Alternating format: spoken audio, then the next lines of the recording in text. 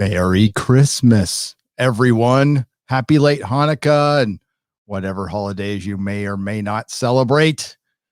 You pagans out there, you people against goodness and normalcy, dancing around trees naked, whatever you're doing.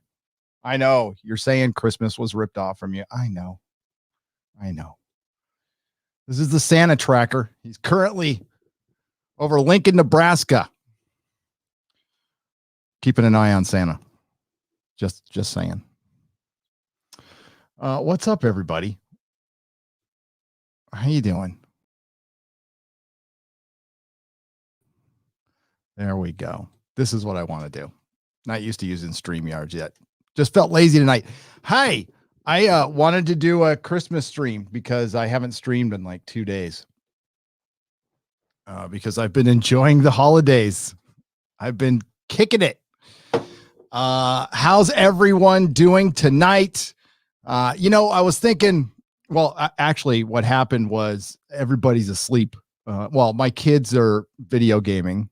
And then the oldest one is here, who I haven't seen in months, Nerdrotic the Tall. And it's great to see my oldest son. And Junior's here. And we just finished watching Christmas Vacation as a family. And then my brother-in-law and Mrs. Nerdrotic went to sleep. And I'm like, all right, well, I'll live stream. What the hell? And I thought about, not everybody has company tonight. And, I've been there. So I can try to keep you company for a little while if it works. And I remember I could sit here and spin some, I could tell you some prison stories where Christmas in prison sucks. It really sucks. It's very quiet. It's the most quiet time of year in there. Everybody's very somber because I think right around that time, people really start feeling the weight of what they have done and their separation from family.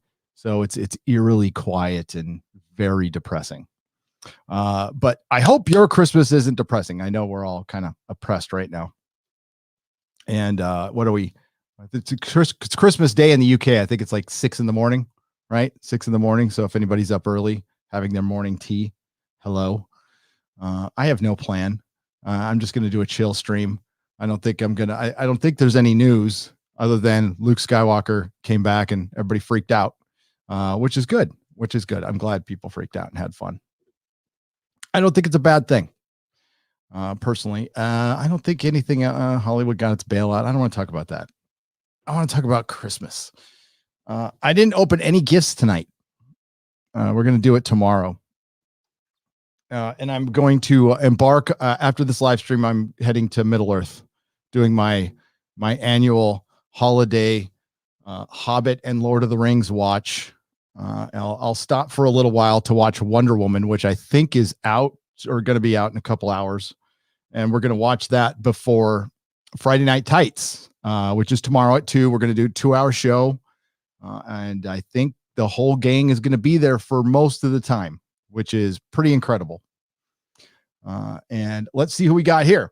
We got Beesman, Canadian Spider-Man, Funny Business, Lady Skull, 32 Flavors of Nick Weiser. What's up, brother? Alex Moore. We got Venom Snake. Merry Christmas, Venom Snake, down there in Australia. Chris Best, Titan. Brian Omar, Overkill 161. Alexander Ogesby. Did I say that right? Ralph Hoskins. Troggy Trog. And Das Bootman. I had a 67 Cutlass Sierra that I used to call Das Boot. That car was beautiful, man. Oh, it was beautiful. I had to sell it to pay for a lawyer.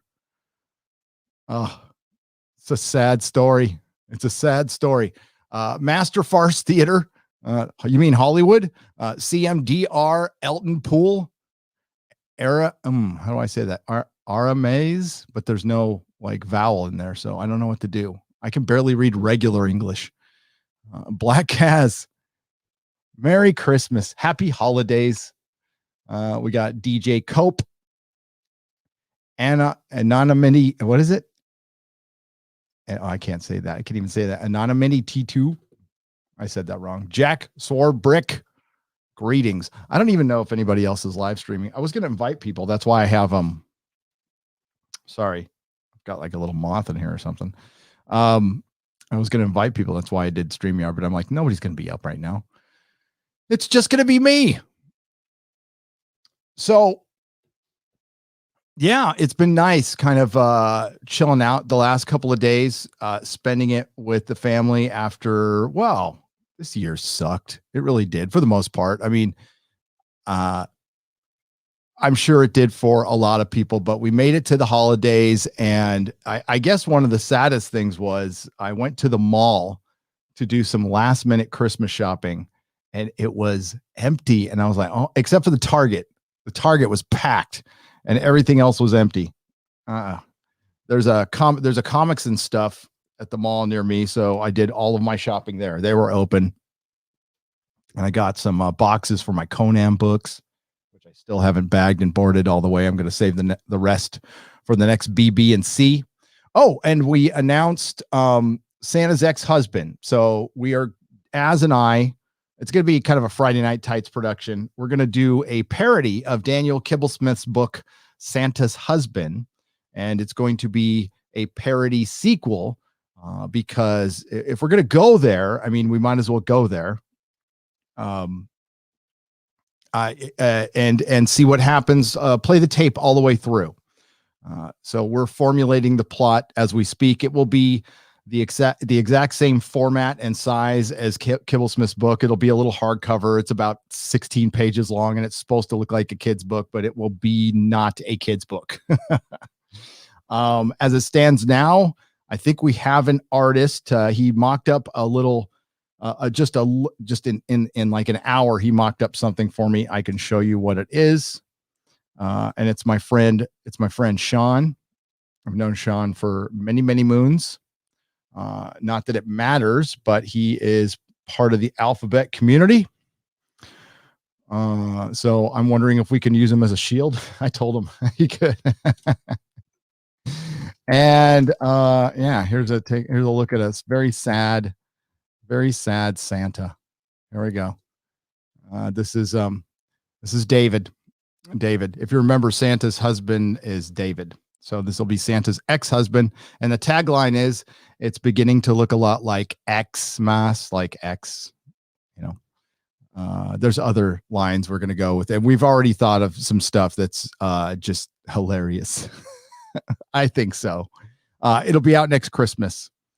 And we're going to do another announcement tomorrow and then get it up on Indiegogo. I had to run it by a couple things, and it's perfectly okay for us to do. It falls under parody law. So there you go. A little sequel to some of Daniel Kibblesmith's work. It's going to be wrong in all the right ways. I'll try my very best to be as unpolitically correct as possible, but it's still a Christmas story. So we're still going to try to kind of bring it home and make it a Christmas story at the end. Sounds adorable, doesn't it? Season's greetings. A little Kate Buggins. How you doing?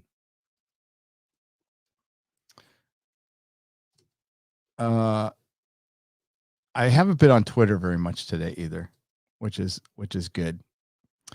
But yeah, I know a lot of people can't see their family this year, which is a total bummer. And a lot of people are stuck at home. And, you could still enjoy Christmas as much as you can. I think we're all kind of writing this year off. And I think we're just all happy we're still breathing at this point. And things will get better eventually. I say hopefully, but hope is not a strategy right now. But it was really nice to be with the family, and the brother-in-law made it. And he and Mrs. Nerdrotic were going through my father-in-law, who just passed, had these just stacks of slides, and it's all of from his time in Vietnam. And God damn, for one, everyone was so young. Everyone was like just little babies over there. And they were doing some crazy shit. So John he was a Chinook pilot, and the whole back end of his Chinook was blown out. And there's a picture of the back end blown out, and he didn't feel it. So he's all, God, there's something wrong with the chopper. So he lands it because he's right by a hot zone. And he went in and he delivered some supplies to a hot zone where he wasn't supposed to go in, but he had the supplies, and he said, I'm going to go in anyway. And then as he's going out, like the whole back end of his Chinook, it just blew out, and he still flew it and he landed it. He was like 20 at the time. And he landed it over a hill from a massive hot zone. And then they had two gunships, I guess, circling while they were fixing the helicopter. They had no choice. They had all these people that they couldn't just pick up with the gunship. So they sat there, had two gunships circling as they're fixing this giant helicopter right over a hill from a hot zone. And they're just all, there's a picture of a bunch of them with their shirts off, and they're just kind of standing there watching the guys fix stuff, kind of looking up occasionally. And they were taking pictures of the gunships, and occasionally the gunships are like popping off shots. And I'm just like, Jesus Christ. Oh, how insane. How effing insane that he made it back. He did 2 tours and he made it back. So they were going through all those slides, just doing the reminiscent thing, the thing you do when you're mourning. It's, my pops passed away 20 years ago. And it was right around Christmas too. It was a total bummer. But we enjoy who's here. And I'm looking forward to Friday Night Tights. I can give you a little preview of what Perry here. Let's look at what Perry shared with us last night. Here we go. Sorry to dark side Phil you. All of a sudden, like I had a coughing fit right before. No, I don't have the coof. I would have to like interact with people to actually get it. I know I'm fine because I don't interact with anybody. The closest I get to people is at the gym. And when it was inside, I was further away from people than what it is outside when it's in this tent. Weirdest thing going on here today. There was a massive fire near our house, and it was raining. A massive fire, and it was raining. That was new. So let's see. I shouldn't have to share the sound. I probably should have, though. Let me try that again.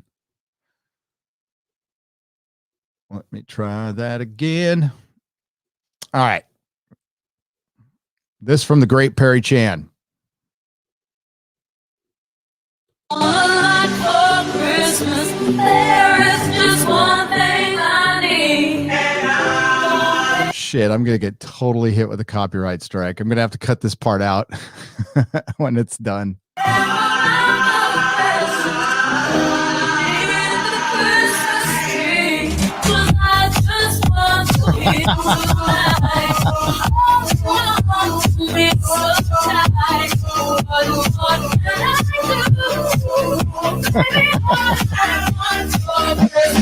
Jeremy over there. Oh my God. I love Perry Chan. Jeremy was killing me.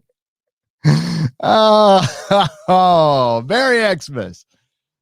What's up, Richard Ford? Oh my God. I don't know what we did to deserve Perry in our life, but I must have done something right. Oh, it's so great. We just passed 12,000 subs over at Nerdrotic Daily. And it's been something else. Oh, I don't want to do this. What is going on? Oh no, it's not for kids. It's definitely not for kids. Oh, I didn't have monetization enabled anyway, so it doesn't matter. I don't care. Jaeger Bomb number 2. Sorry about your first channel, dude. So yeah, Jaeger Bomb is a longtime friend to the channel, to a lot of channels. He's been around years. Had his channel nuked, his account nuked, and so did Drake is 6. Now, I don't know what you guys said, but I doubt it's any different than what you guys have said over 2 years. But there was a lot of nuking of channels over the last 2 months, and apparently it stopped. For some reason, YouTube decided to turn the switch back on, and everything is like back to normal now. Knock on wood. So since the election, it was weird, bizarre, and it's over.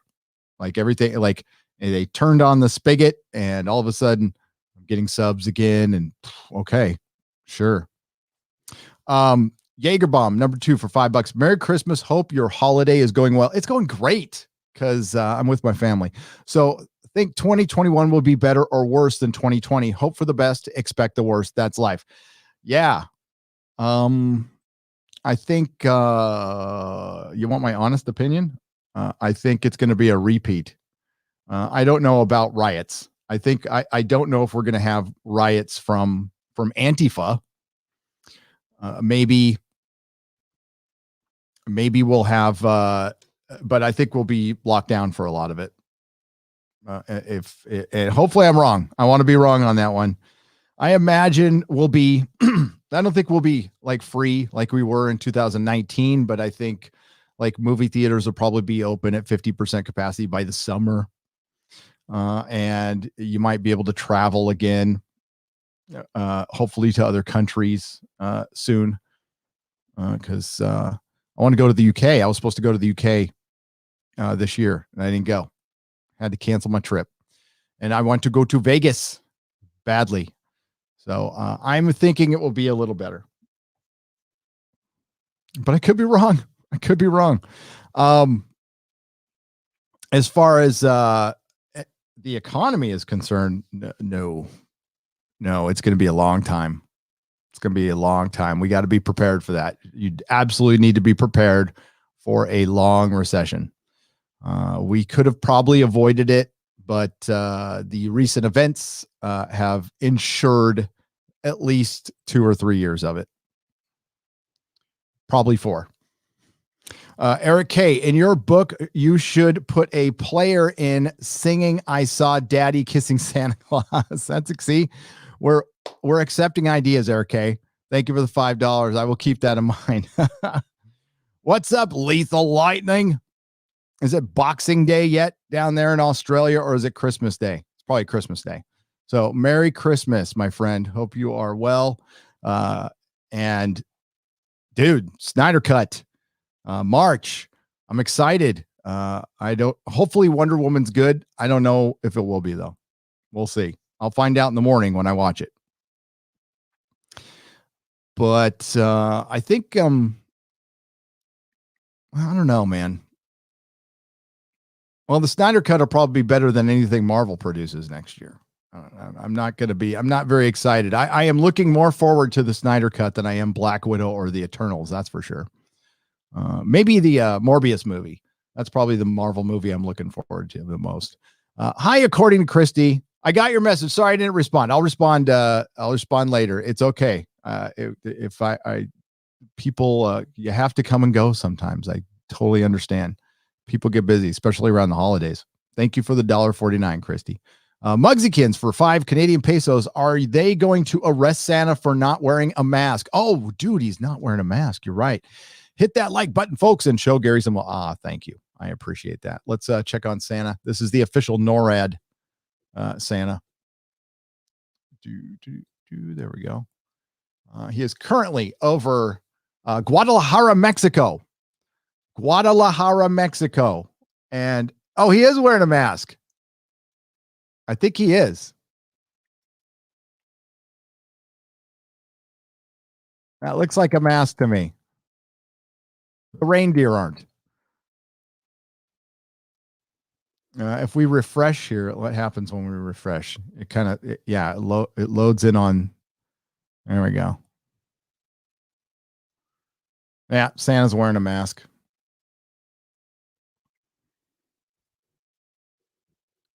And 7 seconds till Guadalajara, Mexico. Good for him.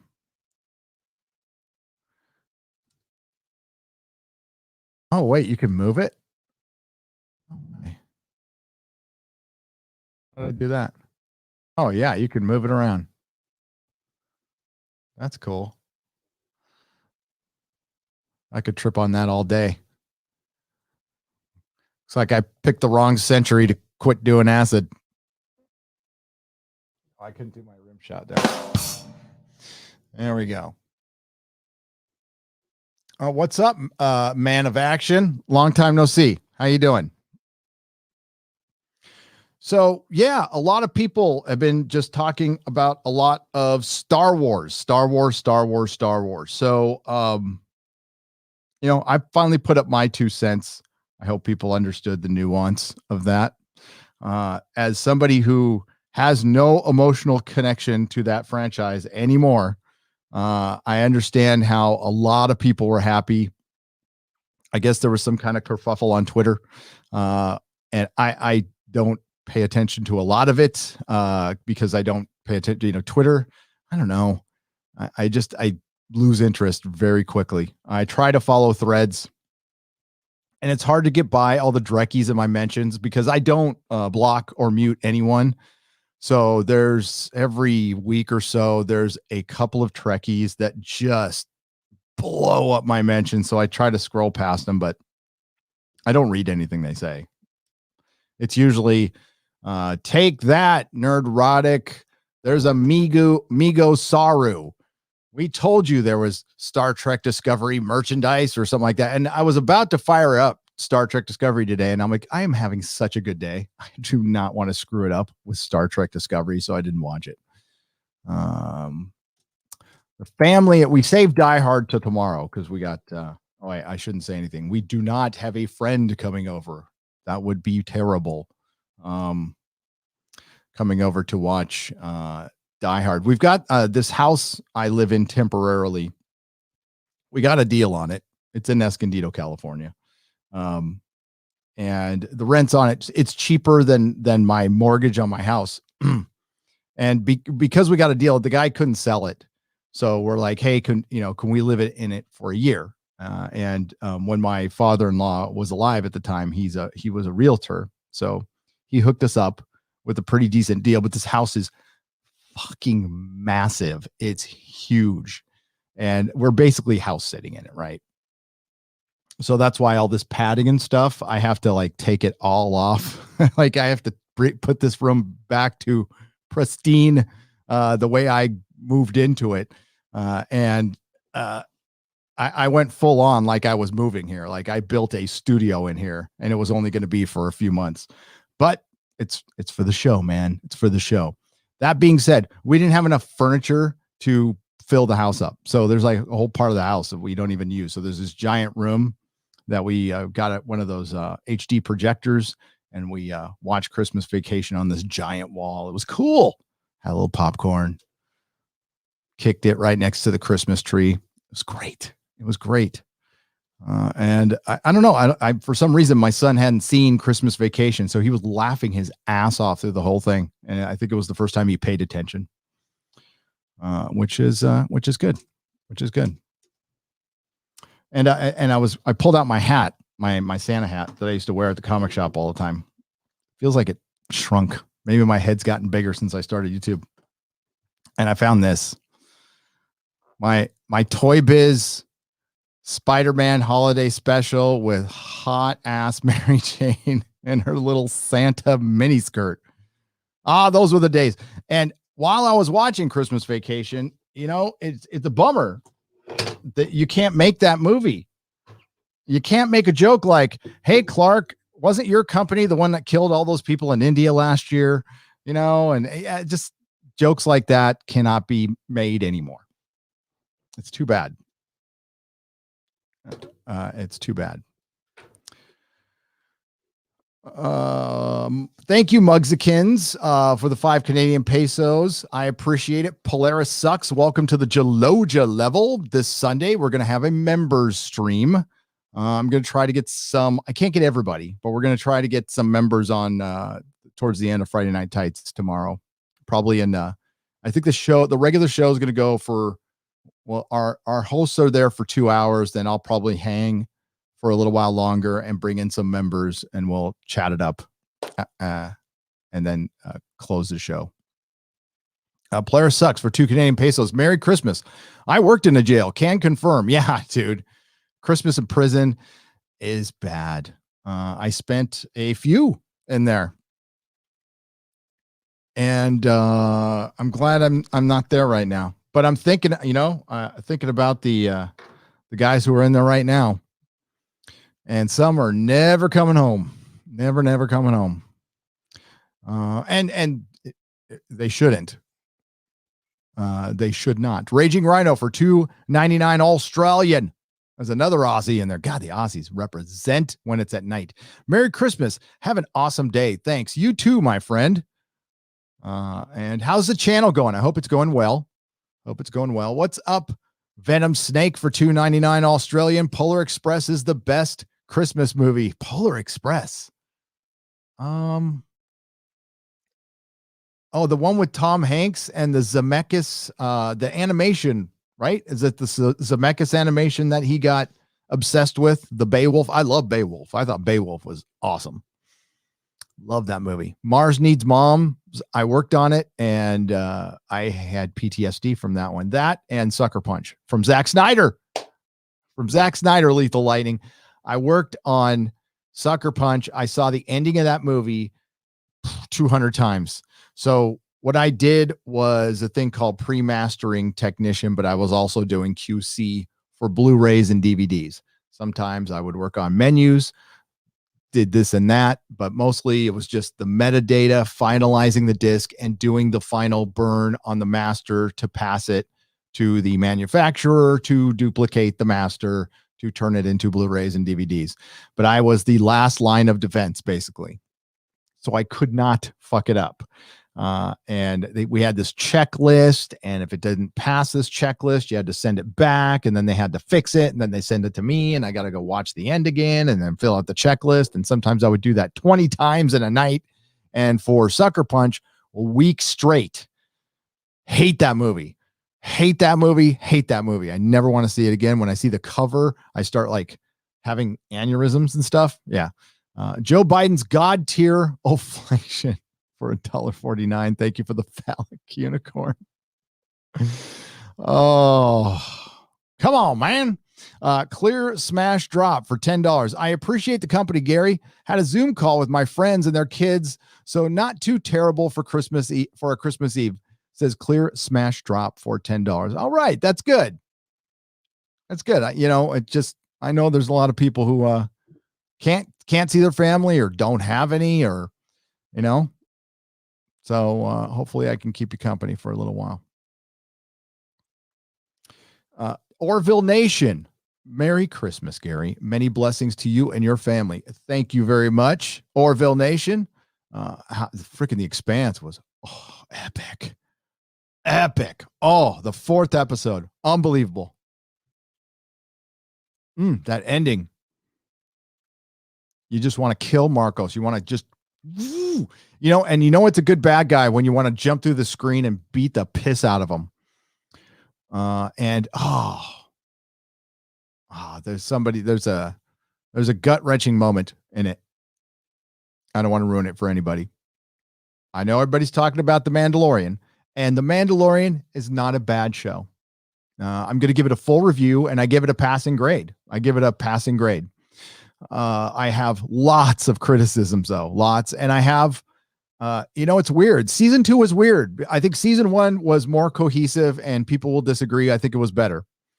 Season 2 had like epic moments, though. The Bill Burr, the scene I go back and watch again is the Bill Burr scene with the guy who played the Night King. That is fucking like a Western Clint Eastwood badass scene. That's what I thought The Mandalorian would be. That Bill Burr scene. I thought it would be a lot of that. And maybe Boba Fett will be like that. We'll see. We'll find out. But I am not ready to be a fan of Disney Star Wars yet. Long time from that. But The Expanse is a superior show. It's superior acted, superior storytelling. I would say the Mandalorian special effects are better because they have Lucasfilm and they have that technology. but the Expanse special effects are pretty damn good for, especially now that they're on Amazon.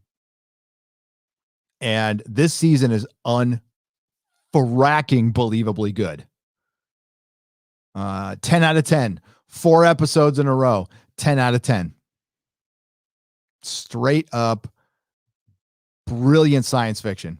Could not be happier. I can't wait to watch the episode again. We watched it, Mrs. Nerdrotic and I watched it like first thing in the morning. We didn't even get out of our PJs. We just fired up the computer and watched The Expanse. And oh my God, it was good. So if you haven't gotten into it, man, get into it. It is a good show.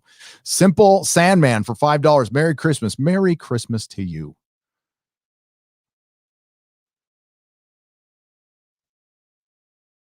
Oh, sorry. I was thinking about The Expanse there. I'm finally going to embark on my 4K Hobbit and Lord of the Rings. Very excited about that. And because this house is so fracking big, I can listen to it like really loud, and I don't think it'll disturb anybody. Son of the Wolf for $5. Hail Gary, Merry Christmas. Hello. Merry Christmas. Thank you. Son of a Wolf for $5. I guess for some people it might be a male Christmas, and you know what? Let them get their kicks. That's all good. I'm not judging here. The Jack of all casuals. Welcome to the Jaloja level. So,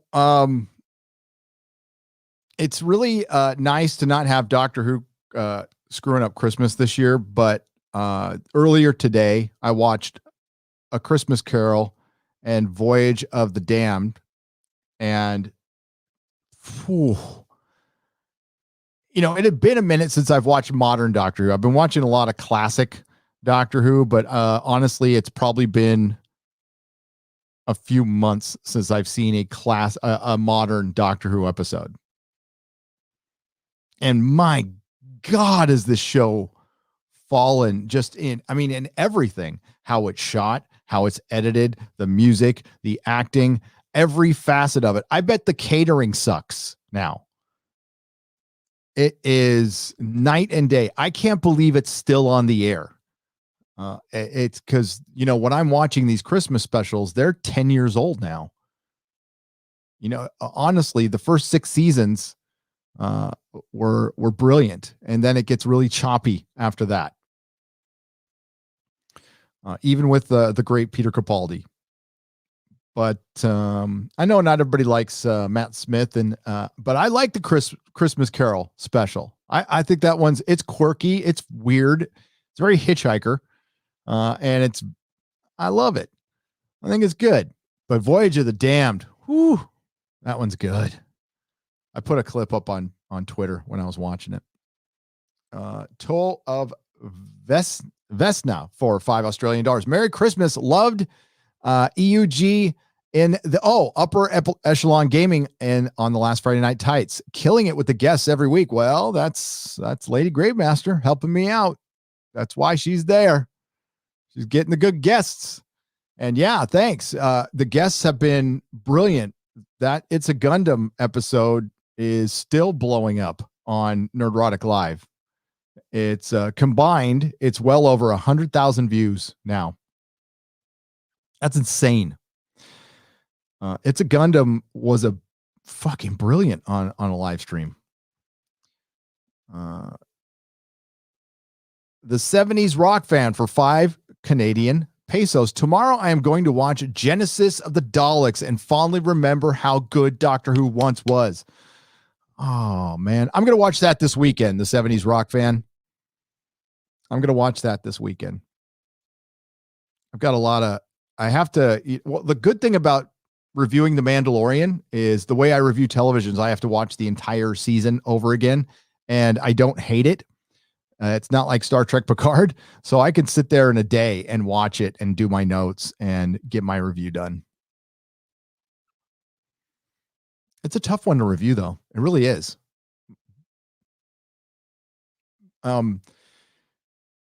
It's really captured the public. And I meant what I said in my video. Like, Star Wars is saved. Like, it's done. So,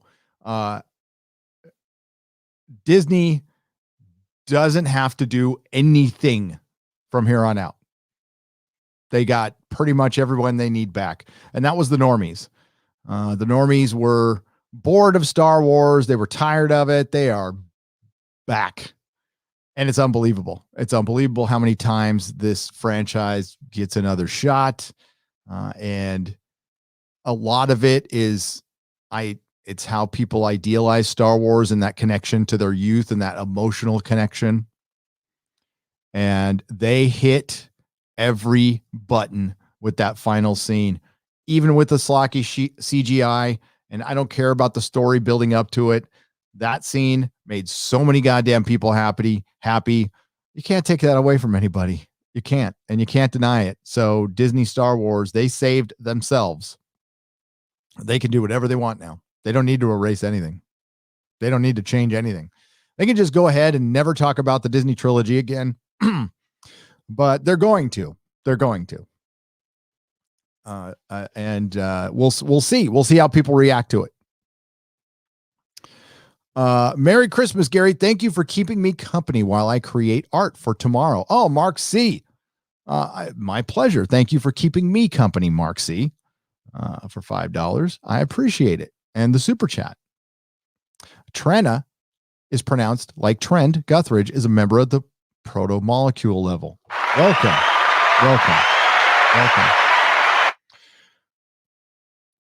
I also meant what I said, that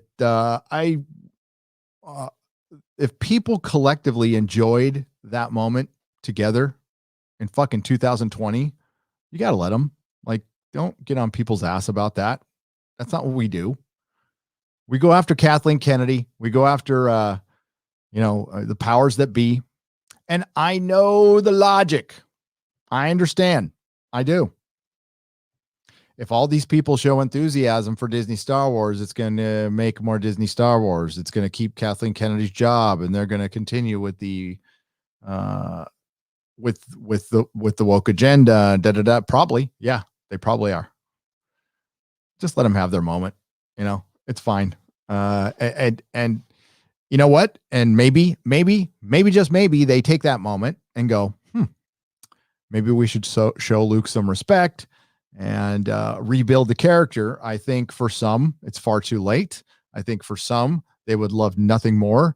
And I think it would make Disney a shitload of money. I don't think it takes a genius to figure that out, that if they rebuilt Luke Skywalker, it would make them a lot of money. And it certainly sounds like Mark Hamill's on board to do something.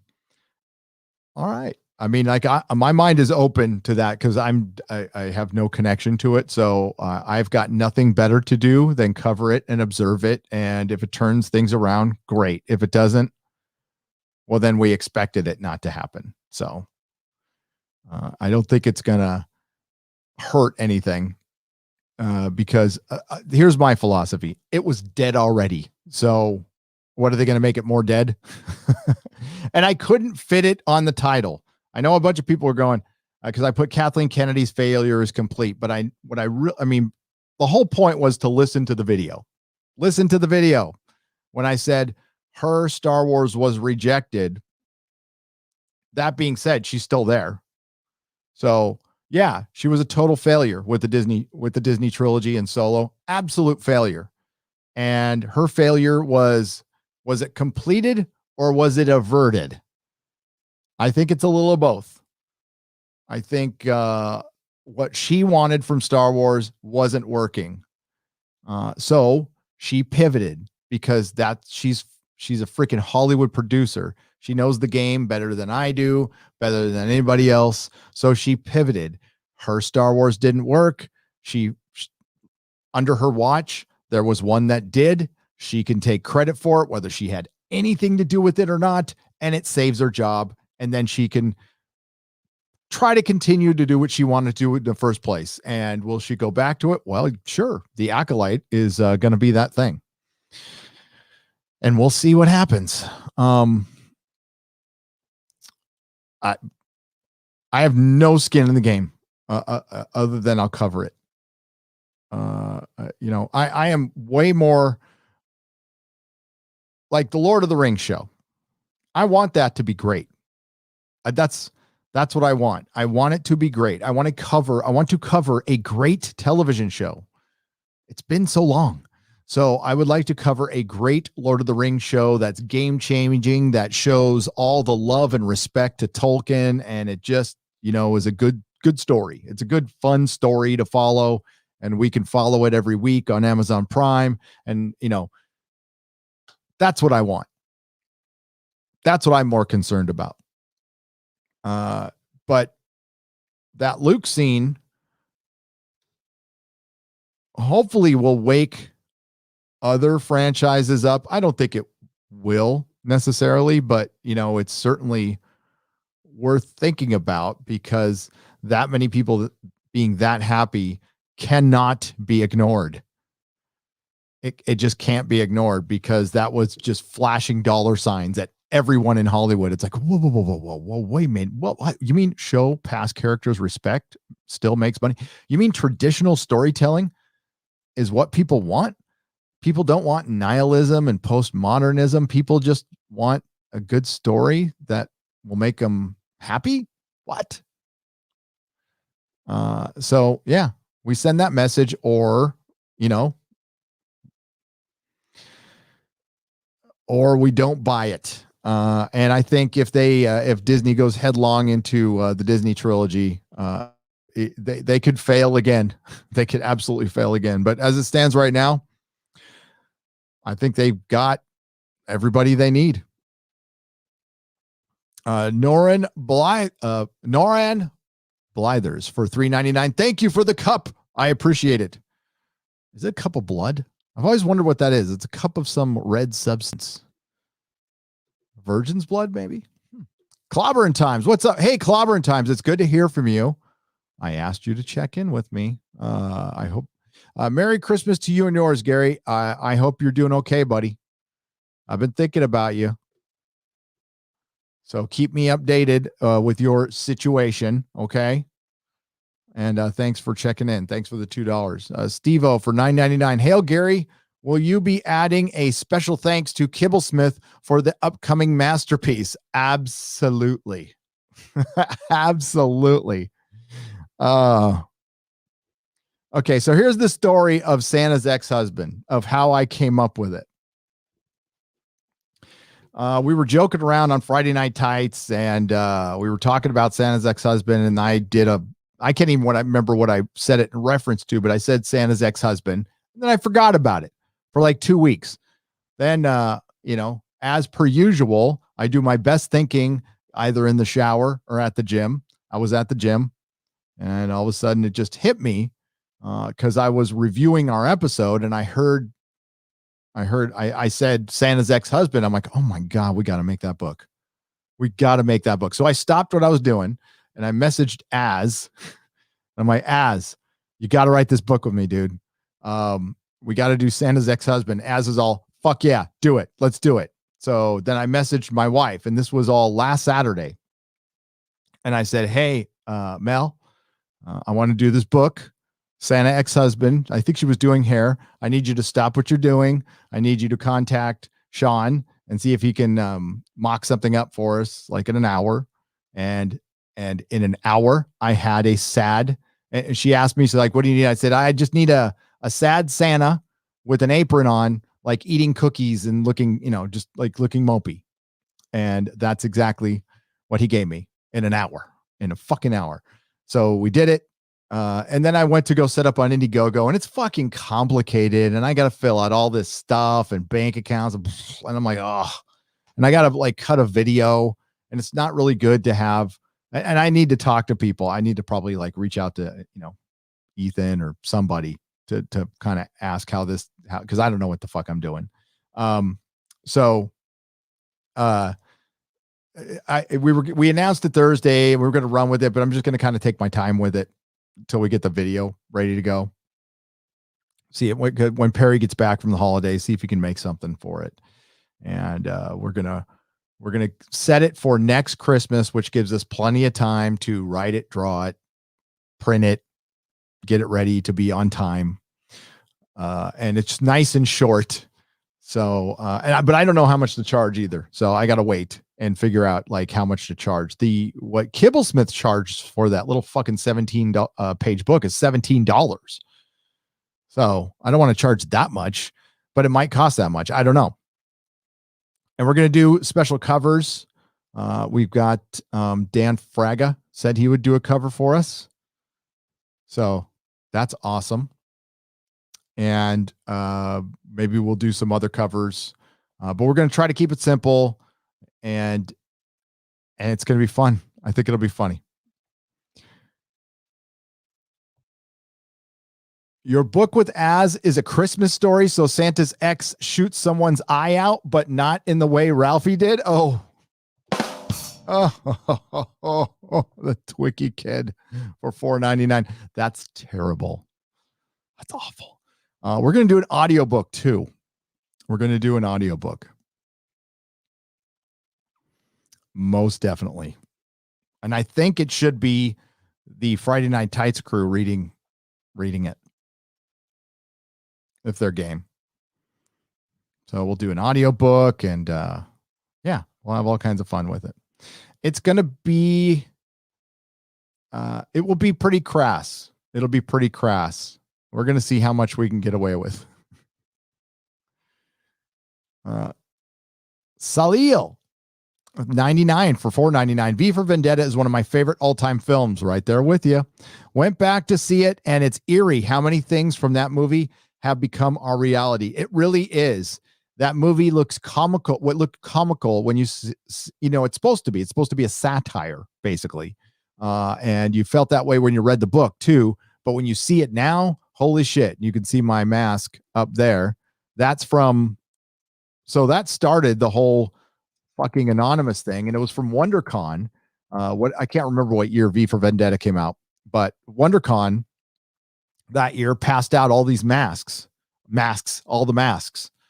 And it went nuts after that. Then you started seeing the anonymous shit. But that was from the San Francisco WonderCon when they passed those around. They also make a very expensive one. It's hard to find. I think it was DC Direct did a $150 version with like a mesh mouth. I had it at one point and then I sold it. Now they're worth like $1,000 or something like that. They're impossible to find. Go buy some old Daredevil comics with this. Merry Christmas, you filthy animals, says 32 flavors of Nick Weiser for $15. I don't need to buy any, but thank you. What will I buy? I'll use it towards something with Daredevil in it. 32 flavors of Nick Weiser, but I have every single Daredevil comic produced up until issue 600. I do. Now, maybe I don't have some variants. I might be missing some variants. But I have a complete run of Daredevil. Daredevil's my favorite Marvel character now. Used to be Spider-Man till Dan Slott came along. My ex-wife for $5.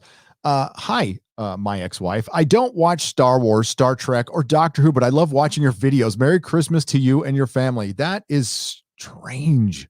I mean, I'm very thankful and grateful for that. It's just strange. Well, you're not missing anything right now. But out of those franchises, Star Wars is clearly in the best shape. It's in the best shape. It's in the best shape with its fandom. And it has an opportunity right now to make things better. And I would like to see them ignore places like the Mary Sue and former employees like Brian Young. I don't know if he still works for Star Wars or not. And idiots like Gail Simone and I don't know. For me, they have to do a lot to make me a fan again. They would have to do a lot, including apologize to the fandom. I don't think a 10-minute scene with Luke in it makes everything okay. But it did for a lot of people. It did. And I'm not judging. You be a fan of whatever you want to be a fan of. But don't get your hopes up. That's all I'm going to say is don't get your hopes up. Critical Ramblings for $4.99. Merry Christmas, Gary and the Nerdrotic family. May your days be merry and bright, and yours as well. Critical Ramblings. As I ramble here, on a Christmas Eve. I'm surprised this many people are here. I was like, nobody's going to show up to this live stream. One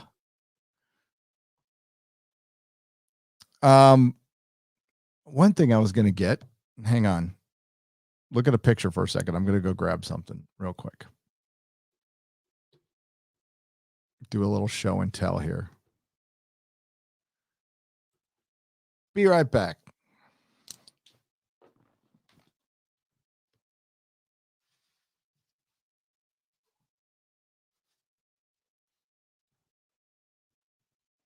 All right.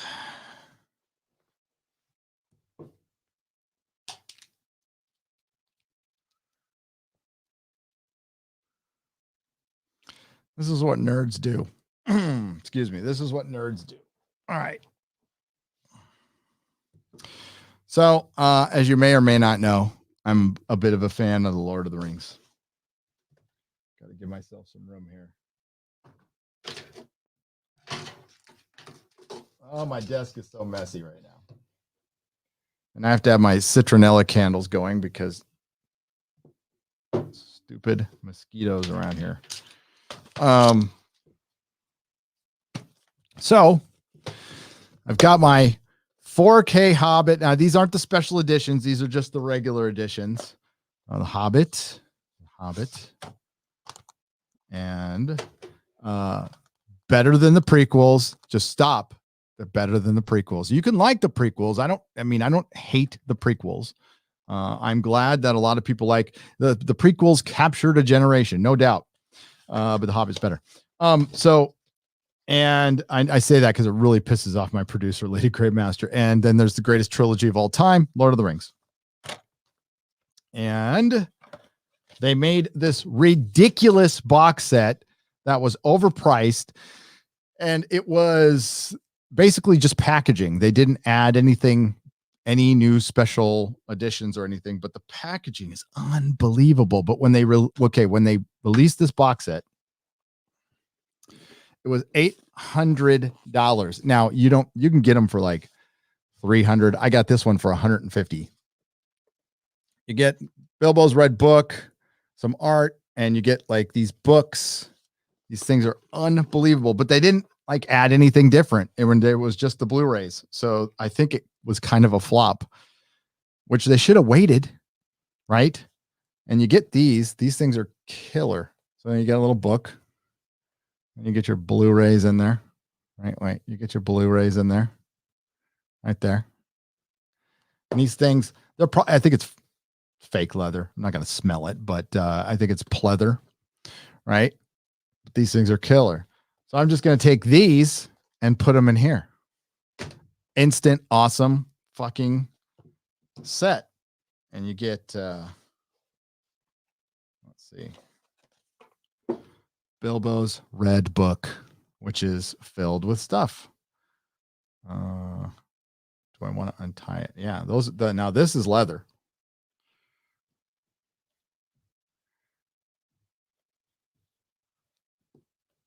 Oh yeah. Oh my God. Yeah. So that's a picture that comes out.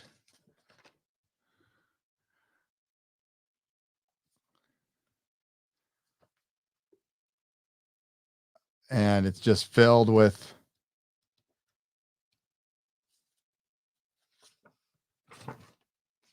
you got that. Unbelievable. It's so cool. But yeah, it was overpriced as hell. But now I can make it a proper special edition. Oh, I'm not going to tie that right now. This is the kind of shit, nerds do. And then, of course, you have Fellowship. And yeah, so the cheapest ones you can find right now are on eBay, and they're like $300, which is still a lot of money. It's a lot of money to pay for one of these, but I am a Lord of the Rings collector.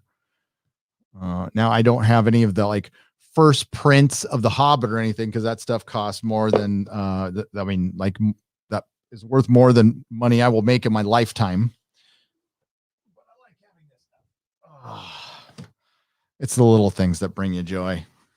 It's better than a Coke habit. I got to say that, which I had before. And you will not believe what I sold for Coke. It's fucking sad. It is sad beyond belief. How did they tie this? Oh, they tied it like this. There we go.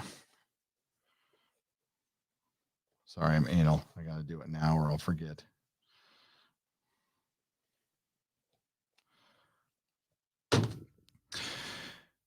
Oh, but I'm going to probably do a full review. So once I'm done with my 4K viewing of both, I'm going to I'm going to do a Lord of the Rings review. Like I would like a regular movie review. Everybody's done it already, but I'm going to do it. And it's going to take me a while, but I want to do it. It's just sounds fun. And I want to do something that sounds fun. Hey, it's fun to make videos and live streams and stuff, but this sounds like it's something I've wanted to do for a while. And I'm like, I don't know if I should do it. I'm going to do it. Fuck it. And it'll be just a passion project. That's all it'll be. Joe Bag of Donuts for $15. Hail, Gary, Merry Christmas. You really got us through some hard times this past year and reminded us all that courage is found in unlikely places. Thank you for all you do. Wow, Joe Bag of Donuts. That's high praise. I don't know how to take that. Thank you. You found the courage in yourself. You all did. You made it. We survived it. I was worried about people because I know what confinement does. Being confined for not many, but enough of my life in prison to know how it affects your mind. And it's very hard on you. Okay. When you get locked up, it depends on how long you're locked up. There's a point where you absolutely get used to it. Human beings have this crazy ability to adapt. But after the first year, you go a little insane. A lot insane. You don't eat right. You start getting confused. You start getting frustrated at everything. It's really hard to explain. You just slowly go a little insane. And then you accept it at some point. I accepted at some point. I also found things to do. I took a job. That's the weird thing is like prison worked on me. I'm like one of the few idiots it worked on because I was never really good at holding down a job or working or anything prior to prison. And what prison taught me is how to get up and do a routine. Get up at 5 o'clock in the morning, eat breakfast, go to work. Did it every day for a year till it was ingrained in me. And then from then on out, that's what I did. I got up in the morning and I go to work. And you got to go to work because you got to make money. And it's good to work and it's bad to steal. So I had this weird little job at the prison, being somebody's secretary. And I got to work in an office with 4 women. So it wasn't bad. I mean, that wasn't terrible. And yeah, I was a young little buck at the time.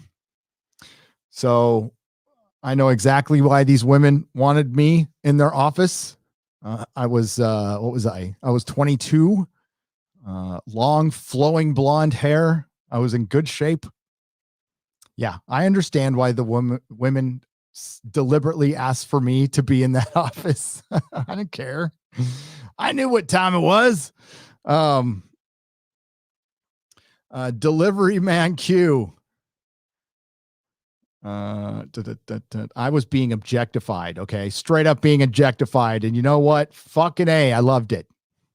It was great. Bunch of middle-aged women objectifying the 20-something-year-old prisoner. Yeah, women do it too. Damn straight they do. I just lost it. There we go. Joe Bag of Donuts. Thanks again, bud. Delivery Man Q for $5. Thanks for doing a Lonely Folks Christmas special. You're welcome. It's my pleasure. It's my honor. Making a dinner for my elderly parents alone. My girl can't make it, and my brothers are cowards. Why are your brothers cowards? Tell them to stop. I'm glad you made dinner for mom and pa, though. That's good. I'm sure they appreciate it. Yeah, I couldn't see my mom. That sucks. Either of them. I have two moms. They're not lesbians. It's a long story. But I'm close to one mom, and the other mom's in New Mexico. And wow, I gotta talk to my little sister. I haven't seen my little sister in forever. That's who I miss. It's my little sis. She is a peach. Richard Ford. Thank you for the $5. Merry Christmas, Gary. Merry Christmas to you. Thank you very much. I appreciate the donation. You guys have been more. I mean, like I should just be thanking you over and over again for what you guys have done for us, all the support you've shown for us over this year. It's, in a way, it's still fun. It's still fun. You do it one day at a time. I've adapted now. I've got this cool little AA meeting I go to outside, and I like it. I almost prefer it now. I think it's right near the beach. It's a beautiful site to hang out at, and you get to see these killer sunsets. I'm adapting. I talked to my sponsor on Zoom, so I don't have to get rid. I mean, my sponsor's in San Francisco now, and I'm not going to change sponsors. I'm just going to keep that sponsor, and we can do the Zoom thing, and it works. Well, I don't use Zoom. I use StreamYard. I refuse to use Zoom. Taker 610 for $5. Gary, you worried that Kibble will try to copyright claim your book? He can't. Would he be able to block a book on the grounds he owns the characters? He can't. He doesn't own Santa Claus. And he just said Santa's husband's name is David. And what we'll probably do is, well, we'll see. My intention is to keep the name David. But David's going to have a last name. And that last name is going to be Kibblesmith.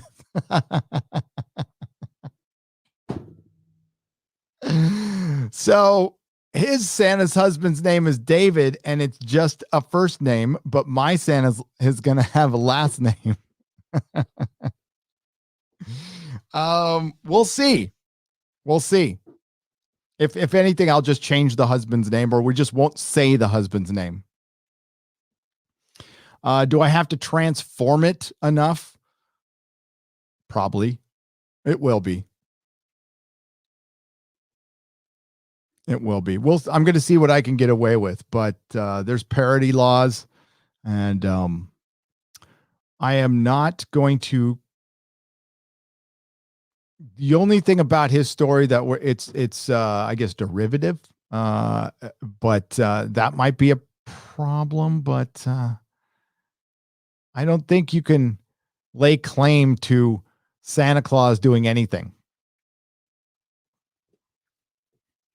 especially since in my book they're not going to be married. So, but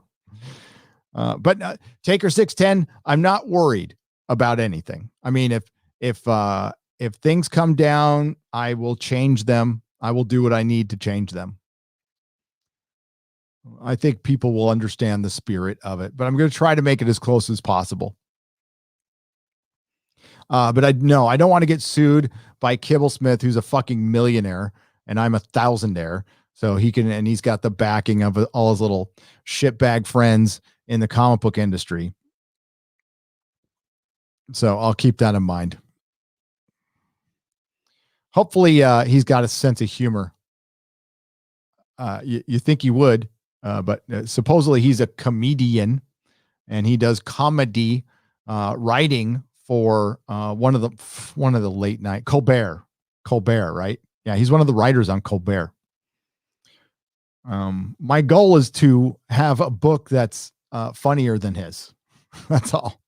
Nothing for 10 New Zealand dollars. Different YouTuber, The Phantom Menace, said the military always takes your photos, but when soldiers die, the military spins the shit out of the public benefit. He said something about how young everyone is. Different YouTuber, The Phantom Menace, said the military always takes your photos. They didn't take the photos on this one. He had stacks. We're talking about Captain John Wagner. I mean, just stacks of slides. And we had this old ancient slide machine that they were looking at. And dude, there was photos of the base. He was a captain too. So he wasn't just a schlub. Not that anybody was a schlub who went there, but he was a captain. So yeah, he had run of the base, and there was pictures of the base inside hangars, inside meetings where there's freaking maps and stuff. Yeah, they took pictures of everything. It was crazy. I think it would make an interesting book, honestly. But the one thing that hits you, nothing, is how young everybody was. You hear 19. You know, there was that song from the 80s, 19. And it was talking about the average age of anybody who went to Vietnam was 19. And when you're 17 or 18, you don't think about it that much. You really don't. When you're 50 and you look at 19, you're like, holy shit, that little children. Cash Kester, thank you for the $2. Merry Christmas, one and all. Indeed. Well, probably like all of you in the chat, I'm not a big fan of the war. I'm not a fan of war. I'm not a fan of sticking our nose where it doesn't belong. I'm probably pretty libertarian on that one. That being said, I appreciate what people do and what goes behind that. And I just hope we don't ever do something like that again. I hope we learned our lesson on that one. Don't know if we did, but Bear Business won for $50. Hail, yippee-ki-yay, motherfucker. Thanks for the content. Fandom will continue to thrive even without a hashtag because we know loving stuff is more than Twitter acknowledgement. Oh, absolutely. Yeah, Bear Business won. It depends. Like the Fandom Menace hashtag, I'll still use it. I don't have a problem with it. I don't think it's dead. People have been saying it's dead for 2 years. It depends. You know what? People use it and then they stop using it. So it's dead to them. And okay, that's fine. But I'm going to do what I'm doing, hashtag or not. And that's what I said when I first started using it. That's what I said is I'll use it when it's applicable to the video that I'm doing. But I don't run the hashtag when I'm doing a Star Trek video or Doctor Who video, but it means the same thing. It's just what I'm talking about in this channel. You know, that moment at the end, if people would stop squabbling and maybe just look at that moment at the end and saw the reaction to it, that reaction was an emotional response. And that's what Carrie Smith was talking about 3 weeks ago on Friday Night Tights. If you want to get through to people, she was talking about getting through to SJWs, but I'm talking about getting through to the other side. She said the one thing you need to try is to connect with them emotionally. What we have been doing is presenting facts and, you know, mocking and parody and comedy and freaking commentary and straight up rage and passion. And that's what fandom's about. But what that message was pure emotion. That's all. There was no hate in that at all. It was just, oh my God, I love Luke Skywalker. There's nothing wrong with that. I think most people understand that you can enjoy that moment and not be endorsing Disney Star Wars. That being said, and I'm not really talking about people in the Fandom Menace. I'm talking about normies when I say Disney got everybody back that they lost essentially overnight. I don't know if it's Phantom Menace people, but for normies, they got them back. They were just won back instantly. And there's nothing you can do about it. It's done. So hopefully the best scenario out of this is Disney listens to that message and makes a Luke Skywalker show and redeems him somehow. I don't know how they do it, honestly. You can do a show, but if all roads lead to Jake Skywalker, all roads lead to Jake Skywalker. The fact remains that whatever they're going to do, which is lead directly to the Disney trilogy or retcon it, at 5 years away. I'll be 56. I'm not gonna give a shit by then. I'm not gonna give a shit by then. And honestly, if they make stuff like The Mandalorian and it's of Mandalorian quality and it's not filled with intersectional feminism and identity politics, and they stop fucking talking shit to the fans and attacking the fans if they can manage to do that for 1 year, I think they would win a lot of people back. I think Ryan said it in his video, and he's right. Whatever they do, if they come up with some cockamamie story that somehow retcons Luke, as cockamamie as that one was from WDW Pro, if you guys didn't hear that one, it was Luke was protecting baby Grogu, and that's why he was lying to everyone and living on it tried to justify what he did in The Last Jedi. It's crazy. But they would probably do something like that before they erased it, because that way they would save their precious Last Jedi. I'm not interested in any of that. I'm just not. I'm not. I think some people were just happy with what they saw. Some people were saying, "Hey, if that's my last memory of Luke, I'd rather have it be that than him drinking titty milk." And I'm like, yeah, fine, cool, no problem, man. Last time I checked, none of us were here to go after other fans. And if Disney Star Wars made the majority of fans happy, then they made the majority of fans happy. It's no skin off my back. I'm not going to change what I think. And you know what? That's happened to me before. So I'm not surprised. Like with politics, my politics really haven't changed, but they've changed around me. And my views on Star Wars have not changed. It's not anything I'm that interested in. It's certainly intriguing what they're doing. And it's obviously they're trying. And what Disney's trying to do is win the most fans back they can win back. But I just don't think they're going to take anything away that they've spent millions on. I mean, like, let's look at this practically. Each one of those movies, they spent hundreds of millions on.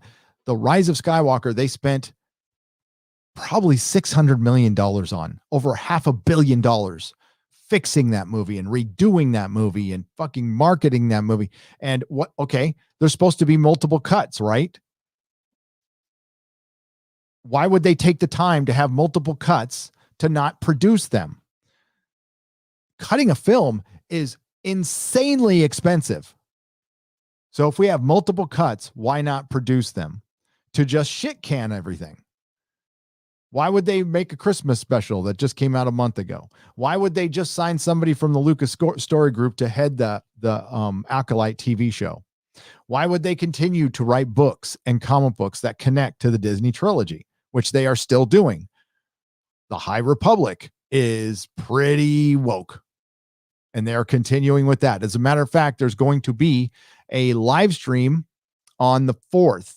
Lady Greymaster put it on my schedule, and there's going to be a High Republic live stream on the 4th. So what I think they're going to do is compartmentalize the woke, and we'll get a Mandalorian, which will do things like for one, if you put some effort into creating a strong, I hate to say this fucking term, if you put some effort into creating a character that happens to have boobs, okay, then good. That's what you're supposed to do. That's all anybody ever wanted. And for all the people who are calling us freaking racist and all that stuff, look at everybody enjoying The Mandalorian. And Mandalorian is a very diverse show, right? Nobody's had a problem with it. The only thing I pointed out was the girl power moment at the end, which I thought was a little cringe, because there was a dude Mandalorian, and all of a sudden they lost that guy. And the girl beating the shit out of Boba Fett, and it wasn't even that she beat shit out of Boba Fett. It was the same episode where they put him in a throne as a badass. And I'm like, I would have done that in another episode and it'd have been fine, but you put it in this episode, then you're establishing the Boba Fett show when he just got his butt kicked by a girl. Sorry. It does affect things. So, but that was like the only things that the Mandalorian has done. And it's really, I can live with it. That's not my problem with it. Yeah, it's just, when I see The Expanse, like that's what I want out of a show.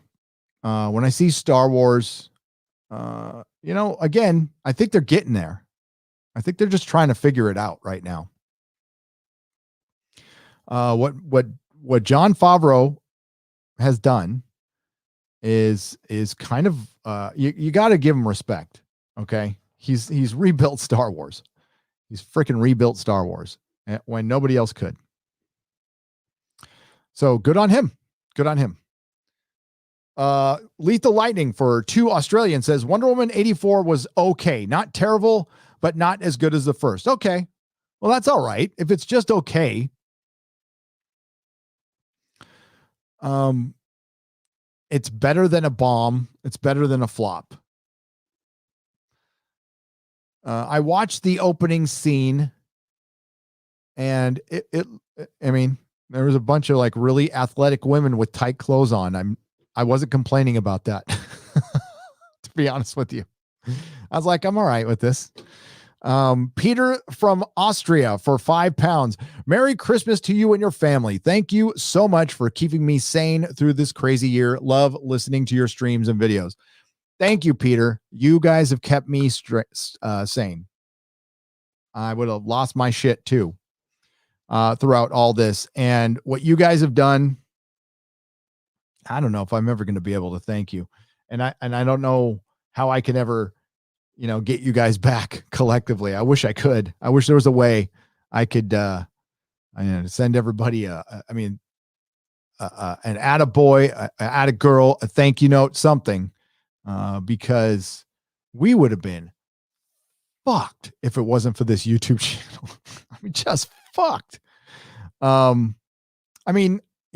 Melissa is extraordinary. She's an extraordinary human being, and she's been able to still work. And what she's done, like nobody would do. She does the speakeasy hair stuff, right? And so she travels all over to do hair, basically. And she practices social distancing. She is clean. By the way, I'll repeat again, any hair salon, anybody who's a beautician, they are trained in health and safety more than not doctors or nurses, but in any other profession outside of that. They are the cleanest, healthiest people out there. They have to get certified by the state of California. They handle chemicals, and their concern is to not get sick all the time. Remember other stuff like the flu? Remember that stuff before the coof? They had to worry about that because they didn't want to bring the flu home to their kids. They didn't want to give the flu to their other clients. So that's why they practice health and safety.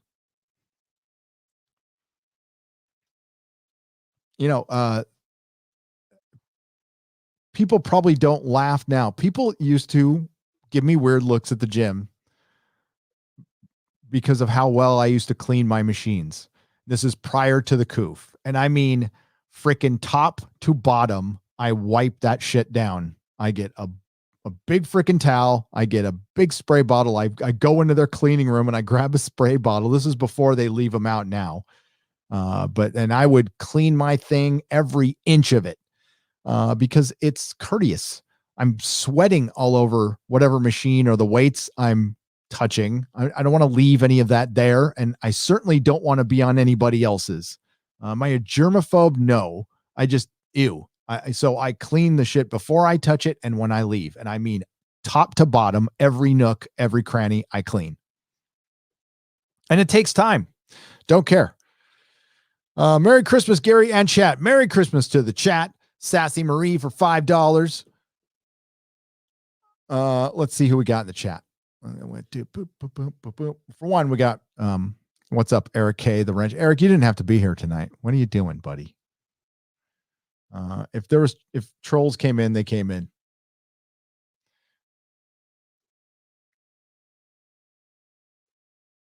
Yeah, I'm a little bit of a bodily fluids-ophobe, Jason Life. I'm okay with admitting that.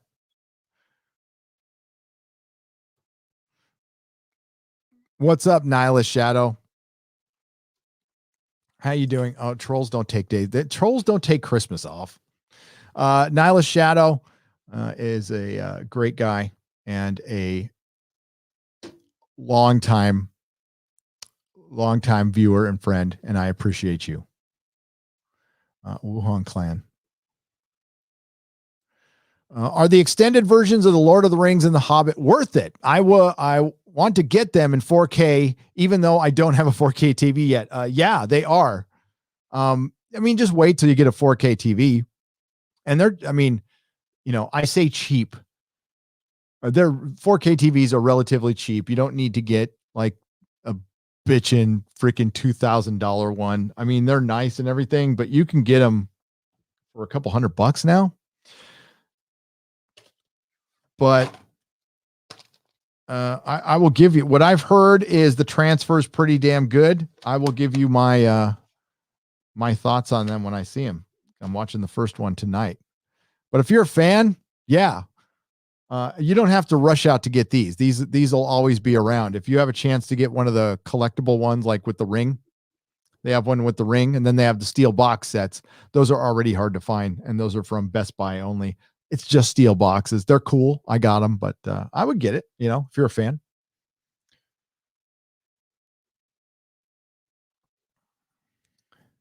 It's worth it, but damn, nearly 4 hours long for the unedited versions. Oh, I love it, Raptors. I wish they were 5 hours long. They're too short in my eyes.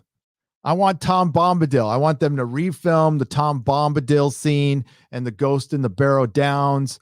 I want Butterbur, Bartyman Butterbur, like to have a proper, not him just saying hello to the hobbits. I want the whole thing where Frodo's singing and Knob and I want everybody. You know what? I want a longer council of Council of Elrond, the Council of the Ring, the Fellowship, the where they go over just the whole history of the ring. In the books, Gandalf really fills in what he and Strider did with Gollum and what Gollum did and the whole history of Gollum. It's not just, him getting the ring from Smeagol and Deagle, him killing Deagle. You find out that Gollum's from a family, from a matriarchy. Yes, there was a matriarchy in Lord of the Rings, and they were like hobbits. And the matriarch was rich and respected, and Gollum was always strange. He was Gollum, he might have been on the spectrum a little bit. He liked roots and he liked beginnings. So he used to go out and explore, and he would, dig and try to find tree roots and see where the source of plants came from. That was like his weird obsession. So when he got the ring, of course, he killed his friend Deagle immediately because he was influenced by the ring. And then he stole and he used it for secrets. And then he finally got ostracized from his community, and he felt lonely. He felt lost, and it was because of the ring. And he started to hate the light. He started to hate the moon. He thought it was always watching him. So he saw the Misty Mountains, and he thought in those caves he would find the roots of the mountains and find the secrets and the beginnings of the mountains. And that's why he went in there, but it was actually the ring leading in there so he can just hide. And you get the whole story of Gollum. Then of course, Riddle's in the dark. He gets the ring taken, and then Gollum goes looking for Bilbo, but he's drawn to Mordor. So, because Sauron can draw evil to him, so evil things just like find their way to him, and that's when he gets tortured. And I believe it was a letter where Tolkien was talking about why Sauron didn't kill Gollum. For one, I mean, he set him out because of the ring, but Sauron in a letter, I can't remember the exact letter, and I'm paraphrasing here because I read this like 5 years ago, but Tolkien said Sauron in a way feared Gollum. He used a word, enigmatic, something like that. And it's fascinating. I want to put all that shit in. I want a 20-hour Lord of the Rings. Fucking give it to me. But it has to be like Peter Jackson. But you can't go. We got lucky. Technology changed right around the time this came out. And remember, there's another movie I liked that came out a couple of years before this called The Fifth Element. The Fifth Element was a great movie because it was limited by its technology. The director wanted to do a lot more, but he couldn't. But that's good. And that ended up making the movie better. And the same thing happened with this. You see what happens when they get too much technology. They go a little nuts. Now, some of the things people don't like about this, I fucking love. Like the fight scenes. They're insane. The fight scenes are absolutely bonkers in The Hobbit. Okay. They just go on and on and on and on and on. And they're like freaking shit going everywhere. And I love it. But it's not as good as Lord of the Rings. And you can tell everything is fucking CG. And I don't like the CG orcs. I like, or the CG goblins. I mean, the goblins in Lord of the Rings looked a million times better. The ones in Moria than they did in The Hobbit. But I'm wondering, like, how are they going to do the Lord of the Rings show? Because it's not going to look like Peter Jackson's Lord of the Rings. So you're going to have kind of a weird Watchmen situation. That stupid fucking Watchmen show was a sequel to the comic book. So it wasn't connected to the movie at all. So you had a live action sequel to a source material that a lot of people didn't read. So what are you going to do? You're going to have a prequel to the books because you're not going to have it look like Peter Jackson's, which is insane. This clearly works. It stood the test of time. It's the greatest trilogy ever made. There's no characters in this that need to be redeemed because some round-headed director took one of them and decided to have him drink booby milk. Everybody is intact from these movies. And so is the aesthetic. So let's do something different. That's so Hollywood. That's so freaking Hollywood, especially two clowns from freaking Bad Robot.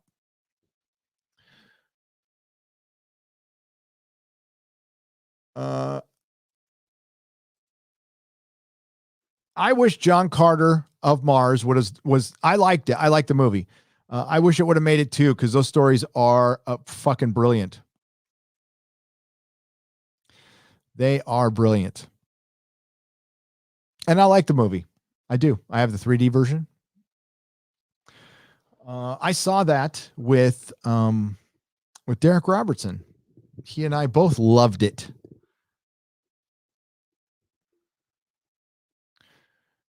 But yeah, hopefully, I love Flash Gordon, Buck Rogers, John Carter, Mars, all that stuff, which you cannot make now. But if you did, I mean, they would have the technology to do it right. And you think about it, the technology that they're filming The Mandalorian with, you straight up is made for doing fantasy. That's the kind of stuff you need for fantasy, because fantasy is the most expensive thing. It's even in a lot of ways more expensive than science fiction. The one thing I absolutely disagree with Rich from Red Letter Media fundamentally on everything is he doesn't like space magic. And I love the Jedi parts of Star Wars, and I love fucking magic. I love all that shit.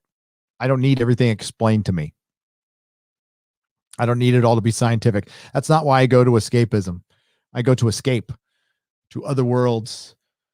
That's why I prefer fantasy. Oh, what's up, Tom? How's it going? Why, thank you. Wabbit7777. Merry Christmas to you and your family. And again, I hope you're all having a good Christmas. And if any of you are alone out there, I'm happy to keep you company for a little while. Everybody's asleep here. Well, my kids are, I think one's, I don't know what they're playing. I don't even know what they play anymore.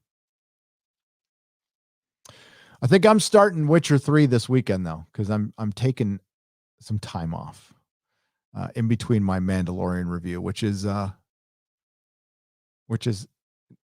it's a nice break from my Picard review, which will come out. It's half done. I like John Carter movie, even though some parts were a little silly. Yeah, I didn't mind it. Loquacious, I thought I was going to hate it when I went in there. I was actually watching it. I was with Derek and I was with Mrs. Nerdrotic, and she liked Friday Night Lights. This is like one of her favorite all-time shows, and the inspiration for the title Friday Night Tights, obviously. And I thought I was going to hate it. Good night, Nerdrotic. Have a Merry Christmas. It isn't midnight over here, but I can't stay up any longer to wish you Merry Christmas at the time. Marco Antonio Checa Funke, thank you for hanging with us. We appreciate you. Now we need to check on Santa's progress. I need to check on Santa's progress real quick. Oh, he's over San Diego. Oh, he's over me right now.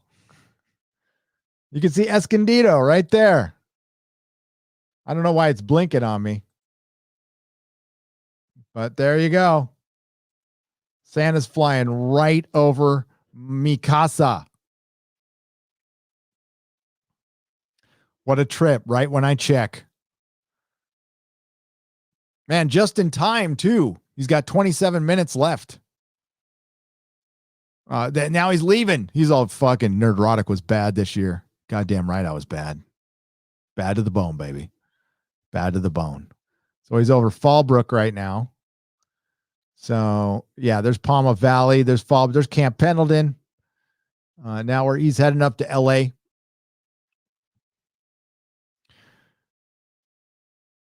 If you want some cool exozone stuff, right there are the channel. You got Catalina Island, San Clemente Island. That's where they found supposedly a lot of giant bones and stuff off these two islands right here. That's also where they have the Catalina, the fucking Catalina Wine Festival. You know, Step Brothers, right? Going up the coast of California. It's gonna I'm sure Gavin Newsom's kids are gonna get plenty of Christmas presents this year. Yeah. Ooh, you could look at the stars. Cool. All right. Drive safe, Santa. Glad he's wearing a mask.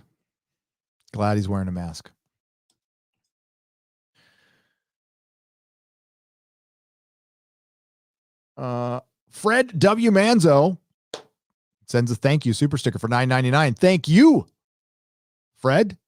I appreciate you. Hey, what are you doing, Tom? Is Tom in there? You want a link, Tom?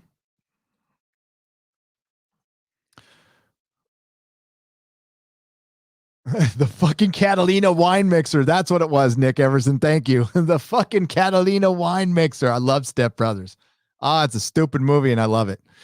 Yeah, that's it. If you want to hang for a little bit, Tom, I can send you a link, dude. Here. I don't know what you're doing, but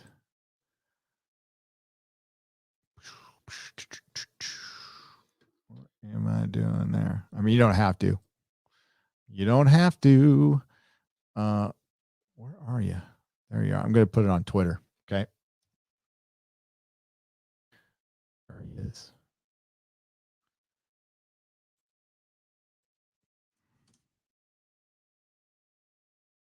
Oh, and in the meantime, I'll read a couple more super chats. Thanks, everybody.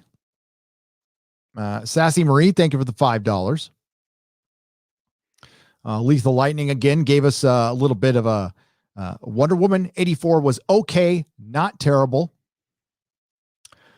but not as good as the first. And you know what? The first one, I really liked the first 3/4 of it. I thought they were very good. I thought Patty Jenkins did a very good job directing. Now I don't know how much help she had from Zach, but I thought it was fine. I think Gal Gadot is hot as hell and graceful, and for the most part, she says some stuff, but it doesn't bother me at all. It really doesn't. Peter from Austria for £5. Merry Christmas to you and your family. Thank you so much for keeping me sane through this crazy year. Love to listen to your streams and videos. I might have read that one before, but I'll read it again because thank you again. Jaleel Kawas, thank you for the $20. What up, Gary? Merry Christmas to you and your family. Hell yeah to you, brother. Thank you. Hi, Nerd Cookies. Thank you for the popcorn. What are you doing up, young lady? It's good to see you. Willie Woodward, what's up, brother? Thank you for the $1. I appreciate you. BB Meyer for 25 Rons. I think that's a denomination from, no, the Zardazes are from South Africa. What are the Rons from? Merry happy seasonal celebration. Thank you, BB. I would like to, yes, happy solstice. That was a couple of days ago for all the people against goodness and normalcy. That would be the pagans, like author Stephen Walton, who dance around trees naked. That's a picture can you imagine Stephen Walton just dancing around a tree naked? Bet you could. Chicago Box for $3.99. Hail Friday Night Tights and Merry Christmas from South Chicago. Hail South Chicago. What's up, Chicago Box? If you ever see you're in the same city as just some guy. Be safe. Merry Christmas. I was just thinking we were watching Chicago on Christmas Vacation. Damn. I know John Hughes didn't direct it, but you saw his influence in that movie. And yeah, that guy's missed. He died young. But you can't make him like that. Hey, I saw the Coming to America 2 trailer. I thought it looked pretty good, actually. I thought it looked pretty funny. I'm in. I'm going to watch it. JC for $20. Thank you for the super chat. Merry Christmas. Next year, get me some Christmas super stickers, please. Yeah, I suck on the super stickers and on the emojis. I need to get somebody to do those for me. I did some for the memberships. Like you get Gandalf and you get Bortus. And what else do you get?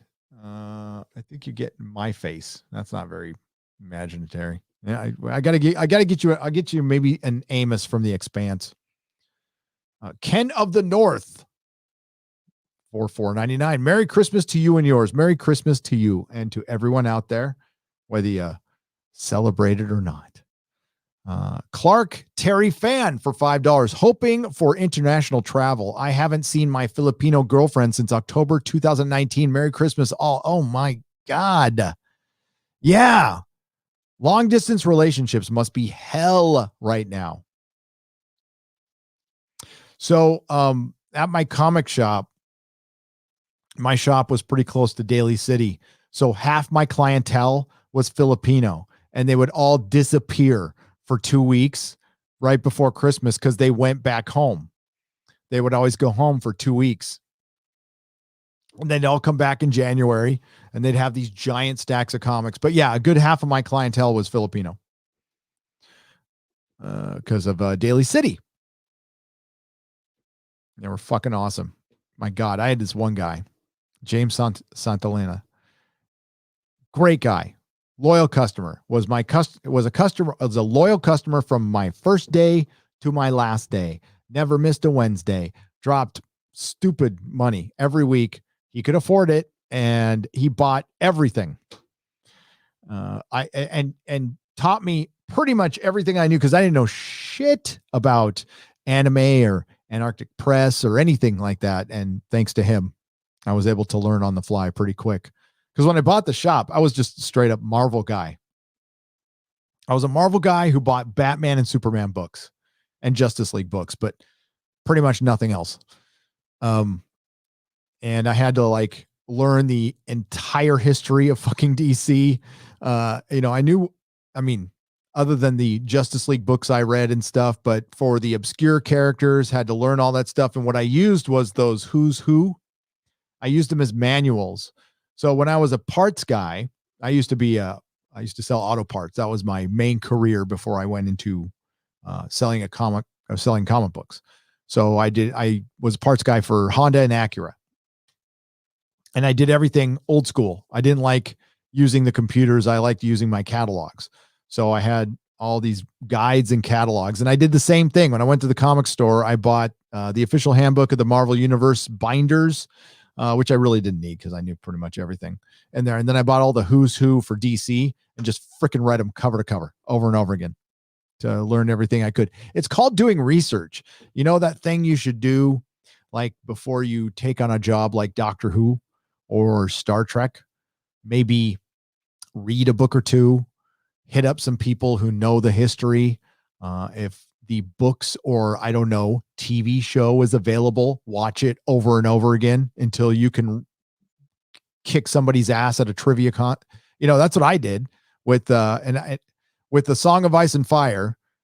I saw 3 episodes of Game of Thrones season 1 and just was hooked.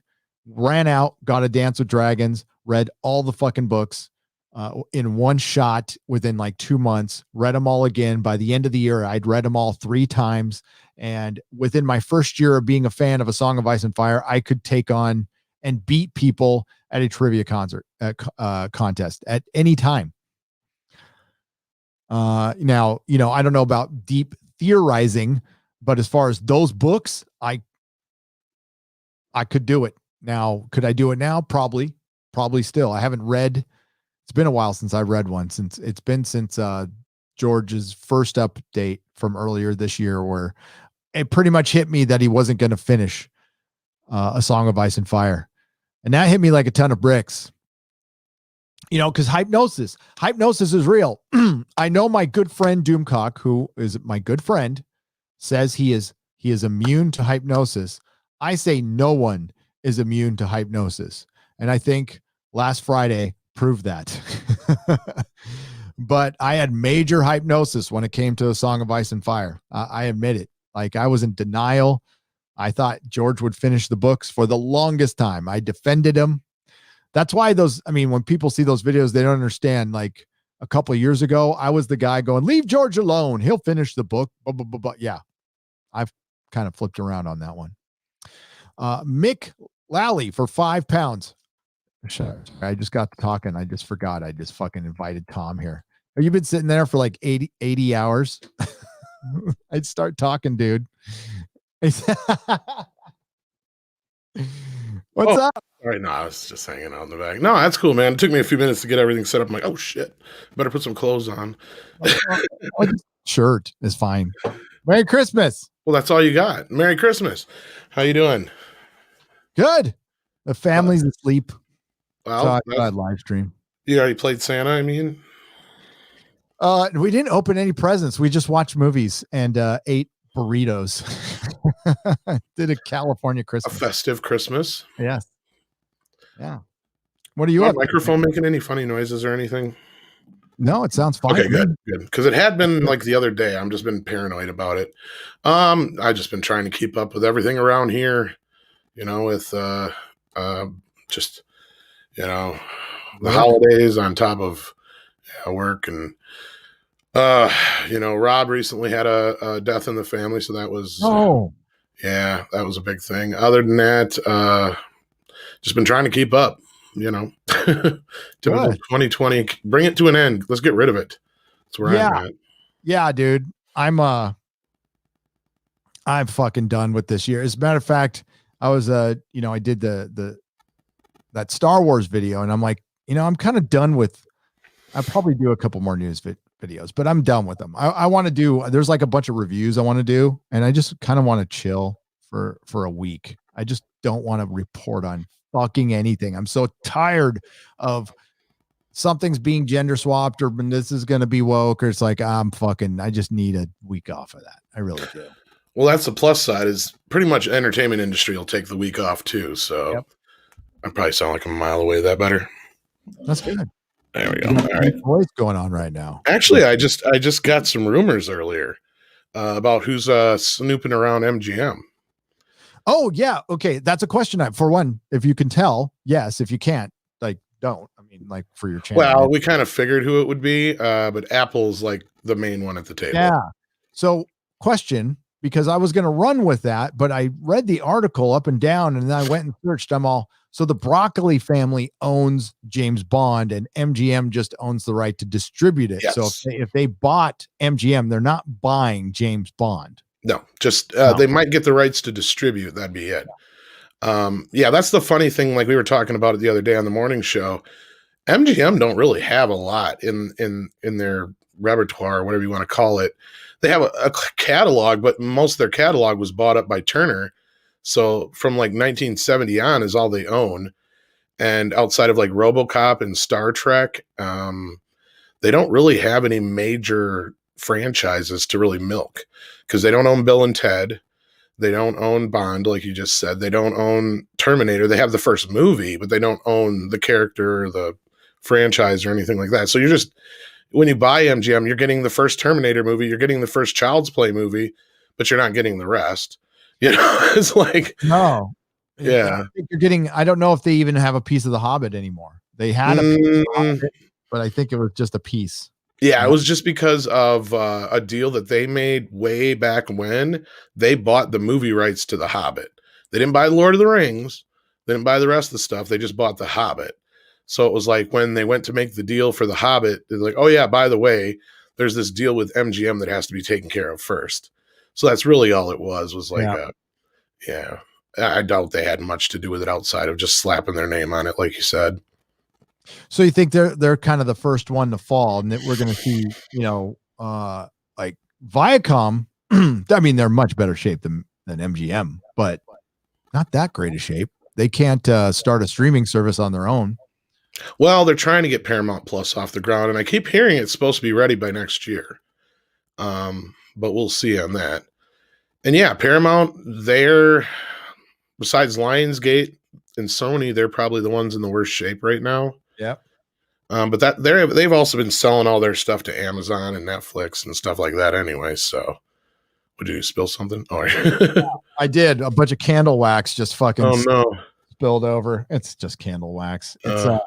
It's my citronella candles because there's fucking mosquitoes in here. So there you go. It sounds like me. Whenever I'm on a stream with somebody, you and Robert always spill something. Yeah. Meyer Burnett. He's always spilling something. No, that's why I finished my coffee before I live stream now, because I've dusted keyboards on live stream. You've never known it, but I did. And I have my editing keyboards. I need these, right? So I don't have a fancy one like that. Yeah. I should get one. No, they're great. They're great. This is for Premiere Pro. This is a Premiere Pro, and you can see this candle wax on it right there. Premiere Pro keyboard. It's nifty. It's nifty to have the hotkeys going. But no, I saw that, and that was interesting. And I'm like, ooh, it's begun. And what we're gonna see is it's just the gatekeepers changing out. That's all we're seeing is it's kind of like in sports when the billionaires started taking over ownership of the NFL teams, like when Jerry Jones came in. And then you started seeing the billionaires creep in, and they're slowly like getting rid of the millionaire families. And the last holdout is actually like the Spanos family from the Chargers. And that, like, the NFL wants to get rid of them worst possible way. They want them out.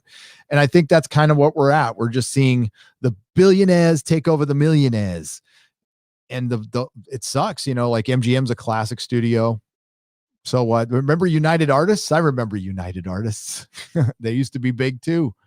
And I don't know if we're going to have a CBS in 10 years or a Viacom or whatever. And I don't know where broadcast television goes.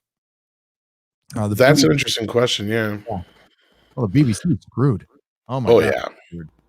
Well, and that's the thing is, I mean, I'm sure network television will survive, but in what form is a good question. Like, everything's moving over to streaming. I've even had some friends who haven't moved all over to streaming yet. I'm like curious. I've like told them, like, sit down and figure out what streaming services you would have to continue watching what you're watching now. and just out of curiosity if there's a difference in price. And I'm willing to. I mean, they haven't figured it out yet, but I'm willing to bet they'd pay just as much for all the streaming services they'd have to get. Yep. You know, and it's getting to that point. And yeah, I mean, we knew it was coming, but once NGM falls, it'll be interesting to see where the rest go, where the rest of the chips fall. I know Apple wants to become a contender. I don't think buying MGM's catalog is going to make them any kind of contender, though. Not in the least. No. There must be something else with the deal, and maybe if that's how they buy into something, right, and just get their feet wet. No, Apple has like more liquid. They don't have more liquid than Amazon, but they have more liquid than anybody else. They can just go buy a studio tomorrow outright, or they could buy Star Wars. Remember, like Star Wars was in bad fucking shape 5 months ago. You know, despite The Mandalorian season 1, it was in bad shape, and it ain't in bad shape anymore. Like at all. Not as bad as it was. No. It's the hottest toy this Christmas again. And I mean, I've gotten into it with a few people, not gotten into it, but you know, they're like, oh, this Mandalorian is this and the Baby Yoda that. It's like, yeah, you guys don't like it, but the normies do. And Baby Yoda is the #1 Christmas gift this year. So yeah, I'm not a Star Wars fan, but I can absolutely recognize that it's popular. It's fucking hot, and they have an opportunity now to absolutely succeed. And for the time being, they're fine. They're I mean, you know, nobody can make movies now, so they can't, because that would be the one thing I would point out is there's still, you can't get $1 billion Star Wars movie, but it doesn't matter because nobody's going to get $1 billion movie now. So as far as streaming goes, and as far as shit, look at how many people are excited about stuff. Yeah. Deny that. You can't. I mean, I'm not, but you know, it doesn't matter what I think. No, I mean, I'm in the middle, kind of like I was excited to see it. I was on the edge of my seat. I didn't get teary-eyed like some people did, but I don't take away those who did. I mean, we've been through years of hell over this.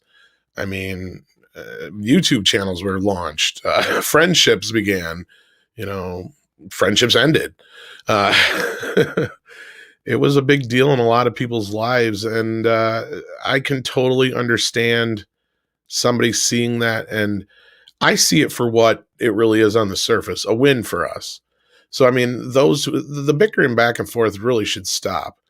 I mean, I get both sides of the equation where people are arguing over it, but it's like, yeah, nobody is saying, I don't really see anybody saying Star Wars is saved. Like, I mean, you're a little hyperbolically, yes, but I mean, I don't see out anybody out there going, you know, I'm ready to kiss Kathleen's ass. You know, this has all been fixed. You know, I don't hear anybody saying, even Doomcock, you know, and people are really realistic and knowing in the fact, like, yeah, unless some major change comes forward, everything leads to the sequel trilogy. So, like, we're all still on the same path. Something else, though, needs to be done. But to me, this was a big fuck you to Kathleen Kennedy. It was Jon Favreau's way of saying, I'm listening. It was whoever else's decision was behind the scenes saying, we're sorry. And that's probably the closest sorry we're going to get. And you know this, and I know that. They're not going to come out there and go, I'm sorry on Twitter, you know. Oh, God, no. But, I mean, like, Disney Star Wars, I mean, did I say it hyperbolically? I don't think so. I think it's saved. I think it truly is. I think for now. So what they have is 5 years. They've got 5 years. They just bought it overnight by bringing Luke back, announcing Ahsoka, and I forget the other. I agree with you. I think out of the 10 shows, I mean, I could be wrong about this. Okay, by the way, but I think 4 of them get made, maybe 4. But I think the Rangers of the New Republic will get made. Anything Jon Favreau has his name on will get made. Will absolutely get made, and it'll probably be of Mandalorian quality. And anything he's doing that's of Mandalorian quality will be successful.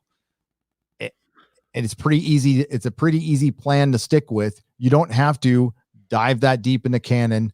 I mean, like when I do my review, I'll explain how I feel about the Mandalorian. We're talking about the moment at the end, right? That moment showed. I mean, just it was a fuck you to Kathleen Kennedy, Everybody was fucking happy outside of Fandom Menace and outside the Fandom Menace. And they just bought themselves a lot of time that they did not have. And they just got goodwill overnight, like from the normies. I'm speaking specifically about the normies, not us. The normies don't pay attention to this shit. They don't, they probably watched The Fall of Skywalker, didn't like it, and forgot about it. They don't like live and breathe Star Wars, but they're in enough to where they're going to take this ride with Jon Favreau and see it all the way through to wherever it ends, which is Thrawn erasing the Disney trilogy, the rise of Palpatine. I don't know. It could be anything at this point, but they're in. Oh, they're in. They got them. It's done. They are hooked. Whew, done. And that's how easy. I mean, normies. That that's what the fucking Jar Jar Abrams is norming it. That's why people like go to his movies over and over again, because he gives you a lot of flashy lights and they go, ooh, pretty lights. And they don't know what they saw, but they think it was entertaining. No offense to anyone, because you know what? Normies are normies. They don't have to like I might be into this stuff a little bit too much. Maybe I'm open to that. I am. Well, yeah, we do have to admit that. And I've brought that up before too. It's like, we got to remember we're the only ones who give a crap about half the stuff that we're griping about. Like, and that's what annoys a lot of other people. They're just like, so I don't care. I don't care about the makeup of the ship that, carried X person across the galaxy in EU book 76. All a normie hears is blah, blah, blah, blah. Even some of us nerds hear that, like inside the community, because I get it. We're nerds. When we get into something, we get into something. I don't like Funko Pops, but look what I have to get now, just because they did the Ninja Turtle movies. Oh, that's awesome. You know what I mean? So it's like, just when they know what they're doing. I allow Funko Pops when they don't have any other merchandise for something else. I think that is an allowable thing to do. I don't have any anymore. I used to sell them. I mean, yeah. I'm a giant hypocrite. I used to sell the fuck out of those things at my comic shop, but I know what damage they have done. I know. I'm surprised they've had a longer life than Beanie Babies at this point, I think. They have.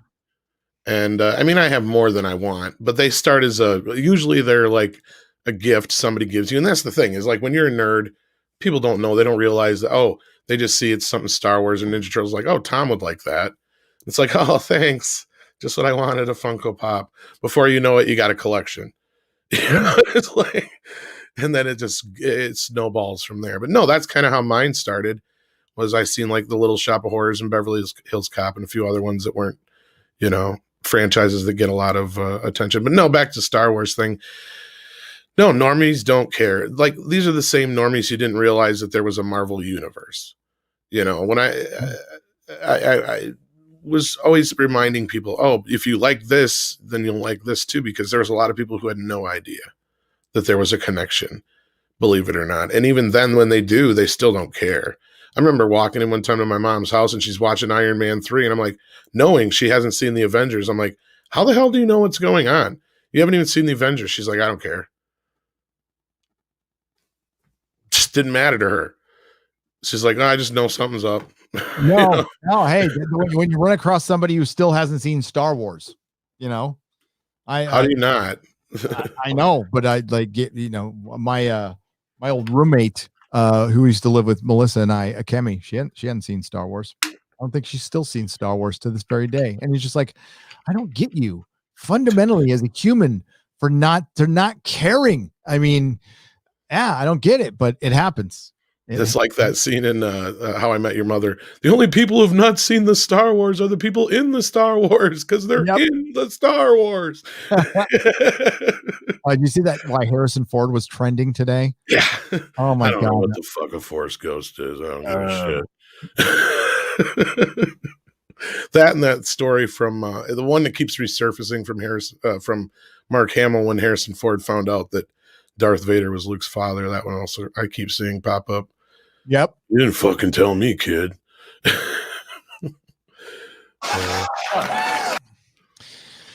Oh, Harrison Ford. Fuck you, dude. Sorry, I just put the sound there, but I love him as Indiana Jones. I hate that he hated Han Solo. I fucking hate that, because I love fucking Han Solo. I wish they'd redeem him too. Well, can we get a CGI? Oh yeah, he's not going to come back and do that. They shit. already did bring him back, remember? Yeah, I try to forget. As a force ghost, non-force ghost. Well, do we know definitively what that was? I thought it was Leia projecting him into fucking. That is the dumbest fucking shit. Like Leia has never shown anything with the force, and all of a sudden she's like projecting people and fucking flying through space. It's so fucking stupid. And you know what? They wanted to show so much reverence to Leia, but they refused to put her in any of the movies because Carrie Fisher was fucking. Sorry, she was high as fuck for all those movies. She was loaded. You can tell loaded people talk like she talks like a loaded. She did talk like a loaded person. I'm very sorry she's gone. And I think if there wasn't Star Wars, she'd probably still be here. That's what I've said before too. I really think that the stress of those films killed her. Yep, I really do. Well, imagine being an addict with all those demons and you have access to absolutely everything. And, you're flying. And they made her work out. Yep. Because they made her lose more weight again. They made her lose weight, which she probably took a bunch of whatever. I don't know. What's the modern equivalent of a Dexedrine? I was just going to say, she probably went in her closet and like, oh, look, I got a bunch of Dexatrim in here. Yeah, a bunch of Dex. And, that they tried to give when I was young, they would give me the Dexies to calm me down because they have the reverse effect because I have the ADD. It's what they do for ADD now. Yeah, it's basically the same thing as giving the Adderall and Ritalin.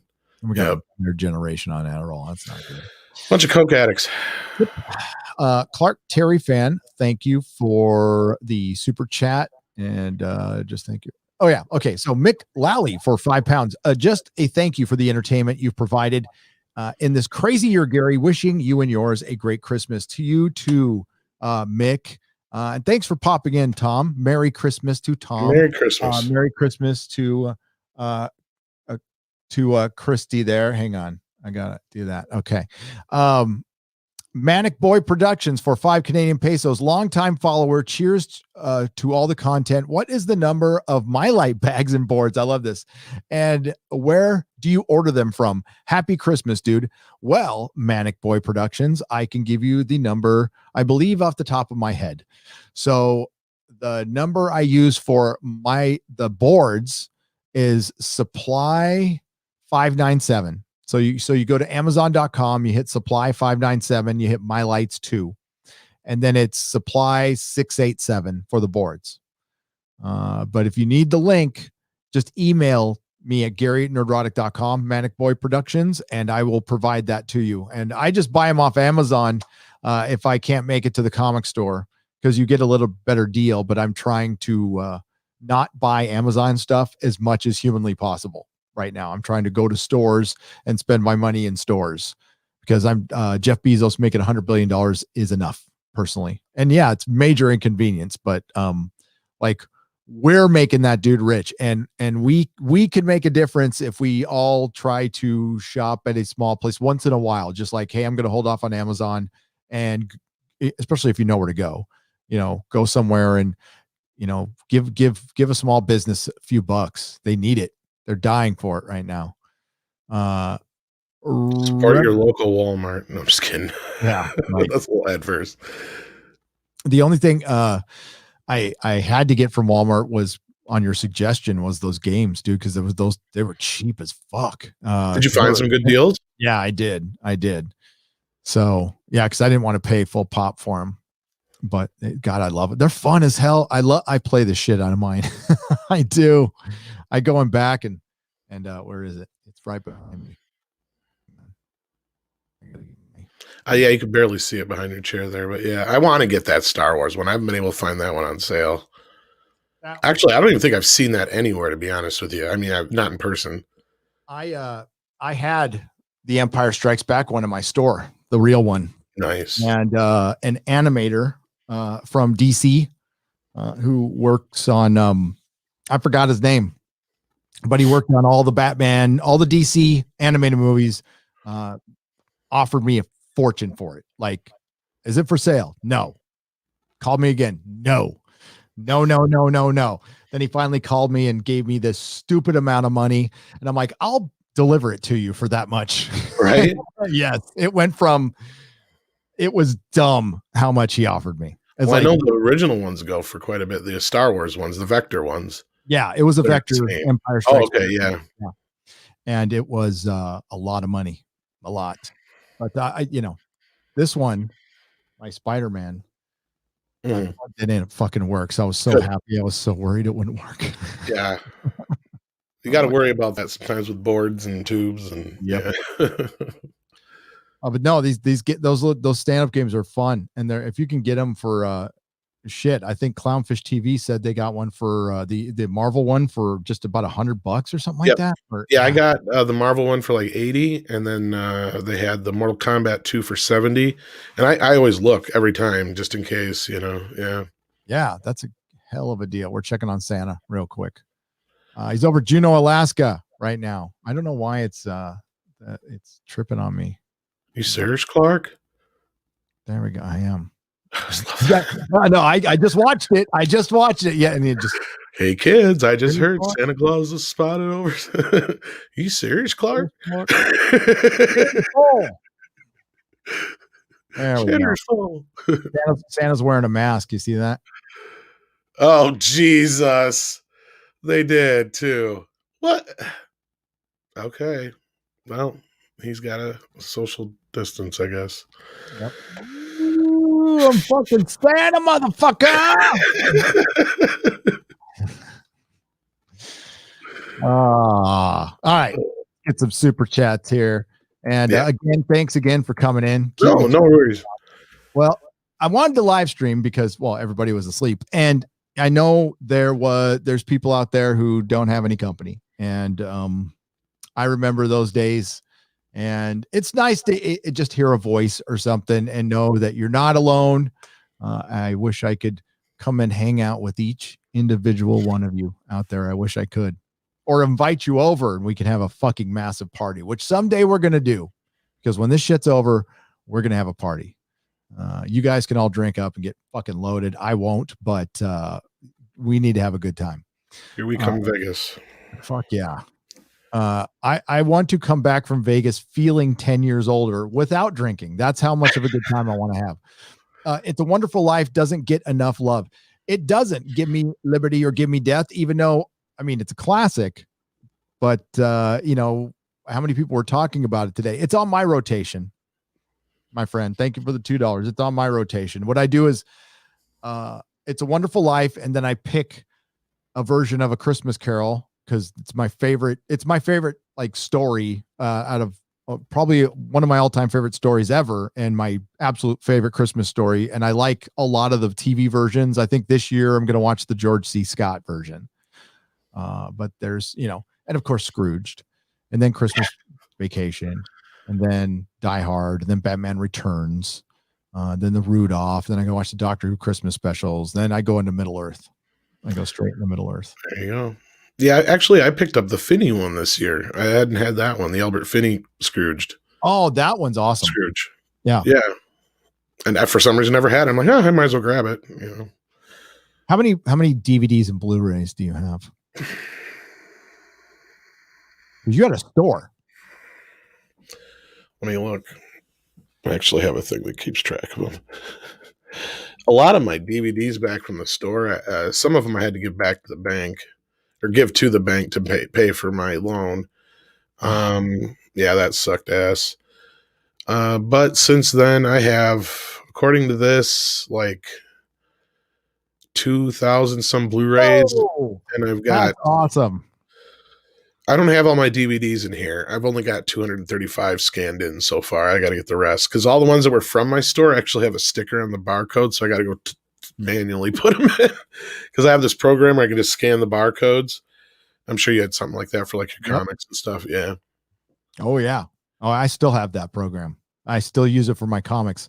I just take my inventory, my inventory program from my store, and I use it to inventory my comics. Yeah, that's basically what this is. And I still end up buying doubles still. Oh, all the time. I just bought Dragnet again for the third time. It's like, I already have this damn thing twice. No, I got, I'm probably going to give them away. I say I have a bunch of stuff to give away when I go to Vegas. And it's like, I have 3 copies of Nightbreed I need to give away. Yeah, I'm just going to give it away to you guys. And next time I see you. That's kind of what I was trying to do, but it was like with moving and everything now twice in the last year, it's been nuts. Yeah. But Oh, some of it hi. I'll probably give away for Christmas, and then the rest I'll probably save for like some kind of fan giveaway. Yeah. Well, hopefully Ethan will be able to have his con eventually out in Florida that he was planning, the Comics Gate convention, and then we can do our meetup. So there's lots of stuff to do when we're free again. Digi Akuma for $10. Merry Christmas. If I could only teleport stuff, but we ain't that far ahead scientifically yet. I send you a slice of pumpkin pie. Oh yeah, and some eggnog. Die Hard is a Christmas movie. Love riff tracks. Merry Christmas to you, Digi Akuma, for $10. Thank you. Yes, my son is going to watch it for the first time tomorrow, so I'm going to be very excited to sit down with Nerdrotic Jr. and see how much he likes Die Hard.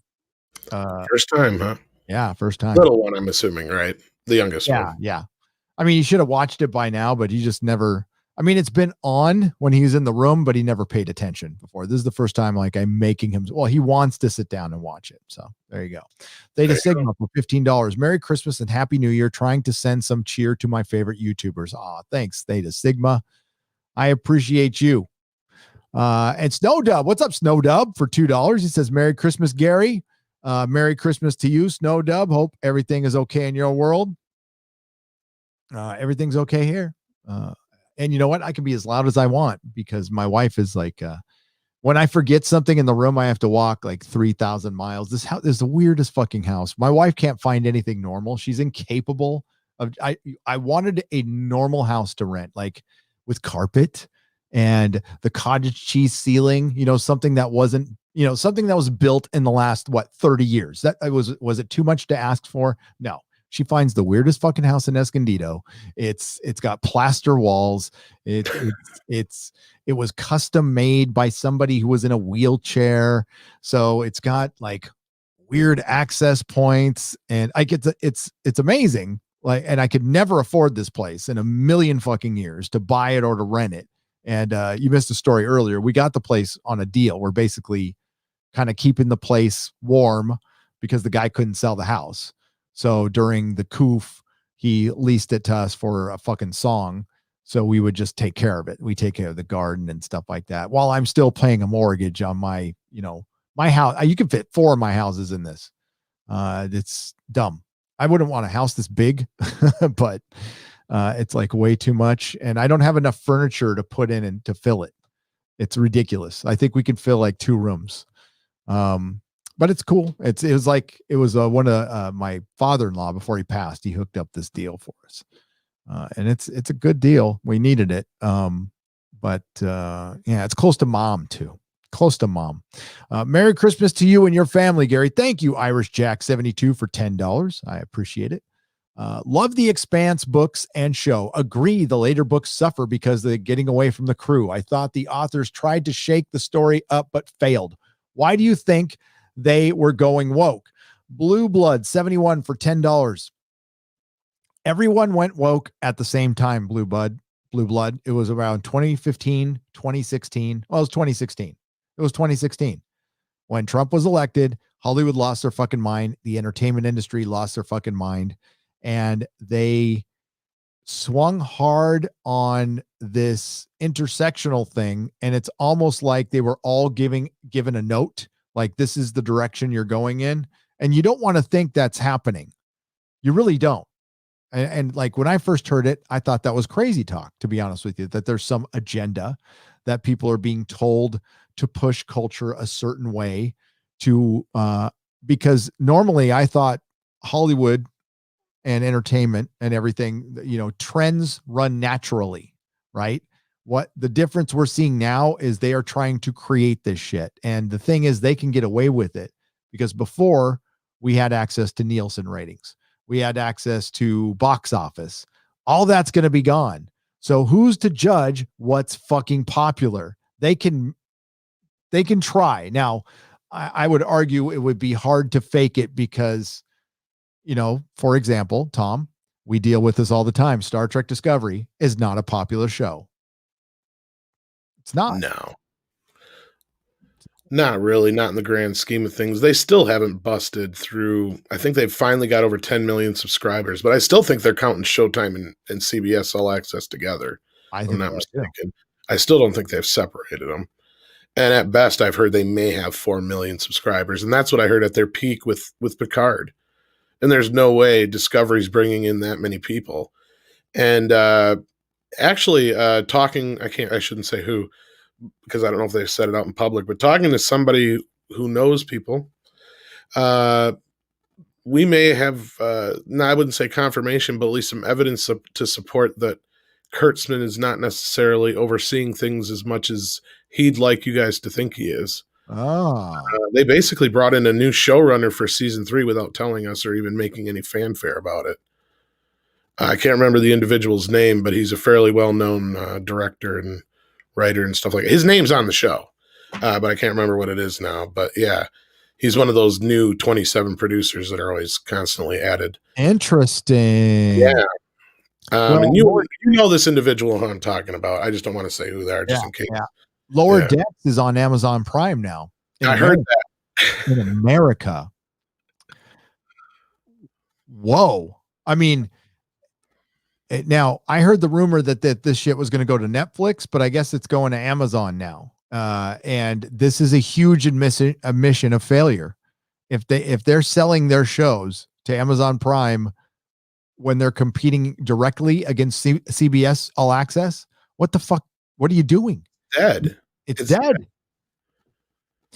That's crazy. So there was even a big crazy rumor going around that they were trying to sell Star Trek Lock, Stock, and Barrel to Amazon or Netflix. Actually, I'm waiting for that to happen. That's going to happen. Give them what they want though, because they'll probably want. I bet. Like, here's what would you think the price tag on Star Trek would be worth, and what do you think they'll ask for? Doomcock and I were trying to figure this out last Sunday.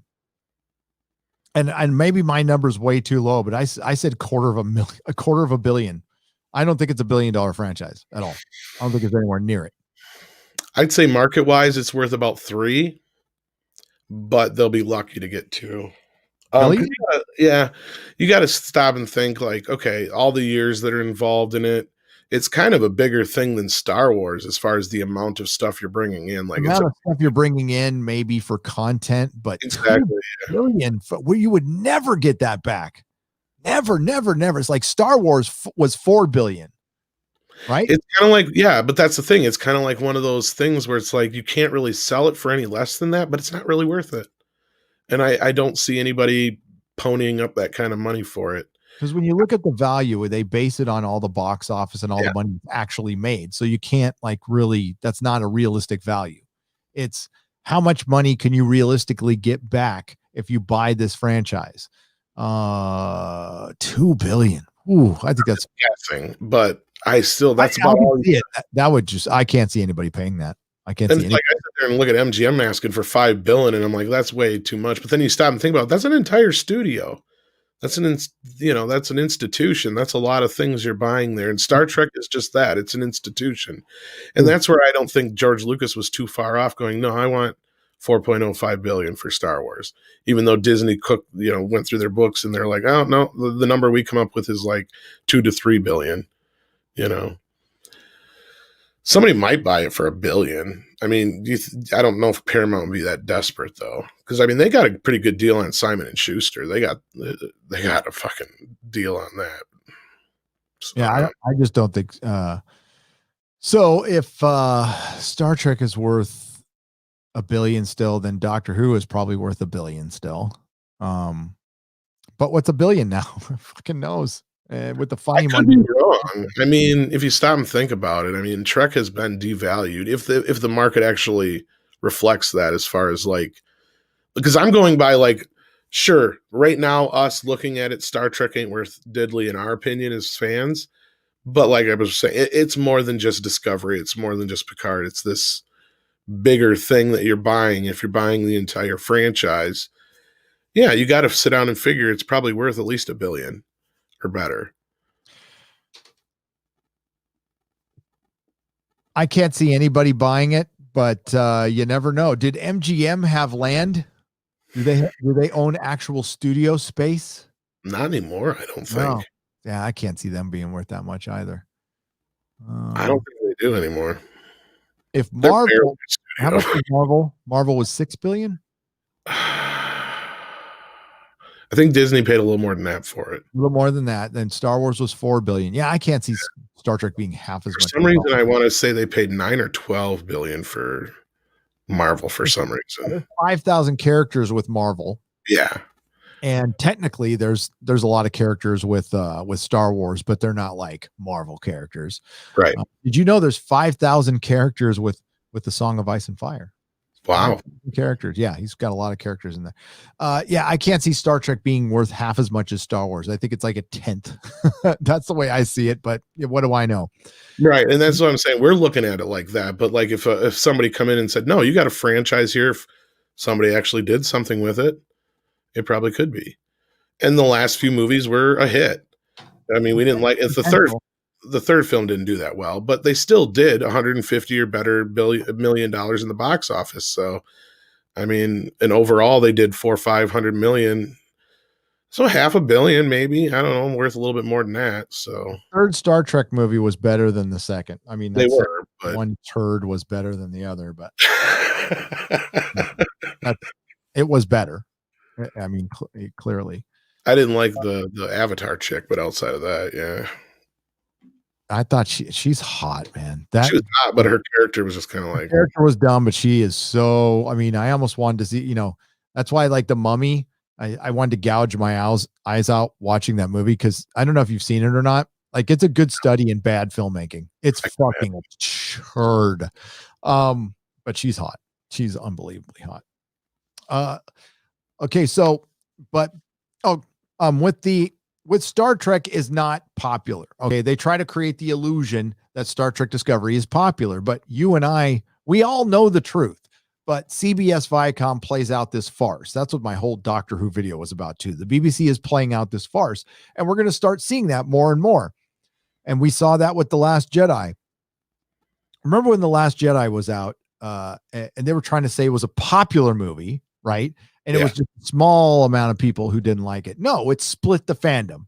I will acknowledge that 50% or 40% of the people liked the movie or were backing it for political reasons, but it clearly split the fandom. So that wasn't the truth. Captain Marvel there was a large portion who didn't like that, but still there, hey, made $1 billion.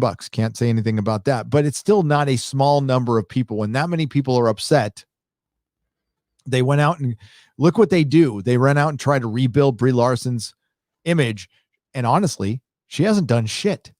She hasn't done anything to get in the news. She's done her YouTube channel. It's pretty inoffensive.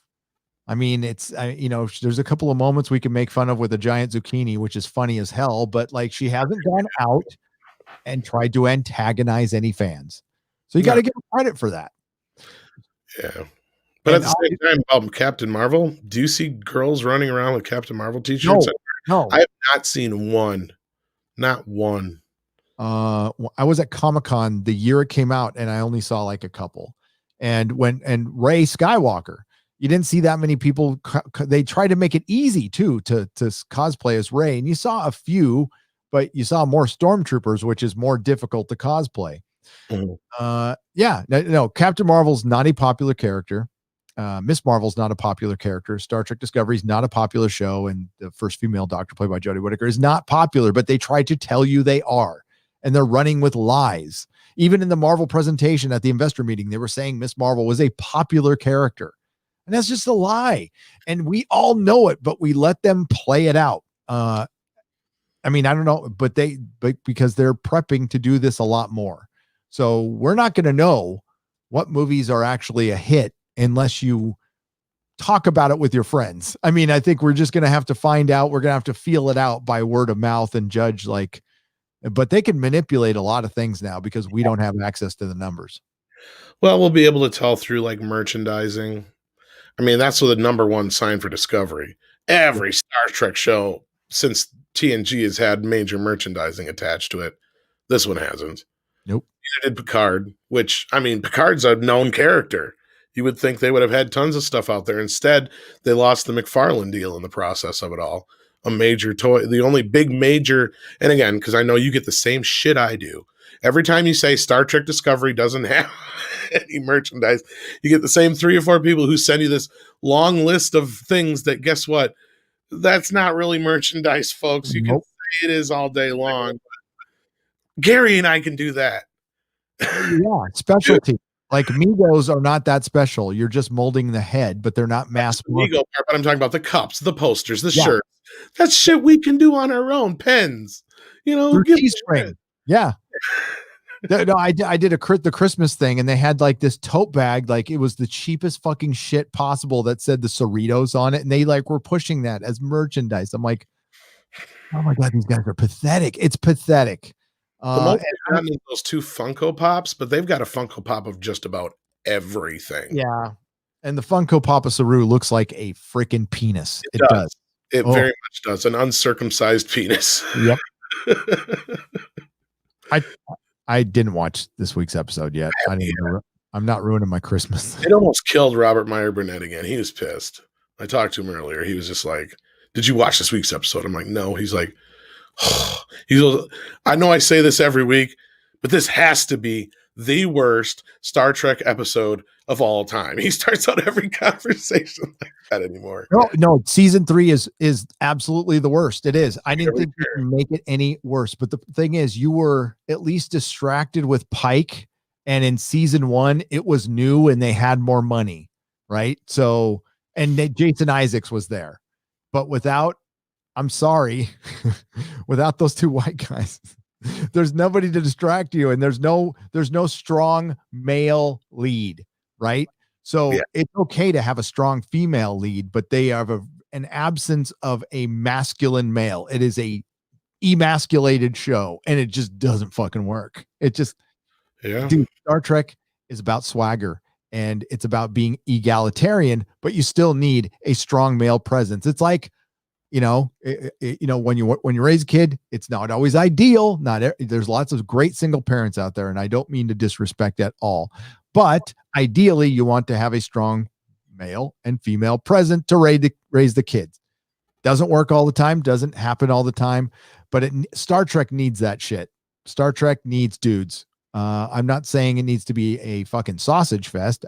To the contrary, but it needs dudes, and it's without dudes right now. You have Book, who is a feminine dollar store. What'd you call him? Dime store, Idris Elba. Yeah, right? Dime store Idris Elba, but he's safe.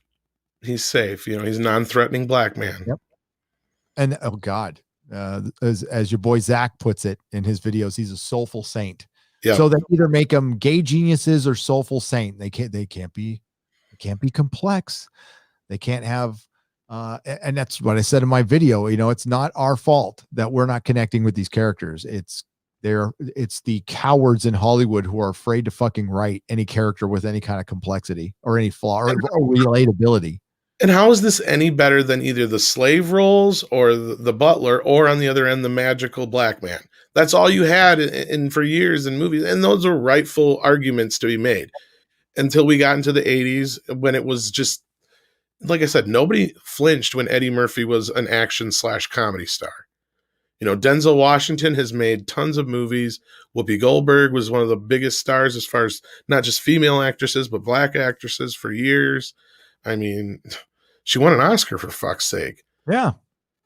Eddie Murphy, for a long stretch of time, was my favorite actor in Hollywood. Yeah. Period. And because he was in 2 of my favorite movies, Beverly Hills Cop and 48 Hours, which is one of my all-time favorite movies, and The Golden Child. I fucking loved Eddie Murphy, and I couldn't believe it when he was gone. Like when he went away, I'm like, how can this guy was like the most talented dude in Hollywood?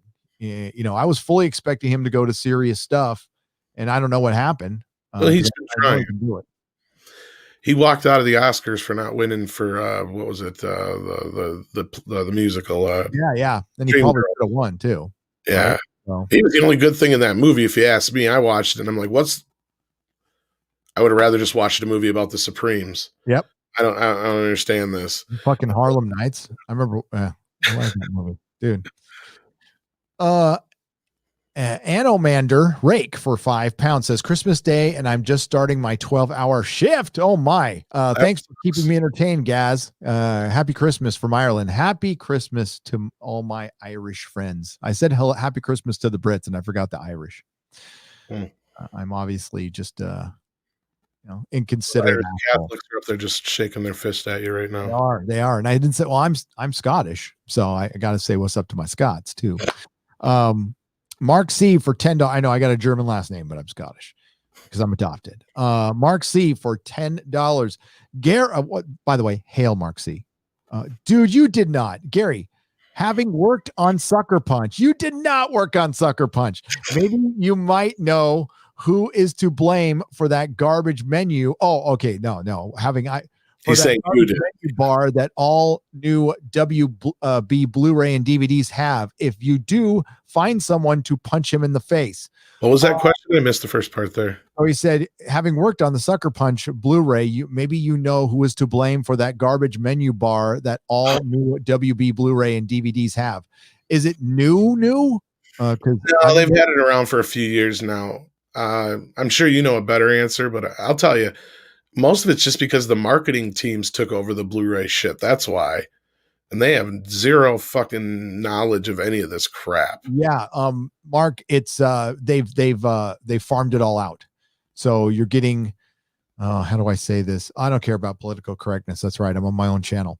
So I used to work at Technicolor, Mark, and we had the contract for HBO, Warner Brothers, Paramount. Paramount specifically told us not to farm out our work, but we were. And I essentially was hired to train my replacement in Bangalore, India. So I was working with, the reason I worked the night shift, it was daytime over there, and I was working with Bangalore, India, and I was trying to communicate nuance, American nuance with pop culture. Trying to teach that to people from scratch is impossible. It's impossible, and you can't blame them over there. It's a frustrating experience. And then I had to take this fucking cultural sensitivity class that basically told me that, and it was the most culturally insensitive class I ever took. So you want to know what I got out of this class? And like, if there's anybody from India here, I mean, no offense. This is just what they fucking said in the class, and it's true. That the culture there does not apologize for shit. If they make a mistake, they're not going to own up to it or apologize. They're just going to move past it. That's just the way they see it. The mistake is a mistake. They made it. We're going to go on to the next thing. We're not even going to acknowledge it. So it's tough because we Americans like to, hammer that shit home and yell about it, and they just don't want to talk about it. Gary, we were both built on a mistake. Yeah. Well, like, right. Exactly. So it was like, yes. So we're here. We're culture sensitivity training, and the culture that you are going to be talking to, they don't apologize for anything. I was just like, what? That's what you're teaching me? I eventually got through, and I was able to work with them, and it was pretty fun. It was actually fine after that. But we just set them. What we did was we made sure they could make as few mistakes as possible. And of course, I made mistakes too. So there's that. I don't know who's responsible, Mark C. I think it's just cheapness because the entire movie industry was moving away from physical media, and they have been. When I was working in it in 2011, I mean, that was like prime physical media time. Like that's when Blu-rays were still relatively new. DVDs still at that. DVDs outsell Blu-rays like 1,001 worldwide. That's the industry fucked up Blu-ray. Yep. And we're planning. And actually, I didn't even think about it. I should ask. We should try and plan to have you on there because the one guy we were planning on having with us. He's the reason it's taken so long. But I've been wanting to do this thing with Robert for over a year now about the industry and how it's changed over the years, because Angry Video Game Nerd, I love him. We all do, right? But he did this really shitty video where he did the top 10 reasons why Blu-rays suck. And a lot of his reasoning in there, some of it is just bullshit. And the other half of it is not Blu-ray's fault. It's the industry's fault. And I don't feel like he's aware of that. And the fact that he gets, his videos get millions upon millions of views, There's a lot of other people now who think that's the case when no, it's not. It's No. the industry's fault they haven't taken advantage of Blu-ray. Blu-ray could have been so much more than DVD ever was. Like if you thought about the cool stuff we could do with DVD, Blu-ray would have blew our minds, but the people that weren't there to figure out the technology, they weren't there to play with it, they weren't there. Look at The Matrix. The Matrix was a groundbreaking DVD. I know you know what I'm talking about, Gary. Yeah, That absolutely. thing, I mean, you had to get an update on most DVD players just to play the damn thing. Yep. It was so advanced. I mean, they don't do that anymore. I mean, Warner Brothers was always out there, like between The Matrix, the Nightmare on Elm Street box set. They did some great stuff early on that they went beyond and above what DVD technology could do. And if they would have kept doing that with Blu-ray and 4K, we'd be in a place where we could do all kinds of cool shit with menus but they just don't care anymore. They shipped all that stuff over to the marketing department. That's why the covers look like shit. That's why the menus look like shit. That's why there's no special features anymore outside of the EPK fluff. And nobody cares anymore because they fired guys like Robert Meyer Burnett. They Yep. fired guys like Gary. They fired all these guys that actually knew this stuff and actually were, what can we do what's really neat with this? And take it to that next Oh level. God, it was DVD, but remember the fucking Ghostbusters disc and they had the MS3 Oh, K God, that was awesome. Commentary. That was fucking brilliant, dude. That was such a good disc. Not carried that over either, by the Oh my way. God, look at the covers of the Marvel movies. They all look the same. It is the worst shit you've ever seen in your life. I'm like, I can't believe Disney signed off on that. This is a comic book company. You are dealing in superheroes, and you go with fucking uniformity. Uniformity. Are you? Oh my God, it makes me All these crazy. artists coming in doing these amazing posters. You're right, Gary. It's like, and what's hot right now in Blu-ray and DVD? Slip covers and alternate covers. Yep. Why? Because there's nothing else. They've got nothing else for collectors to go with. Like, Oh, making the Stranger Things VHS thing. Like, I buy the shit out of that. If it looks a little different, I'm buying it. Well, and that's where a lot of this went into the packaging instead of worrying about what's on the disc itself. They will repackage and sell you the same disc 20 times. I could have bought like Christmas Vacation, speaking of Christmas movie, Christmas Vacation, Christmas Story a million times over with new goodies, but it's the same damn Blu-ray they've been selling us for the last 10 years. Yep. Give us just a comment. Commentaries are the easiest fucking thing to do. You can just have somebody sitting at home, put a microphone in front of them and watch the movie and talk over it for 2 hours. It costs money. It costs money to pay residuals to carry all that stuff over. So that's why a lot of them just dumped it. They didn't want to pay for it. They've gotten so sad and taking care of this shit too. Robert told me one time they actually got a hold of him to rip something off of one of his Blu-ray or laser discs for the Blu-ray because they didn't have it. For Basic Instinct. I shit you not. That's how hilarious organized these places are. Oh, dude, I told you what I was burning the masters on a pirated version of Nero. Shit you not. They told me not to update the computers because we're using a pirated version of motherfucking Nero. And I mean, I have masters in my possession. I have masters of Thor, of Game of Thrones season 1, of True Blood season 2. I own I mean, I got some parting gifts.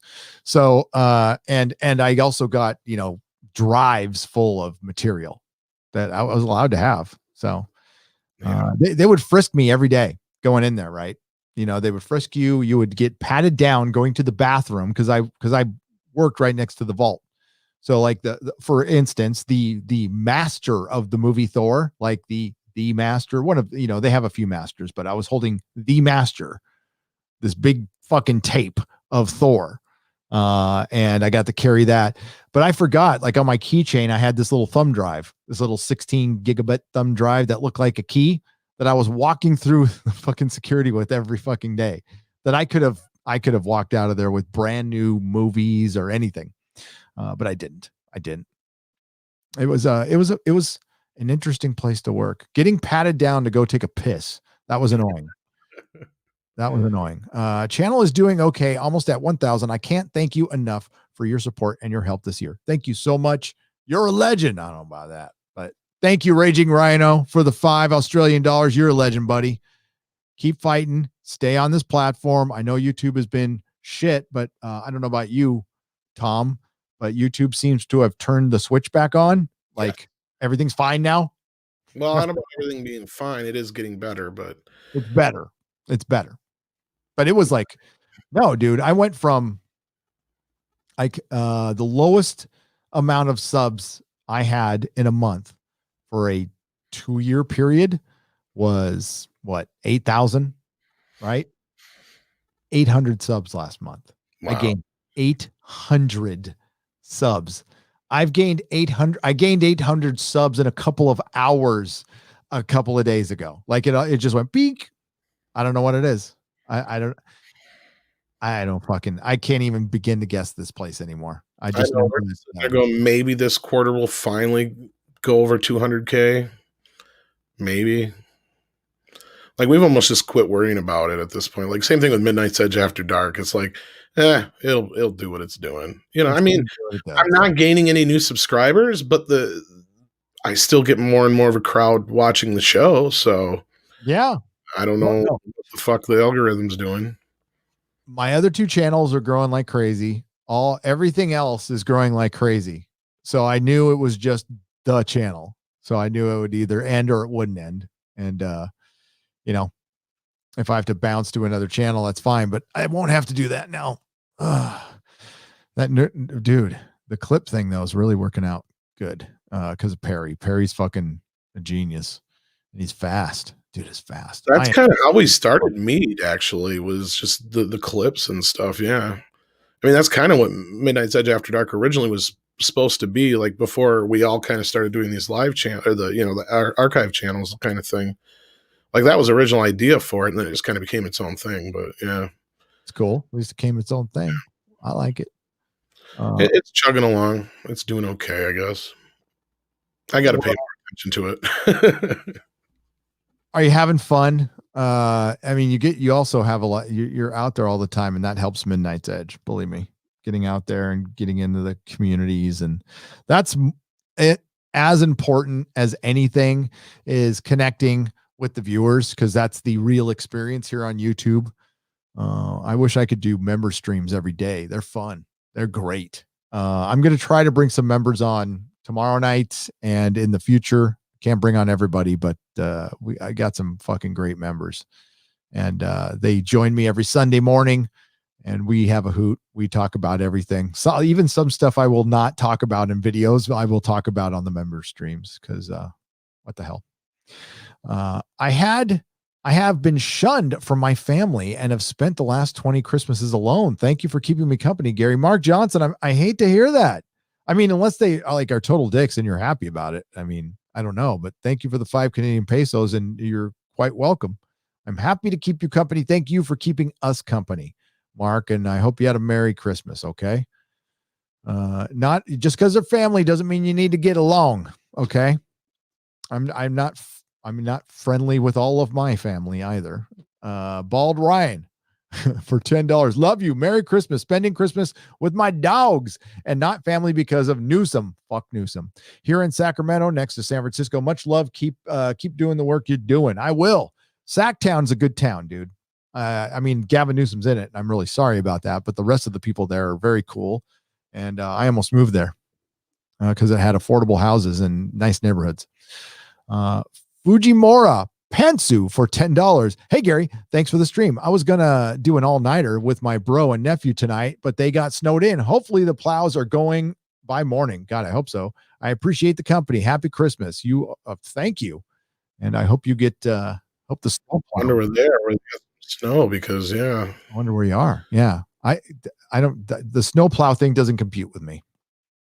It barely rains. It's still a mild winter so far. Even Andre was saying like how it's been so warm there. Like it was like 50 degrees here yesterday. Oh, wow. Now it's cool, but it cooled off today. But yeah, it's just been unnaturally warm for the season. But yeah.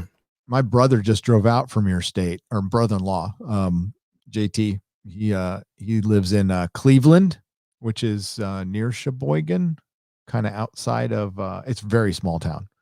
So you might not have heard of it. I think it's got like 300 people or something. It's nothing new around here. Yeah. And it's near Sheboygan.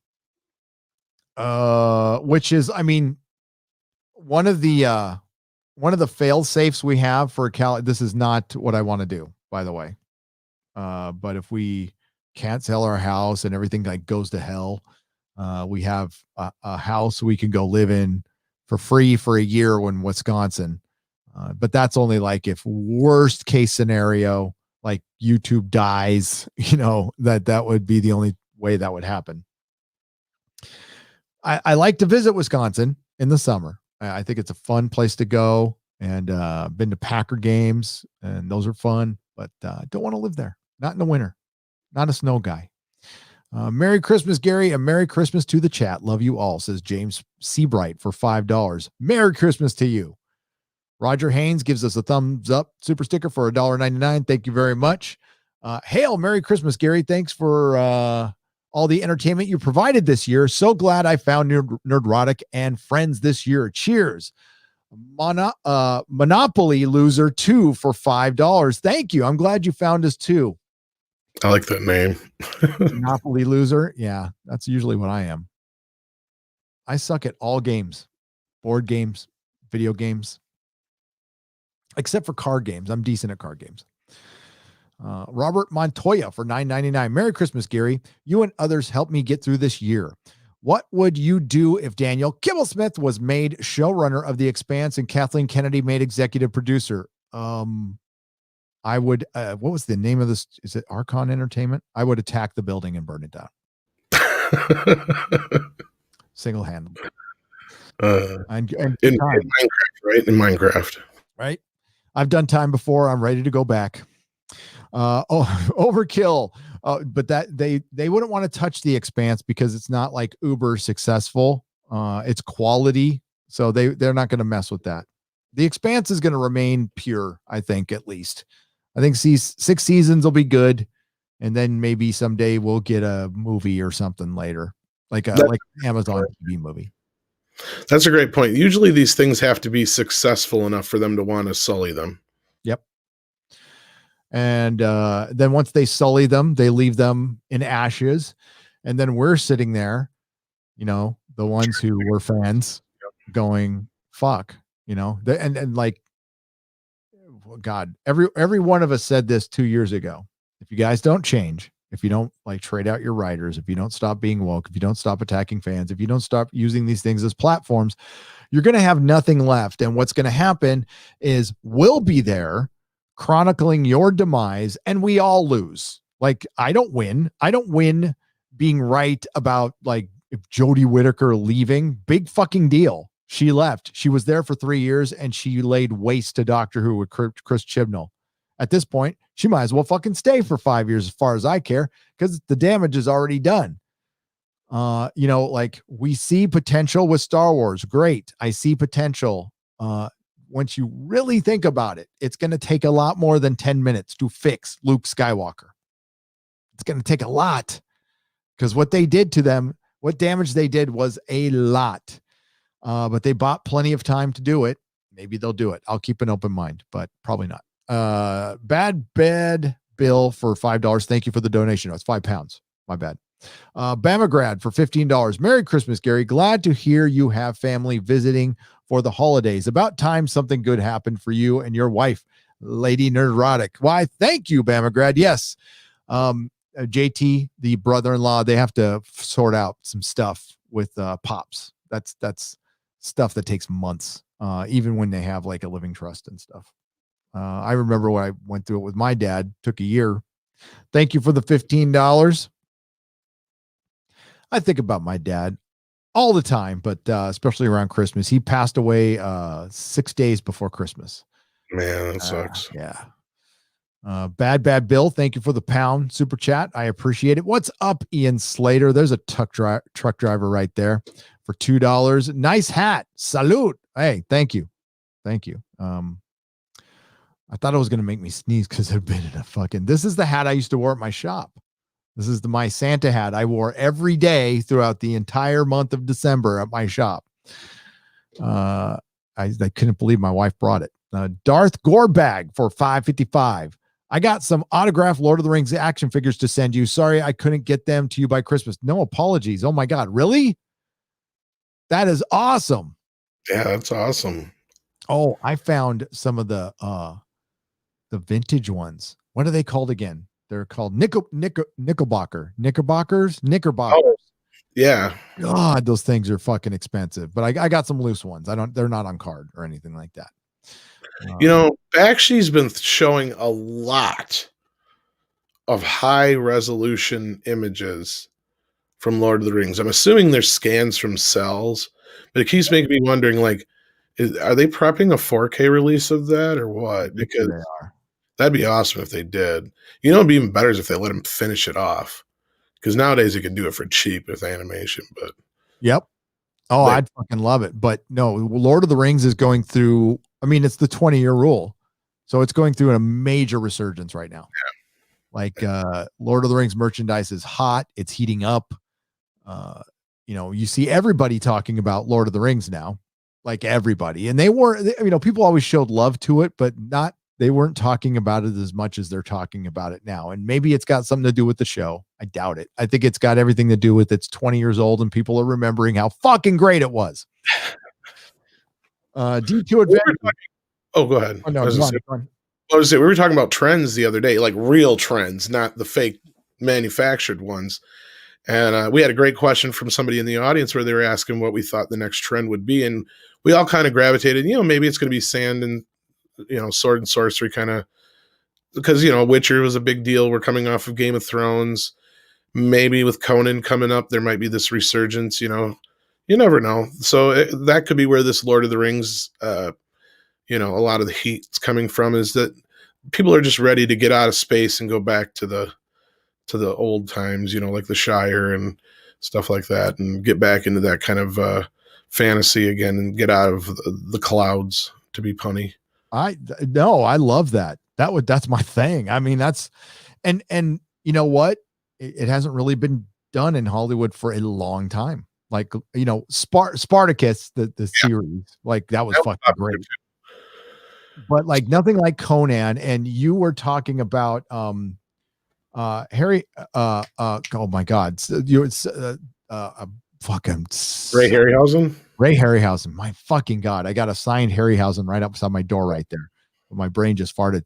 Nice. You were talking about it on that live stream the other day, and I'm like, oh my God, I need all of his movies right now. I have them digitally, but I don't have the physical media. And I went out and bought, Sinbad, The Seventh Voyage, Sinbad, Jason and the Argonauts, even Clash of the Titans. Clash of the Titans. I fucking love Clash of the Titans.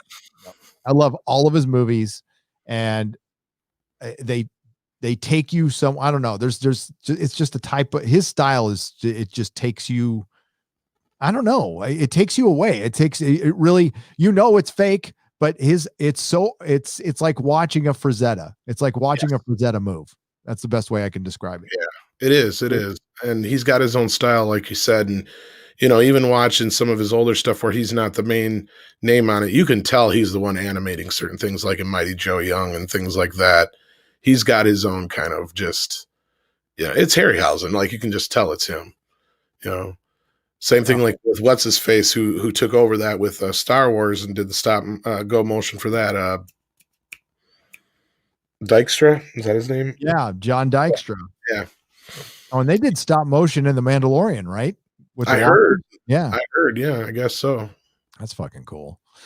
Merry Xmas, Gary. I am starting a channel called The Trek Review, where I'm going to watch and review Trek from TOS to Enterprise. Shill me, please. I will. T2 Adventures for £9.37. It's going to be called The Trek Review, and he's starting from the beginning. Go check it out. There you go. Are you going to be doing a review of the last 2 episodes of STD? Love watching your reviews. Yes. Yep. Sure. On Saturday. I'm going to catch up on both episodes. I just, the holidays came up and I'm going to be doing episodic reviews of Star Trek Discovery, but I'm also doing a video review. So I'm slowly been working on that. I've been working on a Picard review. Actually, I've been working slowly on 5 reviews. So Witcher, which I owe everybody from last year, and Picard, Star Trek Discovery, The Expanse, and The Mandalorian. It's a lot, but I need some evergreen product. Tommy, two butts in the stop motion reminds me of my love life. Ah.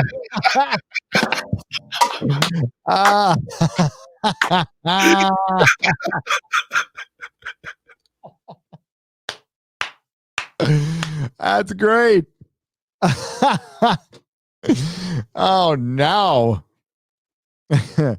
Kai, what's up, Kai? How you doing, man? Why you don't plug your book enough, dude? Was gonna go hang with people. Why are alone at home, but you're doing it better? What? You can still go live, Kai. Jeez, it's big internet. Happy Xmas, Gary, and thanks for another year of excellence. No, thank you, Kai. Love you, man. And happy Christmas. And I hope your book sells a gazillion copies, dude. You need to shill it more. I'm going to be shilling the Stephen Walton's The Phantom Menace Volume 2 solely for that asshole who was in the who tweeted at me. I was doing a celebratory tweet with Perry. I retweeted Perry. He did a great thing and was just saying, say Merry Christmas. And then somebody said they're going to call the FBI on me because we're grifting the Phantom Menace book or some shit. And I don't know if it was the dude who was involved with it before, but my God, I'm going to grift the shit out of that book just for fucking up my Christmas tweet, dude. Motherfucker. Call the FBI on me, please. Give it a shot. Break the monotony. I don't even know what he was talking about. There was a crazy person in our Twitter feed saying they were going to call the FBI because of Stephen Walton's book. Do you know anything about that? It was, I was like, what is this shit? But yeah, I have no idea what was going on. Stop what you're doing, cause I'm about a ruin. LOL. Merry Christmas, Gary. Thank you, Jason Smoot, for $50. Yeah, who you think it is probably who it is. That's all I know. Yeah, and I'm not gonna get into it too much. I just tell them I'm gonna shill the fuck out of that book. There's gonna be commercials every 5 minutes. There'll be mid rolls. No, Monkey Davis, I'm sure the FBI is just like, what the fuck? He added the FBI. The FBI probably blocked the guy. I imagine being blocked by the FBI. You know, poor Odin, he's like, what the fuck, man? I know. What's wrong with you? Do you need help? Yeah, I think he does.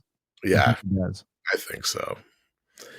And hey, if you think you need help, give somebody a call. Get some help. I mean, dude. I listen. I as crazy as that guy sounded, I sounded crazier at one time in my life. I was like talking to myself and I was seeing people and having full conversations. I was fucking out there, man.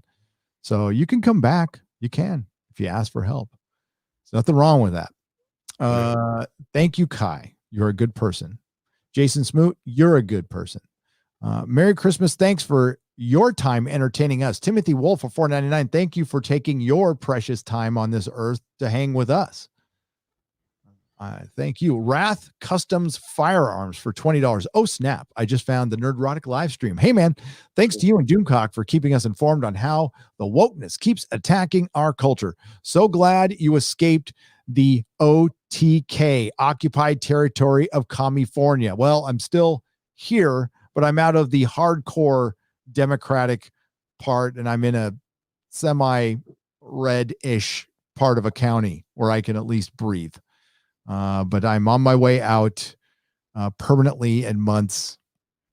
It's probably sped up by the passing of my father-in-law, because I don't think my wife wants to stick around here. Oh, Mark C just reminded me that it's 3 a.m. You're right, Mark C. It's Phil Tippett, not John Dykstra.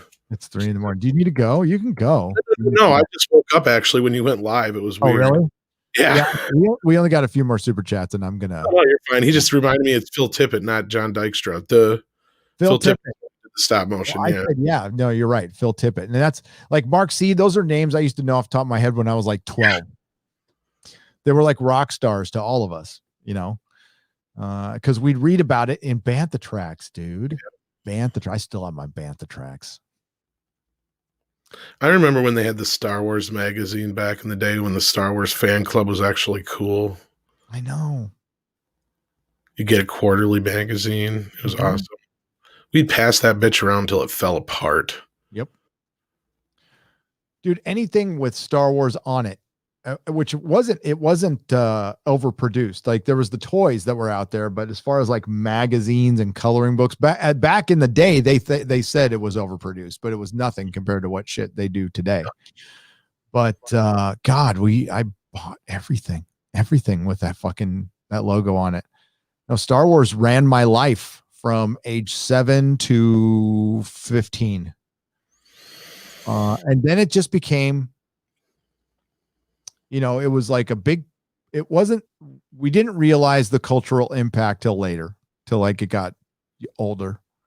And because I was like a teenager and we're like, yeah, I remember, Star Wars was part of the vernacular. We know, Master Yoda was, you were always using it for reference. The pop culture references were going on back then too. But it kind of fell out for a while. And then the Timothy Zahn books came out and we're like, oh, Star Wars, what? And it started slowly coming back. Little did we know Lucas was planning this whole thing the whole time, Pretty much. Yeah. No, it was pretty much planned. No, he let the toy rights lapse. He did it on purpose. He let it kind of go out of the, public eye for like a few years just to plan his comeback, basically.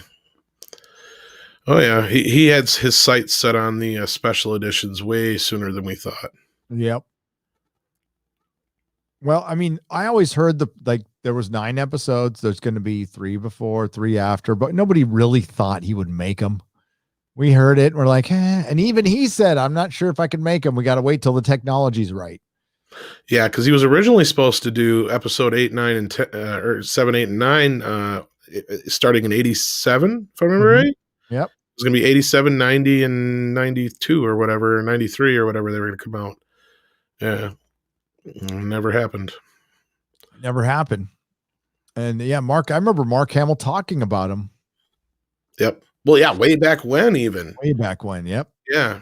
Because he's like, either we'll come back in like 10, 15 years or we'll wait like 40 years down the road or something like that. He said, like, yeah, 30 or 40 years down the road. Then I'll be the Obi-Wan character, he said. And yeah, he wasn't too far off. No. Just fucking Ryan Yeah. fucking Johnson. Java Bean, a good friend from Australia, Java Bean, who does the best Fourth Doctor impression. This is from my member streams. How about an audiobook narrated by the Fourth Doctor? That would be fucking brilliant, Java Bean. I will hit you up for that. He does the best Fourth Doctor. It's incredible. Divine Rydya. Is that a real name? For $5. Hope you have a great Christmas working here. You're working on Christmas. Hope you're getting time and a half or something. Right? Better be. Douglas Nelson, our good friend Douglas Nelson, who's always mocking up like fucking cool pictures for us. Thank you, Douglas, for $5. Will the Santa book say who got the elves in the divorce? Merry Christmas. Oh, you're not too far off. You're not too far off. If I told you guys the plot, you would either say you would either laugh really hard and call me a racist or laugh really hard and call me a racist. No, I'm just kidding. It's not it's you're talking about your new project, right? Yeah, Santa's ex-husband. I can't tell you, it's a surprise. I seen like a little bit of the thing and that's all I got to catch, but yeah. I'll tell you what I almost fell out of my fucking treadmill when I thought of this idea. And not that I think everything I do is funny, but if I laugh pretty hard and then I passed it by and he laughed and then Jeremy laughed his fucking ass off, I'm like, okay, I think I got something here. Mm-hmm. And Jeremy was laughing for a good long time. So Gary, are you Santa? You got the look. And where is my red rocket? Blah, blah, blah. Merry Xmas all. You'll shoot your penis off, Ian Slatter. Red Rider BB. That's funny. I had a Christmas Story sweater on earlier. Oh yeah, I haven't seen it in a while. I gotta watch that. Ian Slater's a truck driver. Yes, he is. Yes, he is, and we appreciate him. Here's me putting money towards something I enjoy after canceling my UK TV license. Oh, hail, Salad Cream Boy, for £5. Merry Christmas to the Nerdrotic family. Hail, happy Christmas to you. I'll say it like the Brits do. Richard Coleman for £5. Keep the faith, Gary. Rassilon's got Chibnall. His sins will find their punishment in due time. I hope so. Fucking send him to the oh God, see, I'm getting old now. Where Omega is. It's the antimatter dimension, right? That's where Omega is. Because it doesn't matter. Nikki D for $5. Merry Christmas, Gary. Thanks for being my preferred alternate source of entertainment since Hollywood has decided to shoot itself in the foot and be woke. Our pleasure. That's what, for the longest time, people were saying, you guys just complain about stuff. You don't do anything. We're doing it. Well, right? That they'd ignore the other stuff we do. Yep. Yeah, a good half of my live streams, I'm telling you about shit I love. So I'll start blabbering about Hitchhiker or Lord of the Rings for an hour, which I have no problem doing. Or I can theorize A Song of Ice and Fire. I did that one time for like an hour and a half. I got started with one super chat and I just went off. You'd be surprised how far a $2 super chat can get you going sometimes on a conversation. No, and we get that too. You guys are nothing but haters. It's like, well, first of all, you have to love some of this stuff to hate it in the first place now. Yep. Because honestly, if it was stuff I really hated, I'd have a channel for like Gilmore Girls or Gossip Girl or some shit. It's like, what would be the point of me spending my life bitching about something I don't like? And I get that. That's kind of what we're doing to a point, but at the same time, it's like, no, see, Star Trek was something before, Star Wars was something before, Ghostbusters, Doctor Who, what have you, all the things that we've talked about on these shows were all something before that they're not anymore. And I really liked the conversation we had with Cecil the other morning, because I think we really kind of nailed a lot of that, where this is coming from. And they're trying to kill the family dynamic. They're trying to kill the classic male role. Yep. They're trying to kill the classic female role. And I think he was hitting some nails on the head with a lot of that stuff. And I think that's where a lot of this comes from, is they just don't want us to have the classic heroes. They want us to believe that, there can't be a heroic white man, and there's no such thing as a bad black person, or a woman could never do anything wrong. These things are fallible. They're not correct. They're definitely not correct in many ways, shapes, and forms. It's just bullshit that we've lived in this world where, a guy like John Wayne would be ran out of Hollywood right now. Yeah. And like or dislike the return of Luke Skywalker, that sent the clearest message out of all of them. And it was not just to Disney Star Wars. And I said this in my video, it was to fucking Hollywood, that people still want this type of storytelling. They still want traditional heroes. They soundly reject your nihilism and your fucking postmodernism. And you know what? You don't have to make every male character bad. You can mix it in, make it egalitarian. See, that's the thing we're having a problem with. It's noticeably not egalitarian. It is misandry. Actual misandry, which is a word I thought I was very skeptical at first. Okay, guys, I got to admit, I was like, listen, I can see people man-hating, but straight up misandry, I don't know. No, it's misandry. Yeah. And that's what's going on. Like, we have a great opportunity. Like, one of the very short moments I love about Endgame is when Pepper and fucking Tony are fighting back to back. I love that moment. And I love the movie The Incredibles, is because it's Elastigirl and Mr. Incredible fucking working together. You know why they don't show that? Because Cecil's right. They don't want men involved at all. Do you want us not to exist? The thing we're getting criticized for, our testosterone, our masculinity, are things we're fucking born with. It's not like we have a choice. Not that I hate it, because I don't. But we're painting this as evil, and we see this. That's what's been upside down about the last few years, is we're seeing straight up hate, contempt, bigotry, and it's going towards, and it's because two wrongs make a right, because of past sins back in the 50s and 60s. Too bad it doesn't work like that. Unfortunately, you can try to make it work like that, but it don't.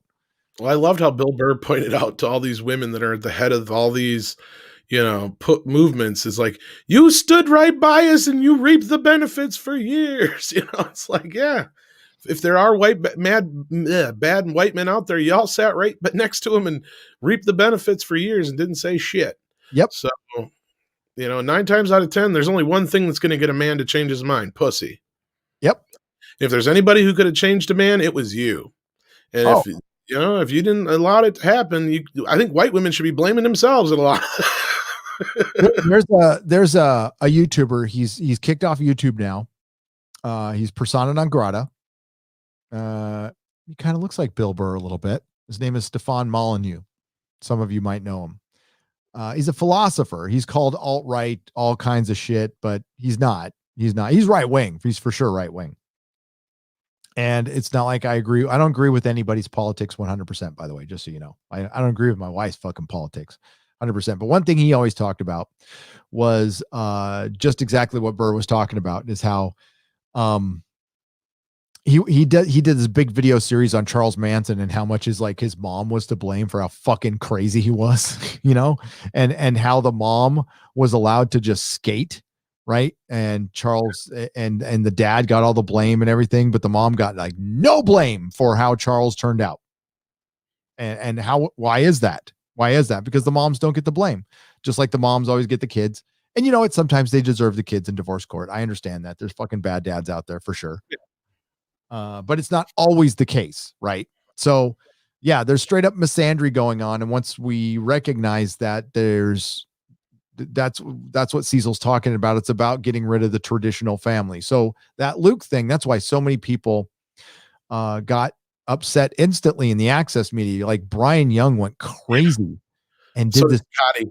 Scotty Mendelson too. Yeah, they both lost their fucking minds. Why? Because it just disrupted their worldview. Mm-hmm. Because they really thought they were on the right side of history and they were with most of the people. It's like, no, what that moment was an emotional message sent but it was essentially what we have been trying to say for 4 years. Yeah. We still love Luke Skywalker, and you can bring your new characters in and show them respect. We're fine with that. Just show this guy respect because he's still number one. Yep. This dude is still number one. And they just proved that last Friday. Yep. What Disney does with it from here, I don't think they do anything personally. I think they will continue, answering a little question here, answering a little question there, but they're going to kick the can. I said this on Midnight's Edge in the morning too. I said, they're going to kick the can down the road for 5 years. They just bought 5 years of free time. Probably. Yeah. And what are we going to do? I mean, we're going to have to sit there. I mean, like, I listen, I don't judge people for running with rumors or speculation. That's what we fans do. We talk. It's fun. I have no problem with it, but I was kind of shaking my head this morning going, we're going to get 5 years of this shit. Like Mike Zero is the happiest motherfucker on the planet right now. Yeah. Like he is so happy. I don't know if he gets happy, but if he does, you ever see Mike Zero like laugh? Not really. He doesn't. He just has I think he's a robot. Yeah. I've not decided yet. We got a wild Az in the chat. We do? Yeah. Oh my God. I would bring him in. Here, I'll bring him in. Yeah. This is gonna be a bad idea. But I mean, I love you, Az. It's just I gotta go to sleep well, it's only 1:14 in the morning. Get his ass in here. I'm gonna get his ass in here. Hang on. I love you so much. There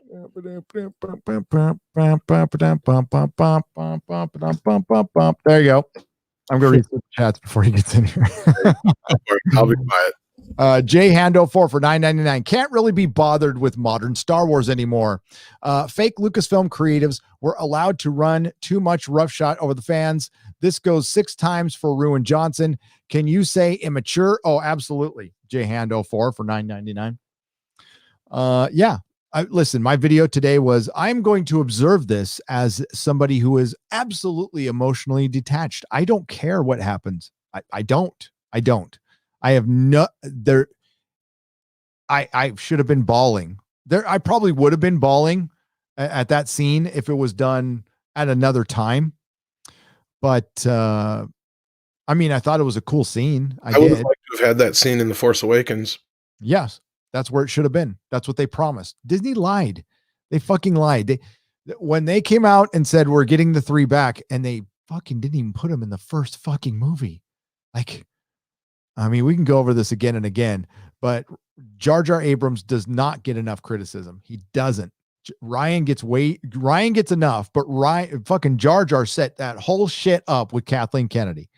But Jar Jar fucking, he's like a Teflon man. He gets away with so much fucking shit. It's unbelievable. Somebody was tweeting at me today, like, he's not bad. He did, Super 8's better than Stranger Things. I'm like, no. No. The only credit I'll give JJ is that his original script was a little bit better. And I'm sure some of that stuff was pressure. Yeah. And I think Mark Hamill was trying to tell us a lot. And you started your recent video with that whole thing with his, Jake Skywalker thing. Because there was more than that. Because, there was like the time where he talked about, like, I think that they changed the original ending of the script. And I think he was trying to tell us that. I think he was like, there's that scene and the lightsaber flies and it's like, oh yeah, here it comes in. And it's, no, not Rey. She hasn't had any training. I think in the original script, that was him. I think that was where he came in. Because why else would you have Luke Skywalker at the cast reading originally and all these other things and have him a big part of everything when he's not even going to be in the movie for more than 2 seconds?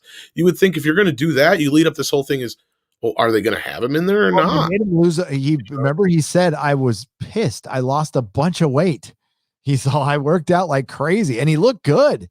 He looked really good. Just stand there for 2 seconds. Yeah.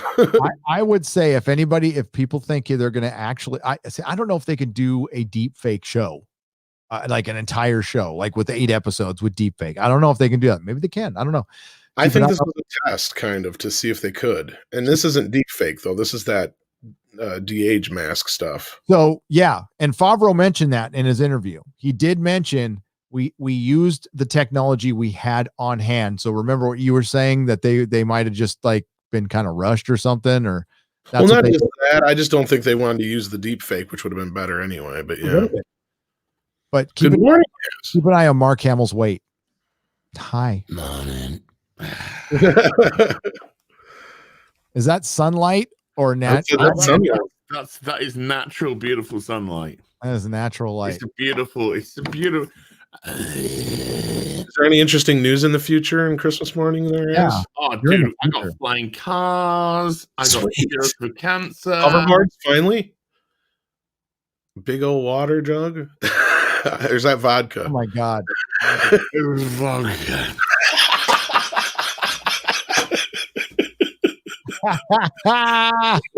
Was is the operative word. It's gone now. How you doing, my beautiful boys? Good morning and Merry Christmas, sir, or Happy Christmas to you. Happy Christmas. Yeah, I've just woken up, but so do forgive. It's okay. I'm wet. Friday night tight. Friday night tight. You're all wet. That's sexy. Starts in 13 hours. Okay. Yeah, all right. You ready? Yeah, I'm all good. I'm ready. Whoa. It's like showing up to the office 12 hours early. What are you doing here? It is. Wrong shift. Switch you to this monitor so I'm looking at the right thing. Okay, there we go. Is Santa done? I got to see if Santa's done.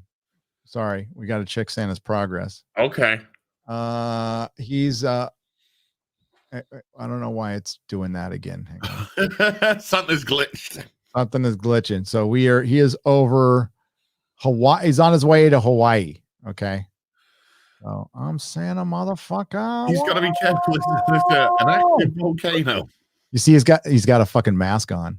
You see that? No. Yes, Santa's got. What about the reindeer? Fuck the reindeer's health, right? Rudolph is fine. And look, they have no junk. They it could be a high reindeer. In all fairness, Yeah. I just woke up because my sister wants to call in about an hour and a half so we can FaceTime and open prezzies with the kiddie. Oh, that's cute. The nephew.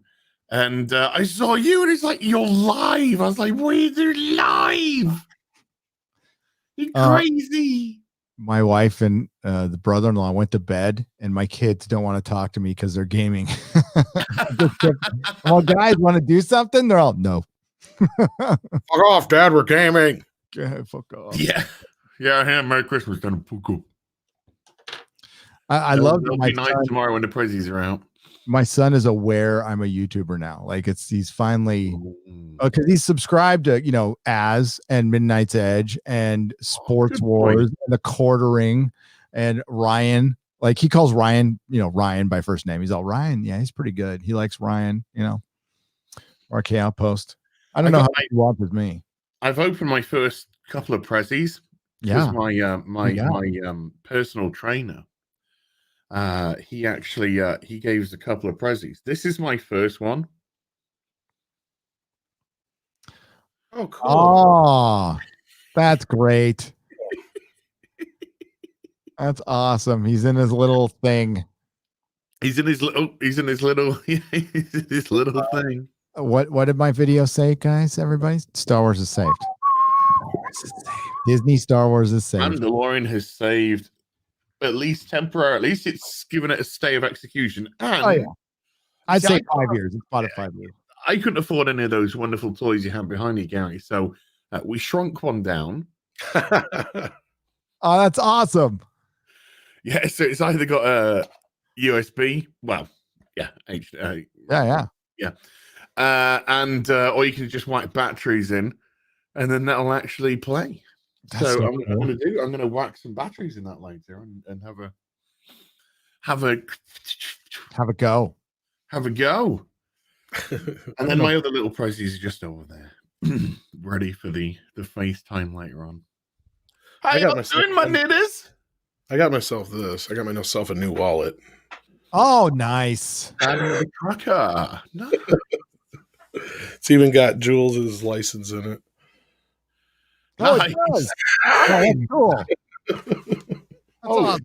It's my wallet. You'll know it when you see it. It's the one that says bad pre-order for about 8 months, by the way. This came, my black boy. Oh, wow. Yeah. Now, tell me, oh, God, don't get me into trouble for this, but that fucking looks like Young Ripper. Come on. It does look like Eric July. Yeah. July, the action figure. Yeah, exactly. You better fucking sue somebody for that. Yeah, dude, that's like completely ripping off your likeness. I was just like, oh God, I don't want to perpetuate a fucking stereotype, but that really does look like Young Ripper. Stop perpetuating. Young Ripper is a unique individual who we love dearly, by the way. I actually just did an interview with him that should be out next week. Oh, nice. I found this where I found my hat. And this is from like the K. It should have the KB price tag on it still somewhere. Maybe I took it off. Oh yeah, no. There you go. KB, holy shit! Talk about a blast from the past. Where's the Toys rest? R Us. Wow, $12.99. Spider-Man holiday special. A steal. It's yellowing. Oh my God, that's great. That's really, really good. Did you see the new line of Spider-Man toys they got out, Gary? That are like the vintage comic line. They did the animated, fucking series cards. Yeah, they look really good. I thought about picking some up. I'm like, God, they're really good looking. I hope they're Marvel and Star Wars forever to figure. Oh, if you put the old fucking packaging on it, people will like come all over your freaking toys. Like it's so stupid. Star Trek, if they had merchandising, if they look like their Playmate shit, would sell like crazy, but they're too dumb to fucking. Can you imagine if NECA did like a line of the TOS series or something like that? They'd sell like hotcakes. Did you see the Mikey Burnham Funko Pop? Yeah, we were just talking about those earlier, actually, because I brought out one is the worst. It looks it's down to £5 in the UK. Oh, that's bad for a pop. 50% off. They are trying to just dump these plastic tat that nobody's buying. I haven't seen the new episode yet. I'm not going to see it till Saturday. How bad is it? All I'll say is, right, I'll go one further, Gary. On the next episode, because it's another two-parter, on the next episode where it says coming in the next week's episode, so this is the week after the one you're going to watch, there is a line, and the line is, go save the world, Mikey. Oh no, the world, they're in a galaxy. Well, it could be universes. Go save the universe, Mikey. Either way, it's either go save the universe or go save the universe, Mikey, or go save the day, Mikey. It's something like that. And I after watching, I mean, this is the worst Star Trek Discovery this week's. It is horrific this week. And when I saw that on the coming next week, I nearly punched my monitor. You did, huh? Oh, do I still have a Hey, I might give you an No, it's funny you say that, because like I was joking to Gary, or not joking, but just telling him, like, every time Robert Meyer Burnett brings up this week's episode, he's like, this is the absolute worst episode of Star Trek ever. He starts that way every week, but he's like, this week, he's like, no, and I really mean it this time. I really mean it this time. Yeah, he messaged me like yesterday morning for him. And it was just like, this week's episode of Discovery is the worst. It's a Mikey Spock in action doll. I was like, how can it get worse? It was right. It's horrific. Dude, the explanation for the burn. I've heard it's pretty shitty, yeah. Like, let's put it this way. Him and Script were talking about it before our Bond thing earlier. I tuned the fuck out. That's how, like I just literally at some point, I just like, I'm either really fucking stoned or I just can't pay attention anymore to what these guys are saying. It was that they've gone full on segregation in this episode. That's what he was saying. Like, he was like, they're segregating everybody still. Like, he hit on that right early on in the season. Yeah, but it's absolutely right. I mean, it's so apparent in this week. They literally have a section of the gays and the transes, and then they have a section of the blacks. Yeah. And then they have the girls and the boys. And there's no men. There's no men.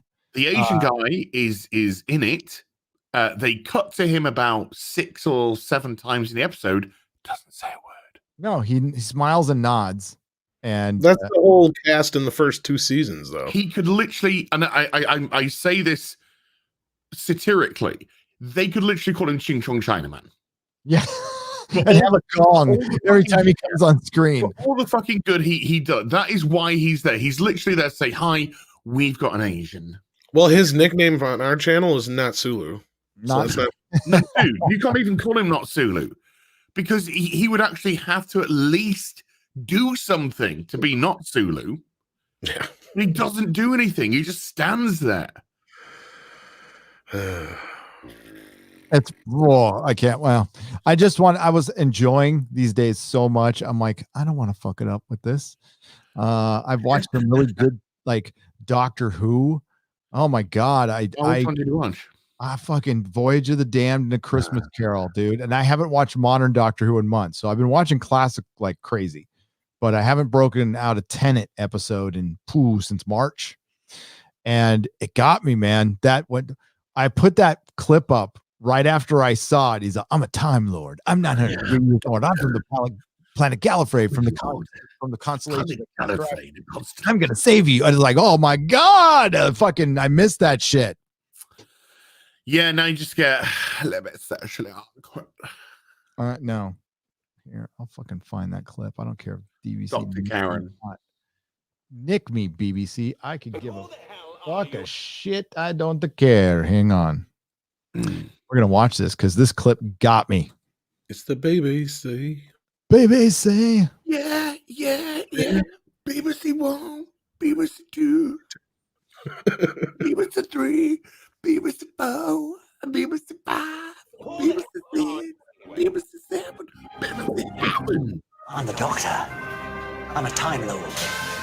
I'm from the planet Gallifrey in the constellation of Kasterborous. I'm 903 years old, and I'm the man who's going to save your lives and all 6 billion people on the planet below. Look at Astrid's like, oh. She's dripping. Dripping. In that case, Yeah. God damn. That was, that's when, the great Jeffrey Palmer was in that episode as well, who recently passed. God bless him. Yeah. Oh, that's a legend over there in the UK. He's an institution. Yeah.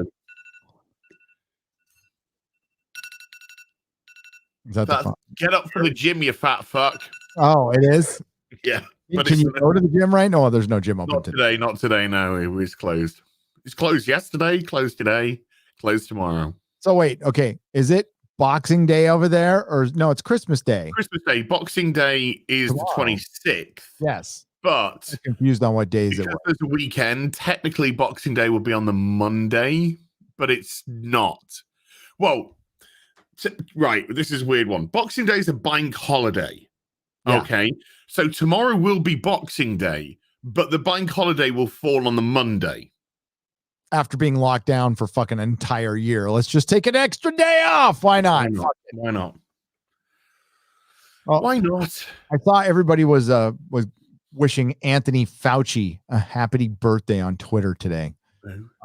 I didn't want to wish him a happy birthday. I don't know why. Let's check in on Santa. I don't want to win. Mauler just messaged me saying he can come in if you. Oh my God. This would be all-star. Yeah, I'll send him the link to Mauler. Fuck yeah. I don't need to sleep. We're gonna check on Santa and we're gonna send a link to Mauler. Nice. So Santa's he's where is he now? He's Santa's over the Pacific Ocean. Oh wow. I know the Matrix is glitching right there, but it says it is hang on. Visiting his boyfriend. Santa's ex-husband is beginning to feel a lot like Xmas. Okay. Well, is he over? What? Yeah, did somebody steal the continents? They might have. Santa's wearing a mask. Reindeer have no junk. Oh my God. Not very accurate. What if they're all like female? Because women get things done. That's right. I thought Vixen was the only one. Well, unless, of course, they're the women on the Starship Discovery, in which case they get all done and they cry. There's plenty of that. They have a literal Mean Girls scene in this episode. Oh, for fuck's sake. They do not. They do. The Orion woman's like bullying Fatty, what's she called? Tilly. Oh, yeah. And Tilly's just like, no, I'm trying to be sassy and not cry. Oh, fuck. And it's just like, fuck off, show. The Orion girl is terrible. I'm going to read a few super chats. Testing 123 Smith for $25. Thanks for all you do. It helps more than you know. Merry Christmas. You're welcome. Testing. You guys help us. Thank you for the $25. No, seriously, you help us. We be a bunch of, I mean, just think about Az if he didn't have YouTube. Just think about it. I'd be fucked. Yeah, I'd be fucked too. Damn, Discovery tonight had a great concept, but the writers screwed it. Tilly ended up being as useless as we all thought, said Chris Wilson for $6.99 Canadian pesos. So they finally thought up, they just couldn't execute, but they thought something up that might have worked. All I know was I saw Michael Burnham sitting there talking to a Kelpian. Then closed set. Yes, she was pretending to be a holographic figure. And I can't say to you. It's going to make you. It's going to make you mad if I tell you. Okay. TK on your own for $20. Merry Christmas to you, Gary, and the Mrs. Nerdrotic. The Inquisition is my must-watch stream of the week. Your channel has been an anchor for the fandom through the dark times. Looking forward to 2021 with Nerdrotic. Oh, TK Nautic post. Thank you. Kind words. I am lucky as can be to have the best wife in the world and to have you guys out there and these blokes here who occasionally want to come and talk to me for some reason. I don't know why. Kind of an asshole, but I appreciate it. The Jinja Ninja. I love that. For 500 yen. I can die a happy man knowing I wasn't the only one who ate the frozen cookies in the freezer at work. Oh no, dude. Merry Christmas and hail the expanse. I used to smoke the sticky icky and eat all the frozen cookies at Carl's Jr. That's why I got fired. That was like my second job. He didn't get fired for the smoking part. It was eating the damn cookies. It was eating the cookies. Yeah. Put the cookie down. Put the cookie down. If you're going to get high at work, stop eating the goddamn cookies. Listen to me now, believe me later. Gary, fellow recovering alcoholic drug addict, coming up on 3 years. Hit me up if you ever need an ear. Star Wars fans should read the Serenity Prayer. They should geek dump. You're right, for $10.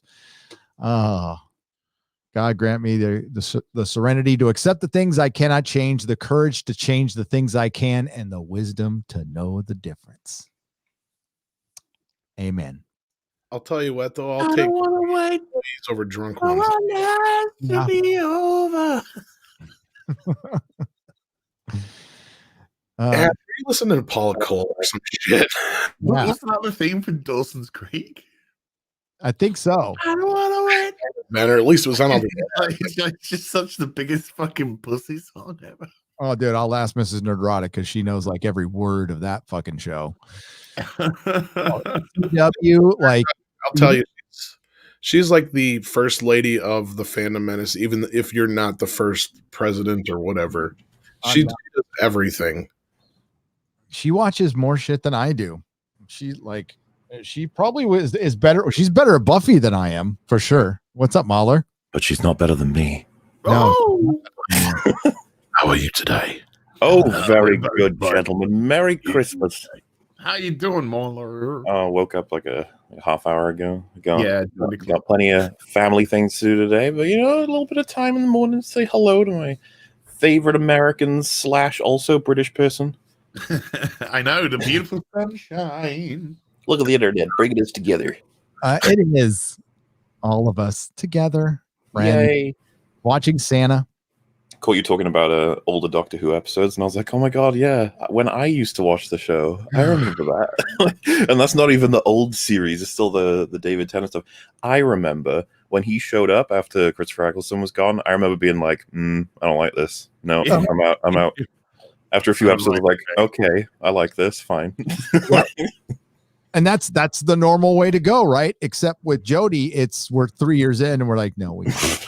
Yeah. Do you know JXE is doing like a huge breakdown of her seasons. He's already shown me some of the stuff in it, and holy crap, like amazingly bad. I think that's a bullet dodged for me. It is. It would be a horrible waste of your life. I know, because you have a life outside of YouTube, but if you took on Trick Discovery or Doctor Who, oh my Lord. We were talking about that last night, like the idea of me going through the Star Trek series as a whole. And then I was like, if we got through all of like the stuff that people like, I would probably like, no, now I got to check out the new stuff, right? I gotta see what they're up to, see what everyone's talking about. You really want to do that to yourself? I don't know. That's the thing. I'm told so many horror stories, but then I've done it with Star Wars, haven't I? Like I've made it. I'm alive, so yeah. Imagine a group of 14-year-old high school not preppy kids, just airheads from Bay Area. Imagine them in adult bodies running a starship.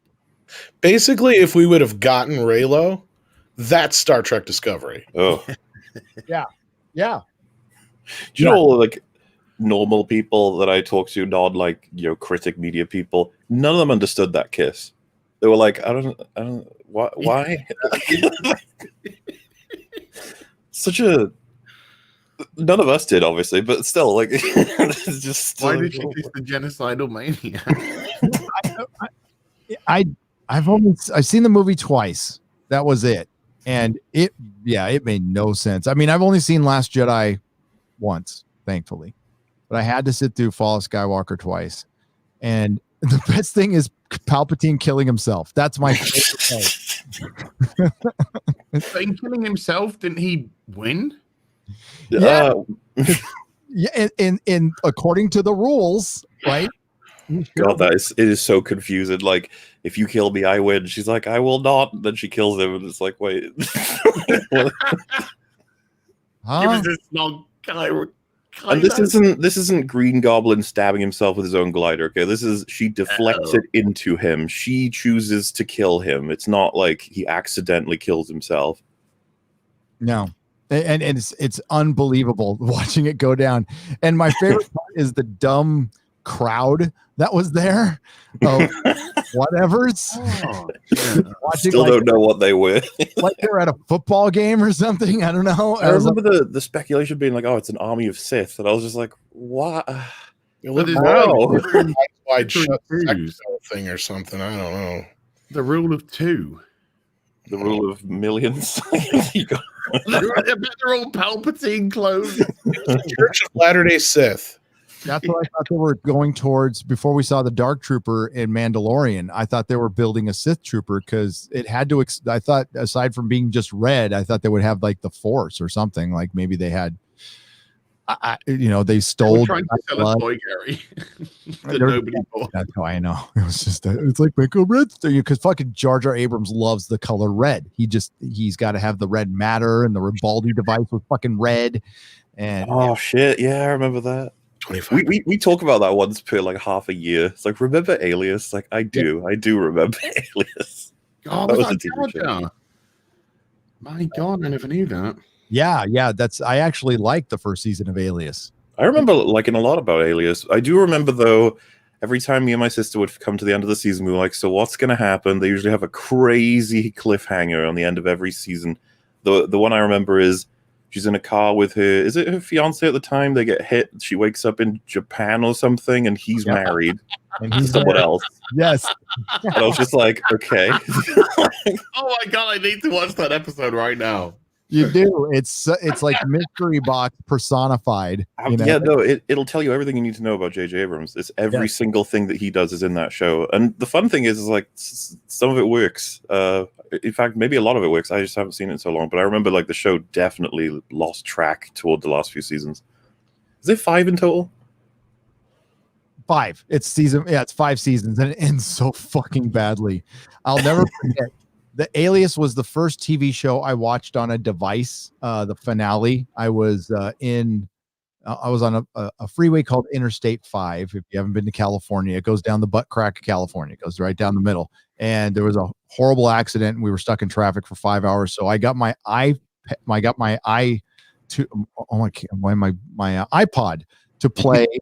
To play the I downloaded it and watched it while I sat there doing nothing, and I wanted to turn it off and just look at the cars in traffic. It was better than watching the fucking TV show. All I remember is Sloane gets buried by a bunch of rocks or something. Yes. I remember just being like, okay. Is it Jennifer Garner who was in Alias? Yeah. Yep. Yeah. She was hot. I thought Jennifer Garner was hot. I did. Yeah, she was that was probably the peak of her career. That, and she did a couple movies after it, and then she disappeared kind of. Yeah. Because remember Elektra? Did anyone see that? I did. No. I did. My sister loved it. I was like, "This is awful." Terrible. It's fine. She got together with Ben, Batfleck, and she's a good woman. She was. She sent him to rehab. She took care of the kids. Put up with him fucking the nanny. I mean, you got to give her credit. I'll tell you what about J.J. Abrams. I feel sorry for his wife because this is J.J. Abrams in a nutshell. He is the guy that takes you out, wines and dines you, takes you to a show, brings you home, shoots his wad all over you, and then you got to fucking find some other dildo to finish the job. Yep. He never finishes with her. That's why she co-created the Time's Up movement. She was hoping to get hit up eventually. And now he's making Superman. Now he's making fucking Superman. No, okay, so he creates the Time's Up movement. She gets the CEO of Warner Brothers, Kevin, you know his name, Tom. He gets Me Too'd out of there by her. She said, Jar Jar, she helped negotiate his deal and said he will not go to Warner Brothers until he's gone. Then he leaves, giving him the way to Warner Brothers. The minute he gets to Warner Brothers, they cancel their entire movie slate at Comic-Con last year. They delay Wonder Woman, reshoot it to get away from Zack Snyder thing, which is going to be interesting now because there's going to be a Snyder Jar Jar conflict at some point at Warner Brothers, and I'm looking forward to it. Amazing. I want him to fight. Jar Jar will win because he's got the studio behind him. Jar Jar will win with the studio, but the fans, the thing is Snyder's already got the fans. Yes, Snyder's got the fans, but Jar Jar's got the studio. And at the moment, it's the studios that are calling the shots. Yeah, Snyder's fan base is way more passionate. Who's passionate about J.J. Abrams? Isn't it like he's like a glass of water to people who like him the most? They're like, yeah, when you're thirsty, He doesn't even have the equivalent of Brie bots, Mahler. That's two shits about him enough to even fucking go out there and there's like one YouTuber I know who sticks up for him, and that's about it. His movies are sludge. Like because I remember once upon a time thinking J.J. was pretty neat, and then I was just like, actually no, he's like everything he makes is the same. Do you know that shot that he does when characters are talking and he just spins around them? Oh yeah. And it's like, you see, if I spin around them, it's exciting, even though they're just expositing dialogue. You're like, I don't think Whedon used to do that. That's a Whedon thing. Oh, was it Whedon? I was gonna say I thought Michael Bay did that first. Michael Bay does it too, yeah.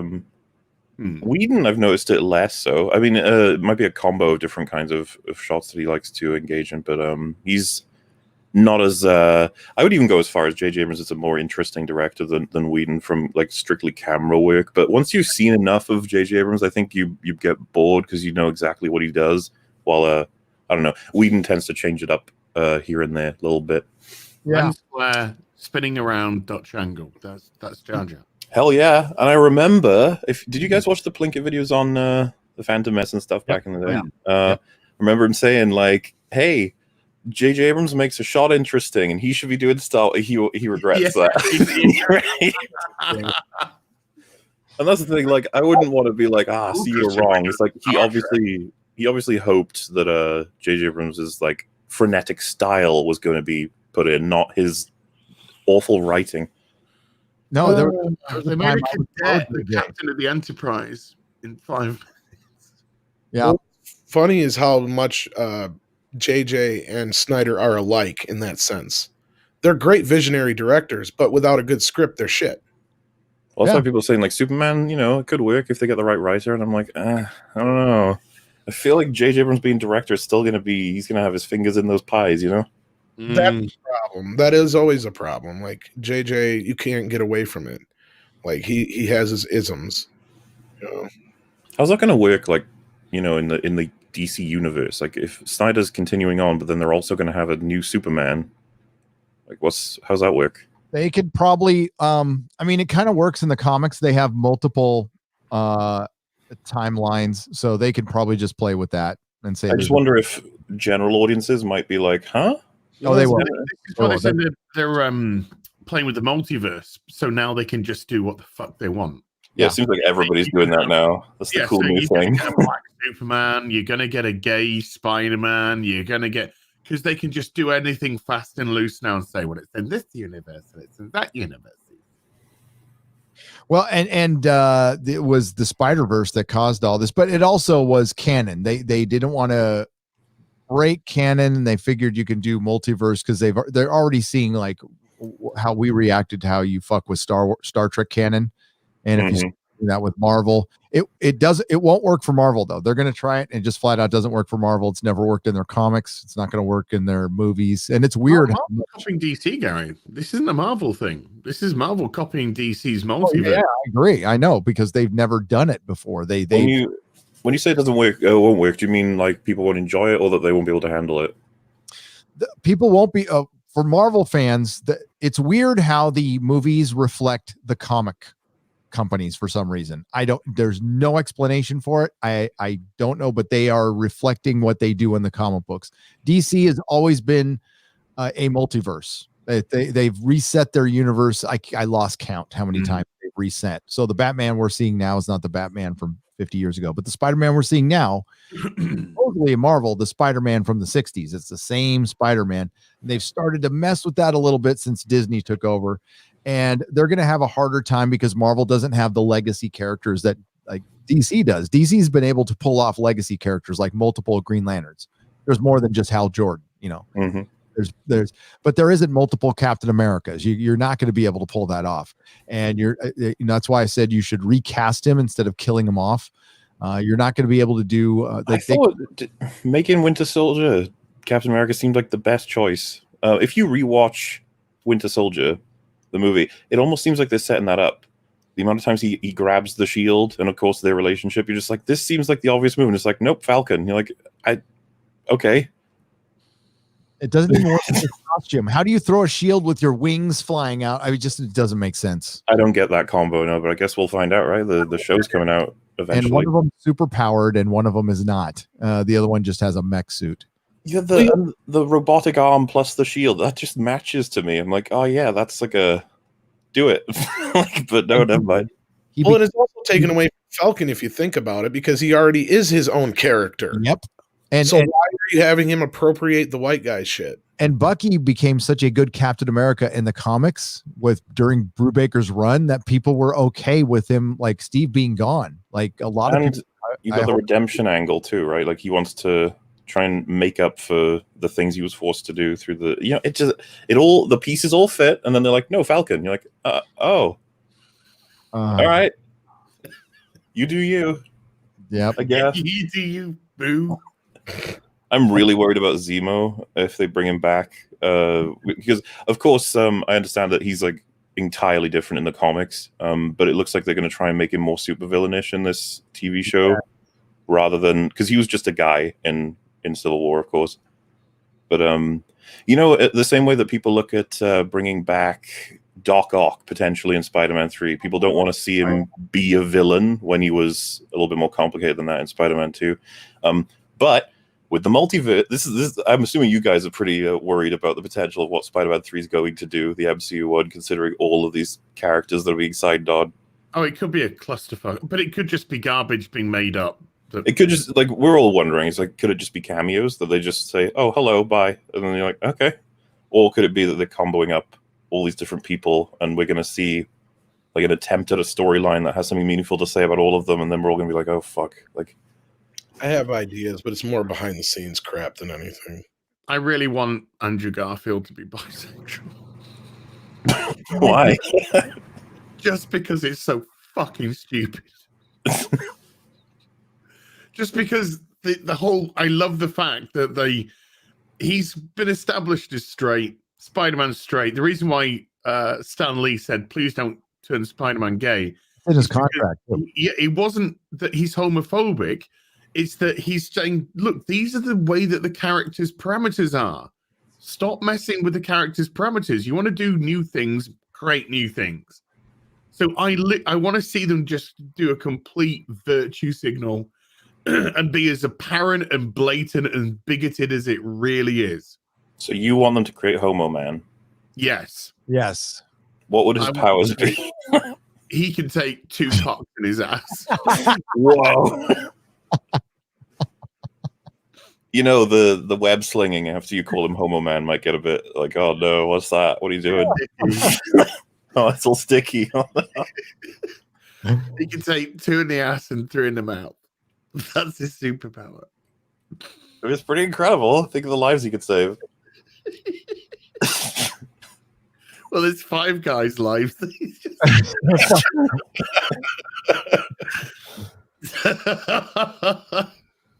See, is it still sharing this? Merry Christmas, everybody. Merry Christmas. Can you guys fucking believe that we're going to be commenting on 11 Star Wars TV shows in the coming years? Star Wars TV shows in the next few years. That's crazy. Grift has got a grift.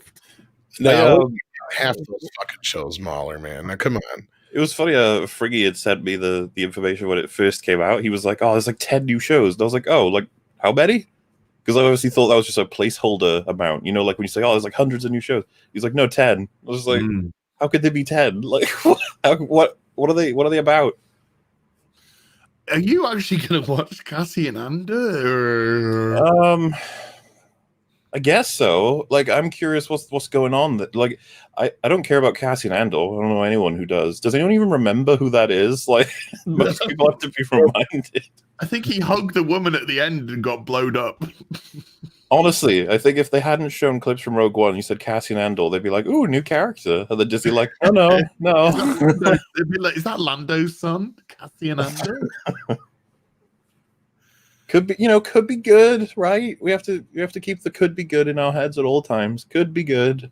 Let's be real. We all just want to see the robot. Oh, do you think K2SO will be in it? Because fuck yeah, that'd be awesome. Yeah. You go. There's no way Diego Luna could carry a show. Are you kidding? Sorry, I thought it was about. Sorry, I got Solo's robot in my head for a minute. Then I was like, Kevin Feige, crazy eyes. Look, he looks a little coked up right there. He's a little skinny. No, but genuinely, Lando series, if that happens. Sorry, Mahler, go ahead. My bad. I was just gonna say K2SO is like my favorite Disney Star Wars character, possibly the only character from Disney Star Wars I like. But hey, if they bring him in, I'll watch it. Yeah, I mean, Alan Tudyk is awesome in everything he does. So he really is. He was great until it got absolutely blasted to pieces. See, I think they thought like, oh, we created the fun robot, and there you go, he died. That'll make them sad. But at this point, I think they would have kept him alive, knowing how much people liked him. See, when I watched Rogue One, I didn't know everyone got fucking killed. And so I'm watching Rogue One, and then it gets to the place where the guy gets blown up by a grenade. They throw the grenade into the ship when he's trying to call for the fleet, and he just gets blown up. And I was like, "Is he dead?" And then all the rebel soldiers, everyone's just getting massacred. I'm like, "Oh my god!" Az, no one's ever really God, okay? Yeah. Fucking Bib Fortuna can come back to life. Who else can, you know? I didn't know that, by the way. When I say this in the coverage of the last Bad episodes, a friend of mine I showed a friend of mine the episode because I was curious for their thoughts, and they were like, "Oh wow, that's weird." And I was like, "What?" Like Bib Fortuna, he died again. That's the first. And I didn't remember. I was like, "Wait, he died?" I thought he was just in the palace. Like, no, he was on the barge. I was like, "Oh." Exploded. Yeah. That's who Luke was talking about in the trailer for Rise of Skywalker. Oh, really? I forgot. No one's really gone. Bib Fortuna's face just fades onto the screen. Gain a lot of weight. Yes. Hey, by the way, I just have to acknowledge everyone in the chat. How fucking cool did this live stream turn out? It started out with just me babbling about fucking Christmas and have nothing to talk about other than like I'm going to open presents tomorrow and I watch Christmas Vacation.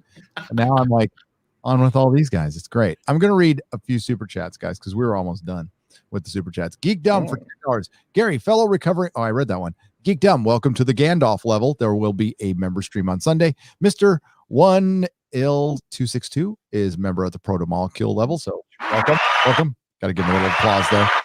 Bad Bill, thank you for the $1 donation. R. Fletch, Gary, okay, for one, he 2 R's is fine. I know a lot of people spelled my name or their name with 2 R's, but then it'll be Gary. My name is Gary, but it's okay, R. Fletch, because I butcher so many people's names. I should not say shit, so I won't. Elder Scrolls or Necronomicon.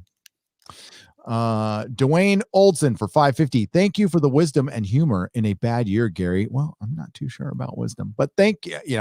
I can laugh at myself. Sarah B for $50. Hail, Gary, and happy Christmas to you, Mrs. Nerdrotic the Tall. Yes, my oldest son is here. I'm so happy. And Nerdrotic Jr. got my bonus and wanted to show some appreciation to fellow nerds in recovery whose content made me smile in this crazy year. For your Lord of the Rings reviews. Yeah, and cunts. Yeah. Show some support to you, cunts. Sarah B, you're wonderful. Thank you very much. Yes, my very tall son, he's 6'5", is here. Nice. Much taller than me. Az, fuck you, Az. What are you doing? You are, dude. You're not supposed to do this. Az from Heel versus Babyface. I love you so What a much. strange channel name. Yeah, that's so weird. Yeah, I honestly didn't know that was a wrestling thing. I don't know why I didn't know that, but I knew Heel was. I thought the versus Babyface part was just some weird thing. And I was just like, but then Metal Commander, if you guys know, he's into wrestling. He's like, oh no, that's all wrestling. And I was like, oh okay. He's my little wrestling dictionary. Oh. Oh wow. Okay, it jumped on me a little bit. Sorry. I'm gonna scroll back up, and I've got time. It's not like I gotta wake up in the morning or anything because I don't. Crazy Cat Guy for $50. Some Christmas cheddar for you. Merry Christmas to you and the Nerdrotic family. You are a good man, Gary. Thanks for all you do. Oh wow, thanks. You guys are being way too nice. Yeah. By the way, you're right. My mods, the Modrotics, fucking rock. Eric K. I don't know what hopefully he went to bed. Problem being can take over because he's in the UK. Nihilist Shadow's always here. Thank you guys for being here. I don't know. Was there any trolls in Christmas? There's always trolls here. They love me so much. You have to call them Grinches. Tom, what are you doing? Stop, Tom. Yes. Oh my God. I'm going to get you guys back. Good. No, you're not. Thank you, Tom, for the $50 there. You guys are nuts. Merry fucking Christmas. Geek Blend in there. What's up, Geek Blend? I watch your live streams at night. Geek Jeff. Blend. Yeah, you're on there. George Amalo for $99.99. This is getting crazy, folks. Merry Christmas, Gary. My best to you and yours. You've been a voice of reason and a humorous sage during these dark times. Loved Luke and Mando, but not down with Karen Kennedy's gender wars till she's gone. They show us more and earn back trust. Hail Nerdrotic. Yes. Thank you for the $9.99. I agree. But you got to admit, Star Wars is saved. Like, they saved their ass. Not forever. They can completely fuck it up. But for right now, they're good. They're good. And they've won some good faith. That's what they have. I don't know if they've saved it, but they've won the ear of the people. Yeah, I would just be about semantics here. I'd just be like, what exactly do you mean by saved? That's all. A dead fucking meme 5 months ago. Star Wars was a dead meme. Like, nobody wanted to talk about it. They came out with the High Republic, and we're like, oh my God, double diversity in dinosaurs. This looks good. And then they brought back Luke, and my God, it was the reaction was fucking impressive. It was impressive, and it broke the internet. And as far as I know, that is one of the most watched show. Well, it's the most watched show on Disney Plus. Yeah, and it might become the most watched streaming show like ever. As far as people just going back and watching that scene over and over again. You know, Star Wars fans are doing that. Okay, well, okay. I'll ask the question then. I'll ask the question: how many times have you seen the at least the like the last 15 minutes, whatever? I've watched it because I'm reviewing it 4 or 5 times. 5 times.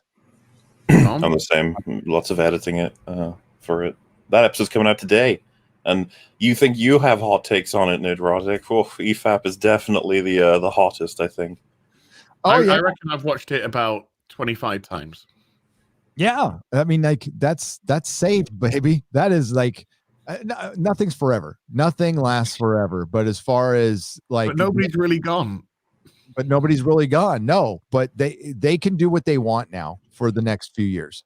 They have enough goodwill back to where they don't have to erase jack shit. They can just do this story for 5 years, and hopefully, I think what they're going to think in the back of their mind is maybe time will, maybe our movies will be like the prequels, which were fucking hated by a lot of people, and time seemed to be much kinder to them because you had the generation of kids grow up who did like them, but the adults who watched it weren't very down with it. But the prequels had a good idea. It just wasn't executed well. That was the problem with the prequels. I think trying to get their logic. Like, I don't ever think the Disney trilogy will be looked at like that ever. Well, the people who say like give it 10 years, they'll be masterpieces. I'm like, no. It was a small genocide, man. Even I'll concede, like the perspective on the prequels has dramatically improved since I was a kid. I remember like the atmosphere is completely different, but the idea the sequels will be forgotten as far as at least I'd hope. Like we need to square that away somewhere like that. Just put it in the corner, like, oh, that's that thing that happened that no one likes to talk about. You know, in the same way we kind of do with a lot of the later sequels for stuff like Terminator, Alien, and Predator and stuff, which is like, oh yeah, I remember that one, right? That was the one with AVP. Like, who? Right. Oof, AVP. Let's. Yes. You're right, Mahler. There's a lot of people who are like, oh yeah, AVP did have a sequel. I forgot. Yep, Requiem, the film that I couldn't see. It's really dark. That's what I meant, not because of anything else.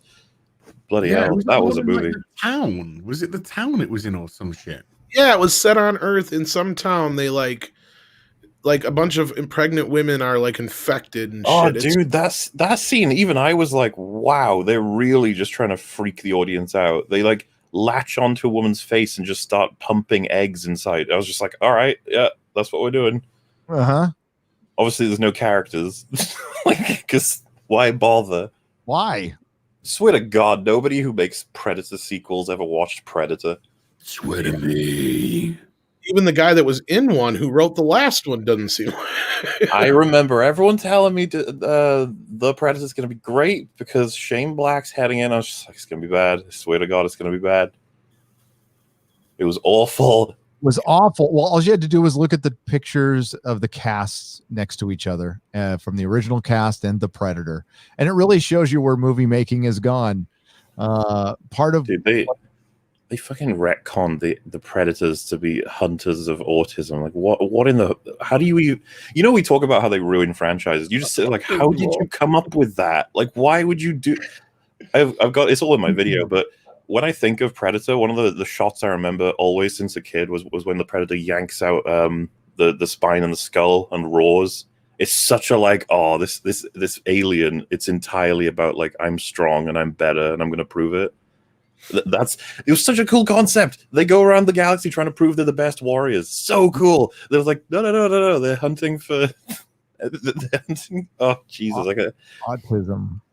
And then you have the moment in the film, they did this in Terminator Genesis, where they have the new cool CGI one beat the old like classic one, and then they're like, in Terminator Genesis, if you guys remember, he says you're an older model from a bygone era. That shit pissed me off so much. This is like, you think you have anything on the original films at all? Like, no.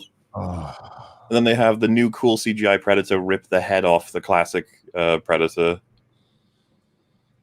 No. Just no. Fuck them all. I wish they would just stop with Predator. Wasn't that the female Predator though? Wasn't it a female? The female's like huge. Well, wasn't that the Predator? I mean, I only know it from Mahler's review, so I did not watch that movie. I was not going to fucking go. Well, I couldn't give a shit. I don't know if it was male or female, but it had upgrades which made its skin immune to bullets. Do you remember what was really cool about Predator was that it wasn't immune to bullets? It had to be smart. In the new one, it just walks up to people, they shoot, it doesn't do anything, and he just punches them and they die. It's like, cool, it's the Terminator now. That's what Predator is. It's Jason. But no one's really ever gone. Nobody's ever gone. Well, yeah, they're making a new Predator already, right? It's in pre-production of some kind, or discussions and stuff. I think there's a TV show, but I'm not sure. And no, Disney's doesn't Disney have the rights to Predator now? Fox. What? Oh, well, Fox does, so Disney does, and they're doing. And Noah Hawley's doing an Alien series, and if he doesn't go woke, he's pretty good. It's only when he goes woke than when he's bad. But I'll stand by. He did the first 2 seasons of Legion, and they were really fucking good. And then it went woke in the 3rd season. I couldn't watch it. You got a Geek Blend in chat just said, you're a relic from a deleted timeline. That's what he says in Genesis. Deleted timeline. They had the balls to delete Terminator 1 and 2 from the time. And guess who got deleted ultimately? Genesis. You can fuck off. You got actually deleted. Genesis, yeah. And then or Sega Genesis, as Andre called it, yeah. Yep. Quintessence 90 sends 500 Norwegian krona and says, Merry Christmas, Gary. Merry Christmas to you. Wow. That's about $50. Speaking of Norwegians. Hey, your money will be worth more than ours pretty soon. So we'll have to change all the colors in the super chats because all our money. British. Our money's going to be worth shit in about a year. Well, your money's still worth more than ours. I don't know how that works, but I don't know if we should discuss this, but when YouTube was sending us emails recently saying, hey, you can now choose the currency that you get paid in. And because I'm British, it's like, so you can now get, paid in GBP. I'm like, fuck off, pay me in dollars. Pay me in fucking dollars, please. I will take the conversion rate all day long. Yeah. Hell yeah. It looks good. The conversion rate is decent over there. It sucks buying magazines over there because I remember I bought a magazine for $17 and that was in 2003 because of the VAT and all that. Then just move it into PayPal and then switch it to dollars. Oh, yeah, exactly. You guys excited for the Alien TV show? No. Not really. No. It's Noah Hawley. It could be good, but chances are it'll be a bunch of intersectional feminine. Star Trek 4, Gary. It's too limited. The show's limited because the show has to be good based off the human element, not the alien element. Yeah. I have a feeling like it's going to be the formula of I don't know. They need to have at least one scare and one action scene per episode, probably. And so it's going to be really apparent that like the stories are generated entirely to have that And there may be a through line character, but it's going to be really thin. It'll be like the Hulk in the 70s because he always turned into the Hulk about 45 minutes into the episode. You know, enough time for, so it'll be like that. That is the most depressing theme tune. James Seabright for $5 just finished one of my favorite things in the world, which is just uber nerdy. I just finished the BBC radio drama for Lord of the Rings for maybe the 20th time. Still one of the greatest interpretations of Lord of the Rings. It is. It's one of the greatest radio dramas ever produced. It has depth. The shit sounds like they all recorded it in a studio, but it sounds like they're outside because they acted out the entire thing while they were recording it. You can hear them moving stuff, and yeah, it's crazy how good that thing is. I love it. I'm a nerd. Merry Christmas, Gary, and Happy Life Day. Looking forward to more magnificent member streams, more fantastic Friday Night Tights, exhilarating exozones, interesting inquisitions, and your new project with As Not All Who Wander Are Lost from Stargate 404. Welcome, my friend. Thank you for $20. Yes. Mahler, Az, and I are writing a book together called Santa's Ex-Husband. Oh my God, that sounds great. Yeah. We have some very horrific concepts. I almost blurted our thing out today, but I can't. It's such a surprise. And hopefully, we want to get people pissed off. We want it to be kind of controversial, but we're also going to make it a Christmas story somehow. Right, Az? Yeah. We're gonna do this. We can do it. We're gonna. It's gonna be about the true meaning of Christmas. You're gonna release it next year, then, or yeah, we're gonna release it next year. We're gonna be shielded by our gay artist. It should keep us out of trouble. Oh, and hey, we'll have seen diversity shield. We may have seen the Book of Boba Fett by then as well. Yeah. Oh yeah. That's interesting that coming out next instead of The Mandalorian, which is the hottest show out there that they're going to take. I told you it's going on hiatus. I told you. Do you think they moved those dependent on the reaction people were getting from stuff, and like everyone went nuts over Boba Fett? Do you think they were like, "Oh shit, let's do that"? Like, no, I think they knew how this story was concluding, and I genuinely think they're thinking about where to go instead of wrapping out the series. I don't know where they go next for Mando. I guess Mandalore is going to be the thing with Bo-Katan and stuff. I don't know. Bo-Katan, Mandalore, Darksaber. Yeah, it's going to be her chasing him and him trying to get away from her because he don't want to fight her, probably. I didn't know that retconned Clone Wars or Rebels or whatever. When we saw it, we were just like, is this some stupid rule they made up in some show? Like, that you have to... What if you die when you hold the Darksaber? Who gets it? But Rebels isn't very good. So. Nobody gets it according to the rules, right? Rags was asking, like, if the Darksaber breaks, what happens? Like, who? It's a lightsaber. It's still a lightsaber, but it's the Darksaber. Well, I was asking some of the EU fans in our groups, like, possibilities if it may have something to do more with, since he's from a different clan of Mandalore, so, like if they're in the certain things like that, but they're like, they have no idea. So it'll be hard to say unless they can explain it away some way. Just like the idea that he throws it back to Moff Gideon. He's like, yeah, I was thinking too. Just fight him. Yep. Yeah. But then he can't accept it back unless he fights Mando again. Exactly. Well, and I would say one thing. The thing is, he just yielded, kind of. Like, he defeated him by knocking it out of his hands. So couldn't he just be like, hey, Bo-Katan, I'm totally just, you know what? Punch me and I'll drop it and you win. Exactly. Yeah, no, but this is between Mandalorians and Moff Gideon isn't a Mandalorian. See, and that's what I was curious about too, is if it had everything to do with the Mandalorian part of it. But But one thing I want to say about the aliens business we keep overlooking, it's going to be on Earth. They said that flat out. Yep. On Earth. Okay. Yep. It's on Earth. So they're probably going to bring stuff down, and it's not a prequel, is it? Well, everything's a fucking prequel. I don't know what the fuck it is anymore. It should take place after Ripley 100 years later. And they've been wanting to bring aliens down to Earth forever, and it's supposed to be produced by Ridley Scott. Like, that fucking means something. You know what he produced? If you want to impress me, get him the fuck away from it. Away as far away as possible. But Noah Hawley is a competent showrunner. He's not fucking Alex Kurtzman. He can actually write. I don't know. Now, if Noah Hawley was in charge of the Star Trek show, it would be better. Well, and that's what I was joking about. I'm like, but how's he going to have time for this when he's supposed to be making Star Trek 4?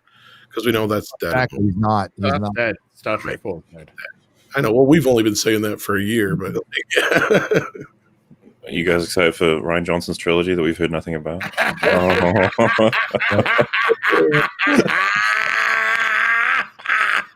you actually made that joke last week. Somebody did, where it's like, oh, he's got a trilogy coming. It's just a trilogy of Knives Out movies. Yep. Or what? I think it was Az who said that. I can't remember. Who. No, it wasn't me. But the rumor, of course, is that he's the one who's writing Rogue Squadron.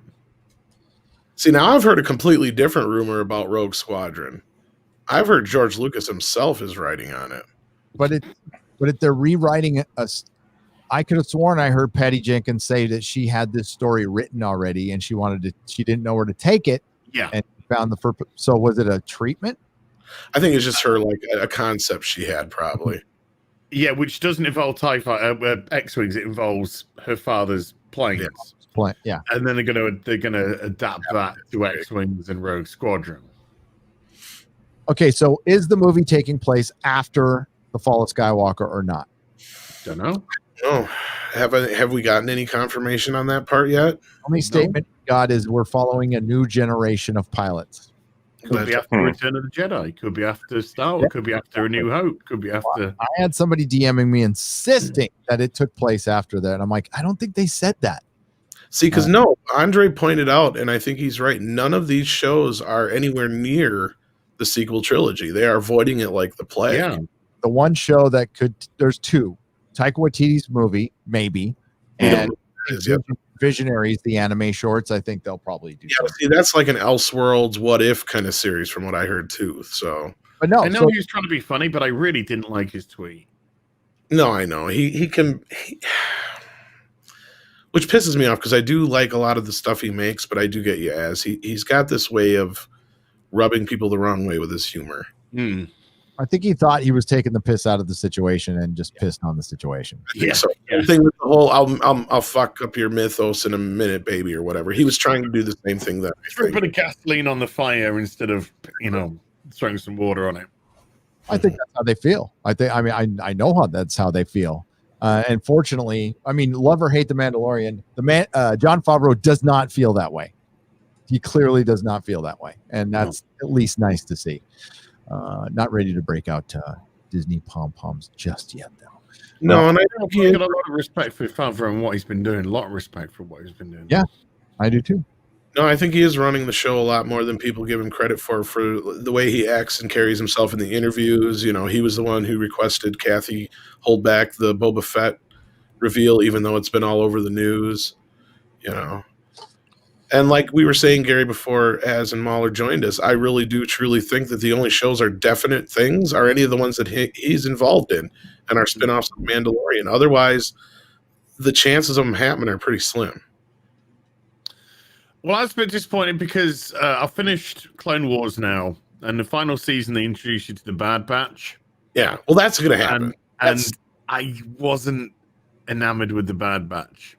Now that's going to happen because that's already been, that was been ahead of time. Because that's what Script Doctor told us, and he even showed me the memo that he got from Disney. They were not taking any new pitches at all. And they were just going to try and reconfigure everything they had before. That's why we're getting they announced Lando, Casio keyboard was still there for some reason, even though that and I'm curious, like all these things, they're just reconfigured. And that's why that Leslie Headland thing caused so many waves. And that's what Script told us behind the scenes, was because they were not supposed to be taking any new pitches.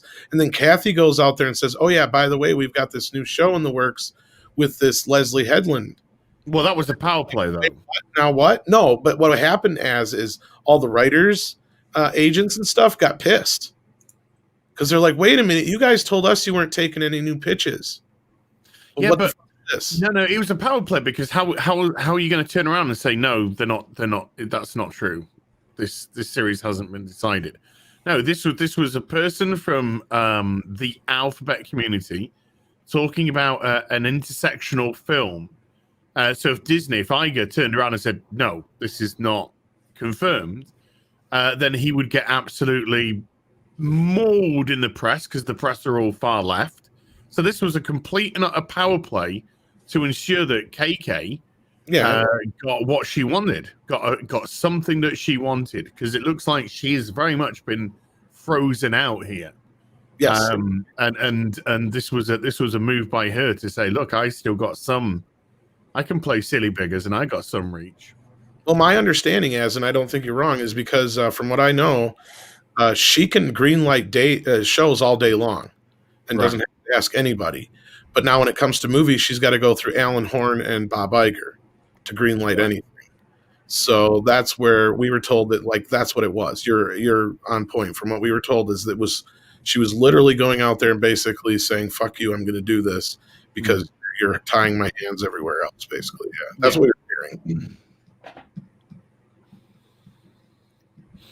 Gary, some Coke. Yeah. No, I was looking at my Lord of the Rings. Oh, Gary, did you pick up the 4K Lord of the Rings came out recently? Or? Yeah, I'm making my own super special edition right now with some. But I've got the Lord of the Rings. I've got the Hobbit. Hey, I've got that one too. And I'm gonna fucking blow through them this weekend. I always watch Lord of the Rings around the holidays, and I'm entering metal. I was gonna watch the movie after a very short live stream, but not gonna do that now. Watch this morning. So now, I'm very excited to watch it. Have you seen any of it yet? No, well, I've got it. I'm going to test it out at some point, obviously. But yeah, I was happy to see that. It was funny because it was announced a week after I was like that it was happening. A week after I was speaking to Wolf, I think, about how like, oh, why isn't there a 4K Lord of the Rings? That should be a thing. And then I was just like, oh my god, they're doing it. I was like, yes, finally. And the fact that he was like fully involved, Peter Jackson, is like really reassuring, because I'm assuming you know about the disaster that was the Buffy remaster. Like, all about it. And we're never going to get a proper remaster, which sucks. And people are like, oh, you know, more, I'm going to check it out. Where should I watch it? Is Amazon Prime good enough? It's like, they have the remastered version all over it. So, like... The only thing good, Mahler, is we can go on Twitch and do watch parties of Buffy because it's on Amazon Prime now. Right, yeah, I think that's happening. Is that happening now or is that soon? It's now. Well, here in the States, it's now. We got it on Amazon Prime. So, I mean, I haven't done shit on my Twitch channel in like a year, but maybe we should, like, I don't know, pick some episodes and do watch parties. I think it'd be fucking awesome. Hell yeah, man! I'll talk to you about all kinds of shit. Because there's some people who were going through it, and I joined in on the remaster. There are some points in the remaster I'm like, you know, that was pretty cool. I just watched a scene that I know pretty well, and I noticed some stuff in the background that I couldn't even make out before because of the resolution. So that's nice. But the good does not outweigh the bad whatsoever. There was like monkeys who made the fucking remaster, man. Like the amount of mistakes they made is insane. I watched that there's a big video breakdown of, I forgot who did the video. Sorry, person who did a lot of great work. Passion of the Nerd, I think. Yeah, I think so. And it showed all the guys in the background. Yep. They fucked the color grading. The gift that goes from blue to orange very specifically, like they left it all out. The guy who did the color grading originally was like, thanks for shitting all over my work. This is a really great thing you did. They had the guide. All they had to do was watch the episodes and then color grade according. That's all they had to do. It's just lazy. It's lazy, and you only get one shot to do this. They did the same thing to the Highlander series too. They cropped it off for some reason. I don't know what the hell they're thinking. They were gonna do that to Next Generation and TOS, but luckily, the better heads prevailed on that. Yeah. Jason Smoot for $10. Only seen the first 3 episodes of The Expanse this season. It's so good. Wait till you see the 4th episode, Jason. Oh shit! For $10, it's they upgraded this season big time. Found hope for $2 Australian. Hashtag Me Too Gary moment. LOL. Yes. I Me Too'd my wife like crazy. I was grabbing her ass and all kinds of stuff. Oh my god. I was watching Christmas Vacation. You know how sad it is that you cannot remake that movie today, just with like the minor jokes. Yeah, it sucks. Oh, you know what? We watched Jingle All the Way. We're actually putting that out for EFAP Movies today. There's this joke where Artie's getting suited up as Turbo Man, and Booster is annoyed that he's taking so long. And he says, like, come on, man, we got to get going. I'm sweating over here like a dog in a Chinese restaurant. And I was like, oh, shit. Yep. That's like in a kid's movie. Yep. Oh, and that's nothing. What was it? Christmas Vacation. You know the joke's better than me, Tom, but it was he was in Walmart. He's all, Clark, was your company that killed all those Indian people last year? No, that wasn't us. Oh, funny. And hail Andre in the chat. I see him in there. Andre, like you're Andre? Yeah. Oh, Andre, what's up, Andre? You guys should really watch Jingle All the Way, by the way. There's an underground operation of Santas that sell toys to kids that are all counterfeit to make money. It's fucking hilarious. They all dress up as Santa. I haven't seen it in a long time, but I loved it. I freaking loved it. Classic Arnie. You know, you have Predator, Terminator, Commando, and Jingle All the Way, of course. That's the four. Yes. Junior. Can't forget Twin. Maybe get Junior in there. Yeah, well, I was going to say, to be honest, there's like 20 movies you could shove in there. Batman and Robin, of course, everyone's favorite. Nice to see. You're not sending me to the cooler. Everybody chill. Everybody chill. RG smiles for $99.99. Dearest Gary, just hopping in to thank you. YouTube algorithmed you into my viewing one day. Well, thanks, YouTube. Many months ago. I do not believe it's a coincidence. You introduced me to a world I had missed so many years ago, and I had to thank you for that. Today is about gratitude. Oh, Margie, that is too nice. Thank you, Margie. Oh, I didn't need to do the rim shot. I missed my button. Thank you. It is about gratitude. People like Tom and Mahler and Az here. And I'm grateful my mods are hanging with this at all with like no notice. And I got it. Yeah, I should do. You know what the ultimate Christmas gift is, though? It's going to be Batwoman episode 1, season 2. It's on its way. It's on its way, Az. You ready? We're still looking to set that up, but we'll have you on for the first EFAP video on that. We'll get live reactions from you and Jay Longbow. It'll be great. Oh, fuck, I'm diving in too. I gave up on it last year. I'm going to stick with it all year. I only did like 6 episodes last year. Man, you missed the episode where they said, it's okay that you've killed people, Kate. Batman did too. It was like, what? There's so much wrong with that. You haven't seen the Joker? Because he killed him. Oh. Mr. Manfred this is Mr. Manfred Jensen. That's God, what's that from? Tom? Mr. Man, it's Fletch. Yes. Fletch, right? Yeah. Oh. Yes. $9.99. Dude, I was at the mall tonight. Sad to see all the out of business stores. I was banned from the mall for riding my skateboard through it in 1986. Any chance of a meetup before you go to Texas? Yes. Here in San Diego? Yeah, we'll do one. And you're still banned? Yeah. It's after all this time. They recognize, like they take a new picture every few years. Like, don't let this little fucker in here. He's 40 and with a family, but man, he skateboarded through our mall. 1986. I went to the fucking mall 2 days ago to Christmas shop, and it was like me and my wife had to leave where it was so fucking sad. It was, oh God, it was empty. It's like, it was Christmas Eve. The place should have been nuts to butts. Nothing. There was nobody in there.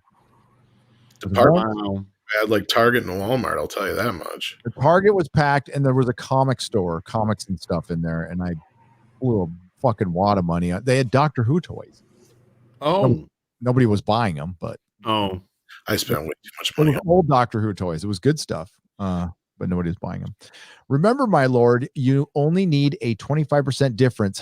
Just add a last name. Merry Christmas. Jamie Foltz for $5. Yes, somebody was worried that I would get sued by Daniel Kibblesmith for naming Santa David, and then as I thought of a good idea. Let's give David a last name, Kibblesmith. So that'll be his last name, and then that makes it transformative. Can't do shit about it. Lost my stepdad last month, but I'm staying positive this Christmas. I'm sorry to hear that. Thrash metal.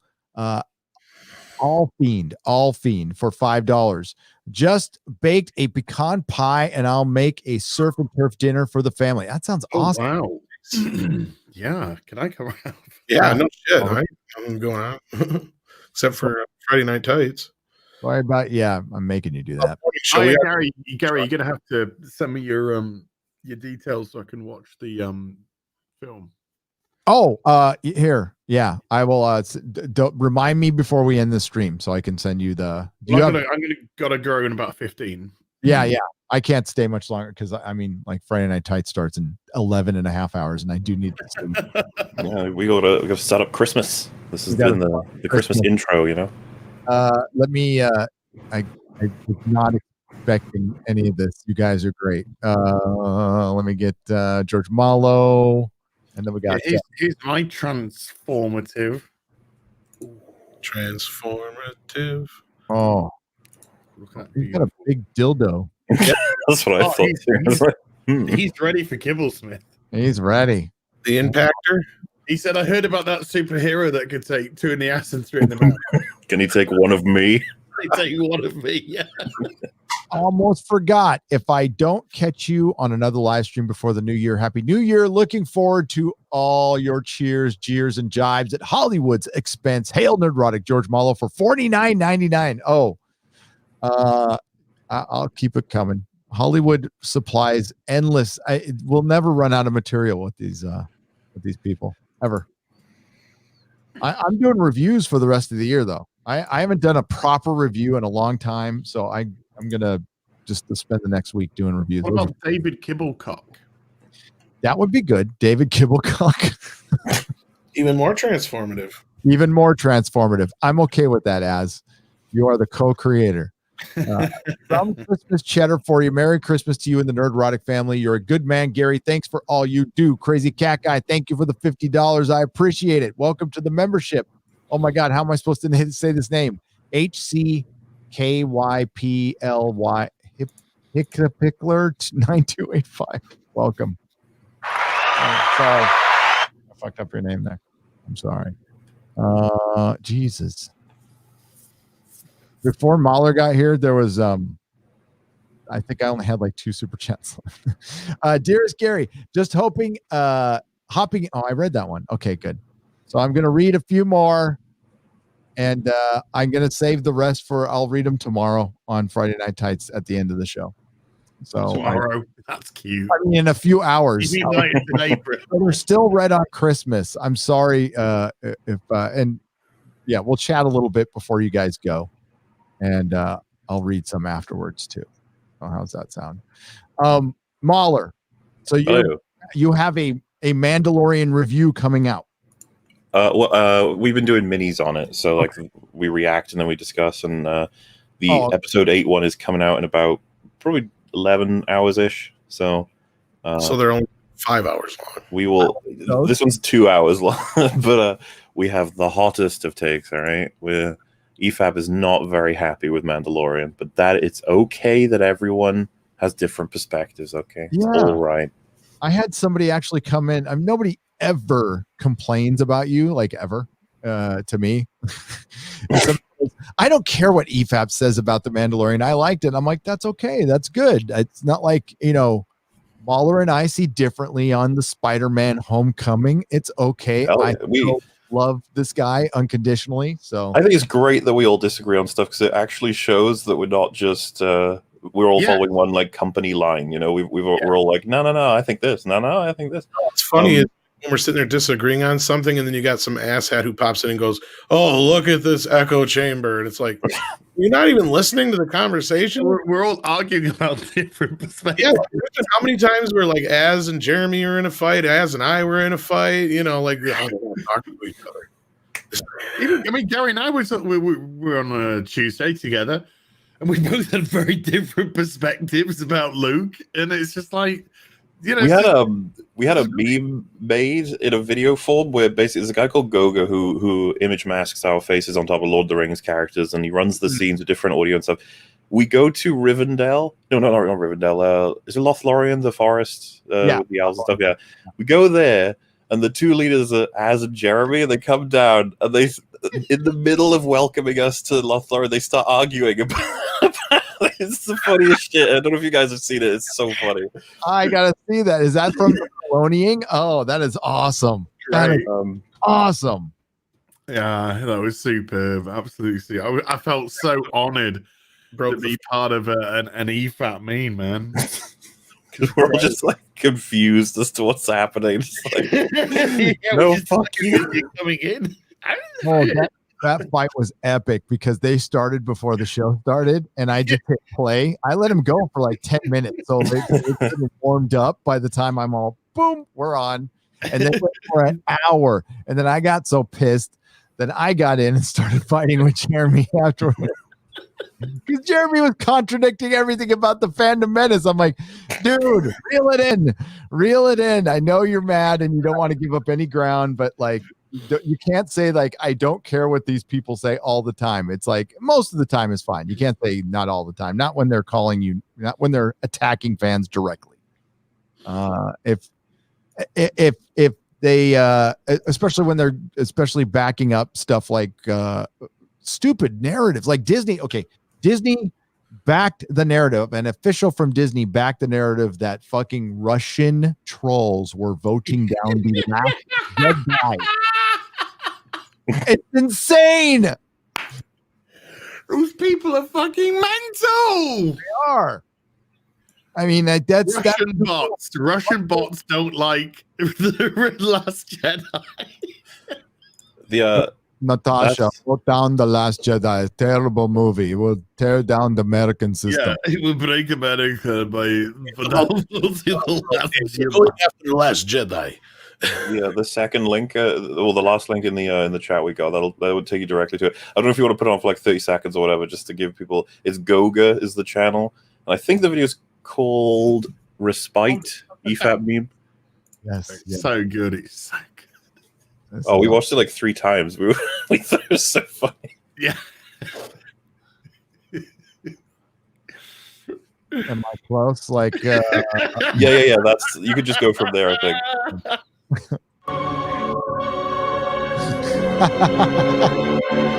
Oh my god, this makes me want to watch it. So great, isn't it? So TV show is going to be so good. We have to be careful for copyright or whatever. I'll just clip it out later. Oh.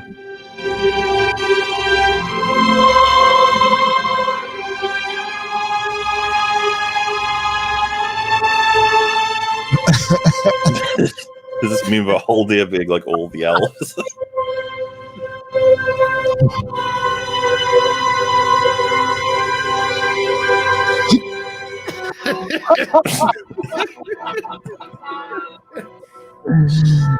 Celebrate. What's up, geeks and gamers? It's Jeremy coming to you with another video. And calm down, man. Calm down. So how are you doing? What's wrong with your hair? Let's just ignore some of the idiot talk. It's an adventure about jewelry.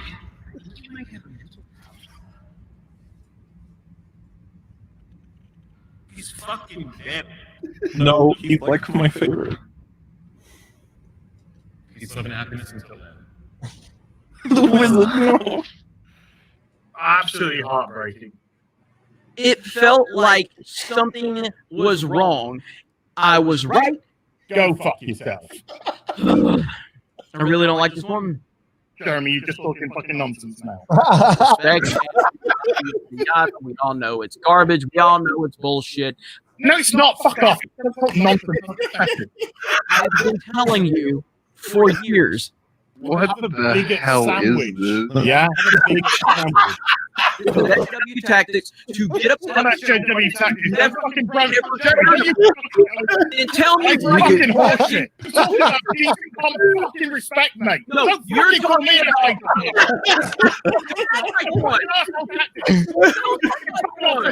You're using that tactic. Show me when. You've so got to show this the next time we have. Oh my god! Everybody's a douche.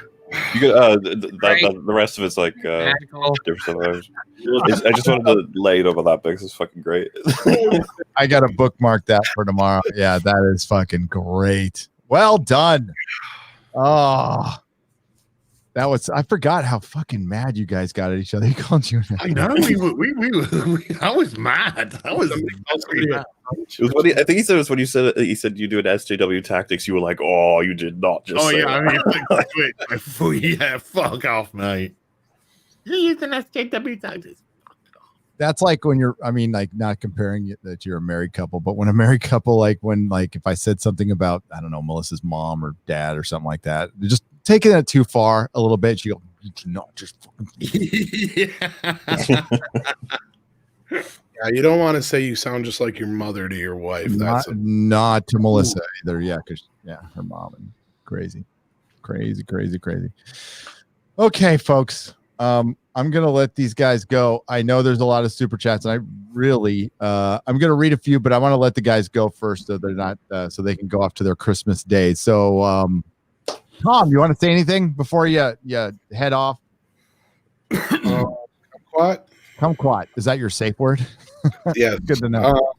I'm trying to figure out if they're little orange grapes or they're just tiny oranges. But I haven't figured that out yet. No, I was going to do a Mead Radio probably before the morning show, maybe. I was going to do the whole Mr. Hanky Christmas album. Do it. Yeah, so I'm going to do that. Throw me the link. I'll toss it in there. Sure. Yeah. And I'll probably be listening to it while I go to sleep. So thanks for coming on, Tom. Mahler.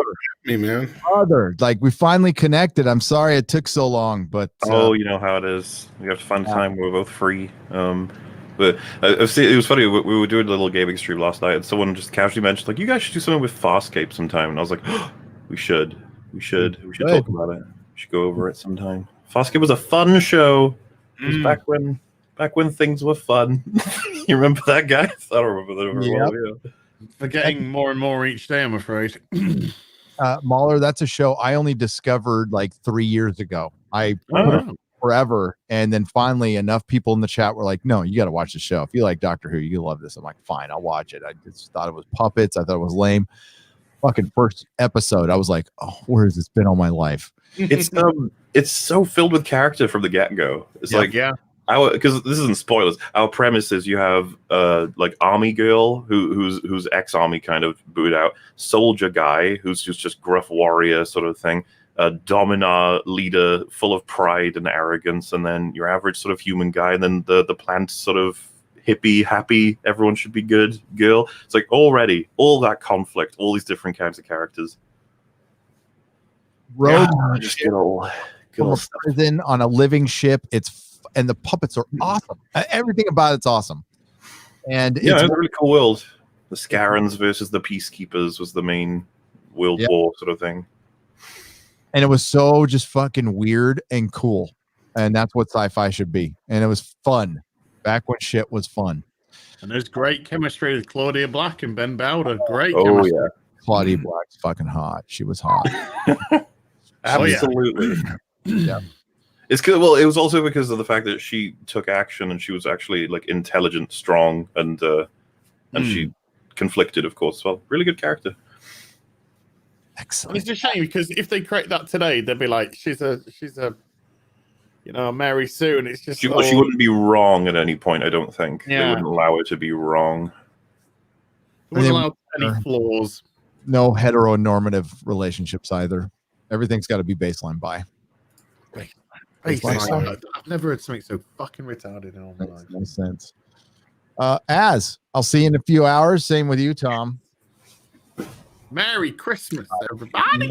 Merry Christmas. Merry Christmas. And howdy ho. Howdy ho. Take it easy. I am going to save these supers. They will be read at the end of Friday Night Tights in 12 hours. So if any of you are still awake, and I'm sorry you're missing them tonight, I'm missing them tonight. Thank you for sending support on Christmas. I truly appreciate you all. Do not take any of this for granted. Just Merry Christmas to everybody. I hope everyone, if you're out there by yourself, I'll be live streaming again, and just be safe out there. Be happy. We're gonna get through this, and we all appreciate you. Hope you enjoyed the show tonight. Take care. Bye.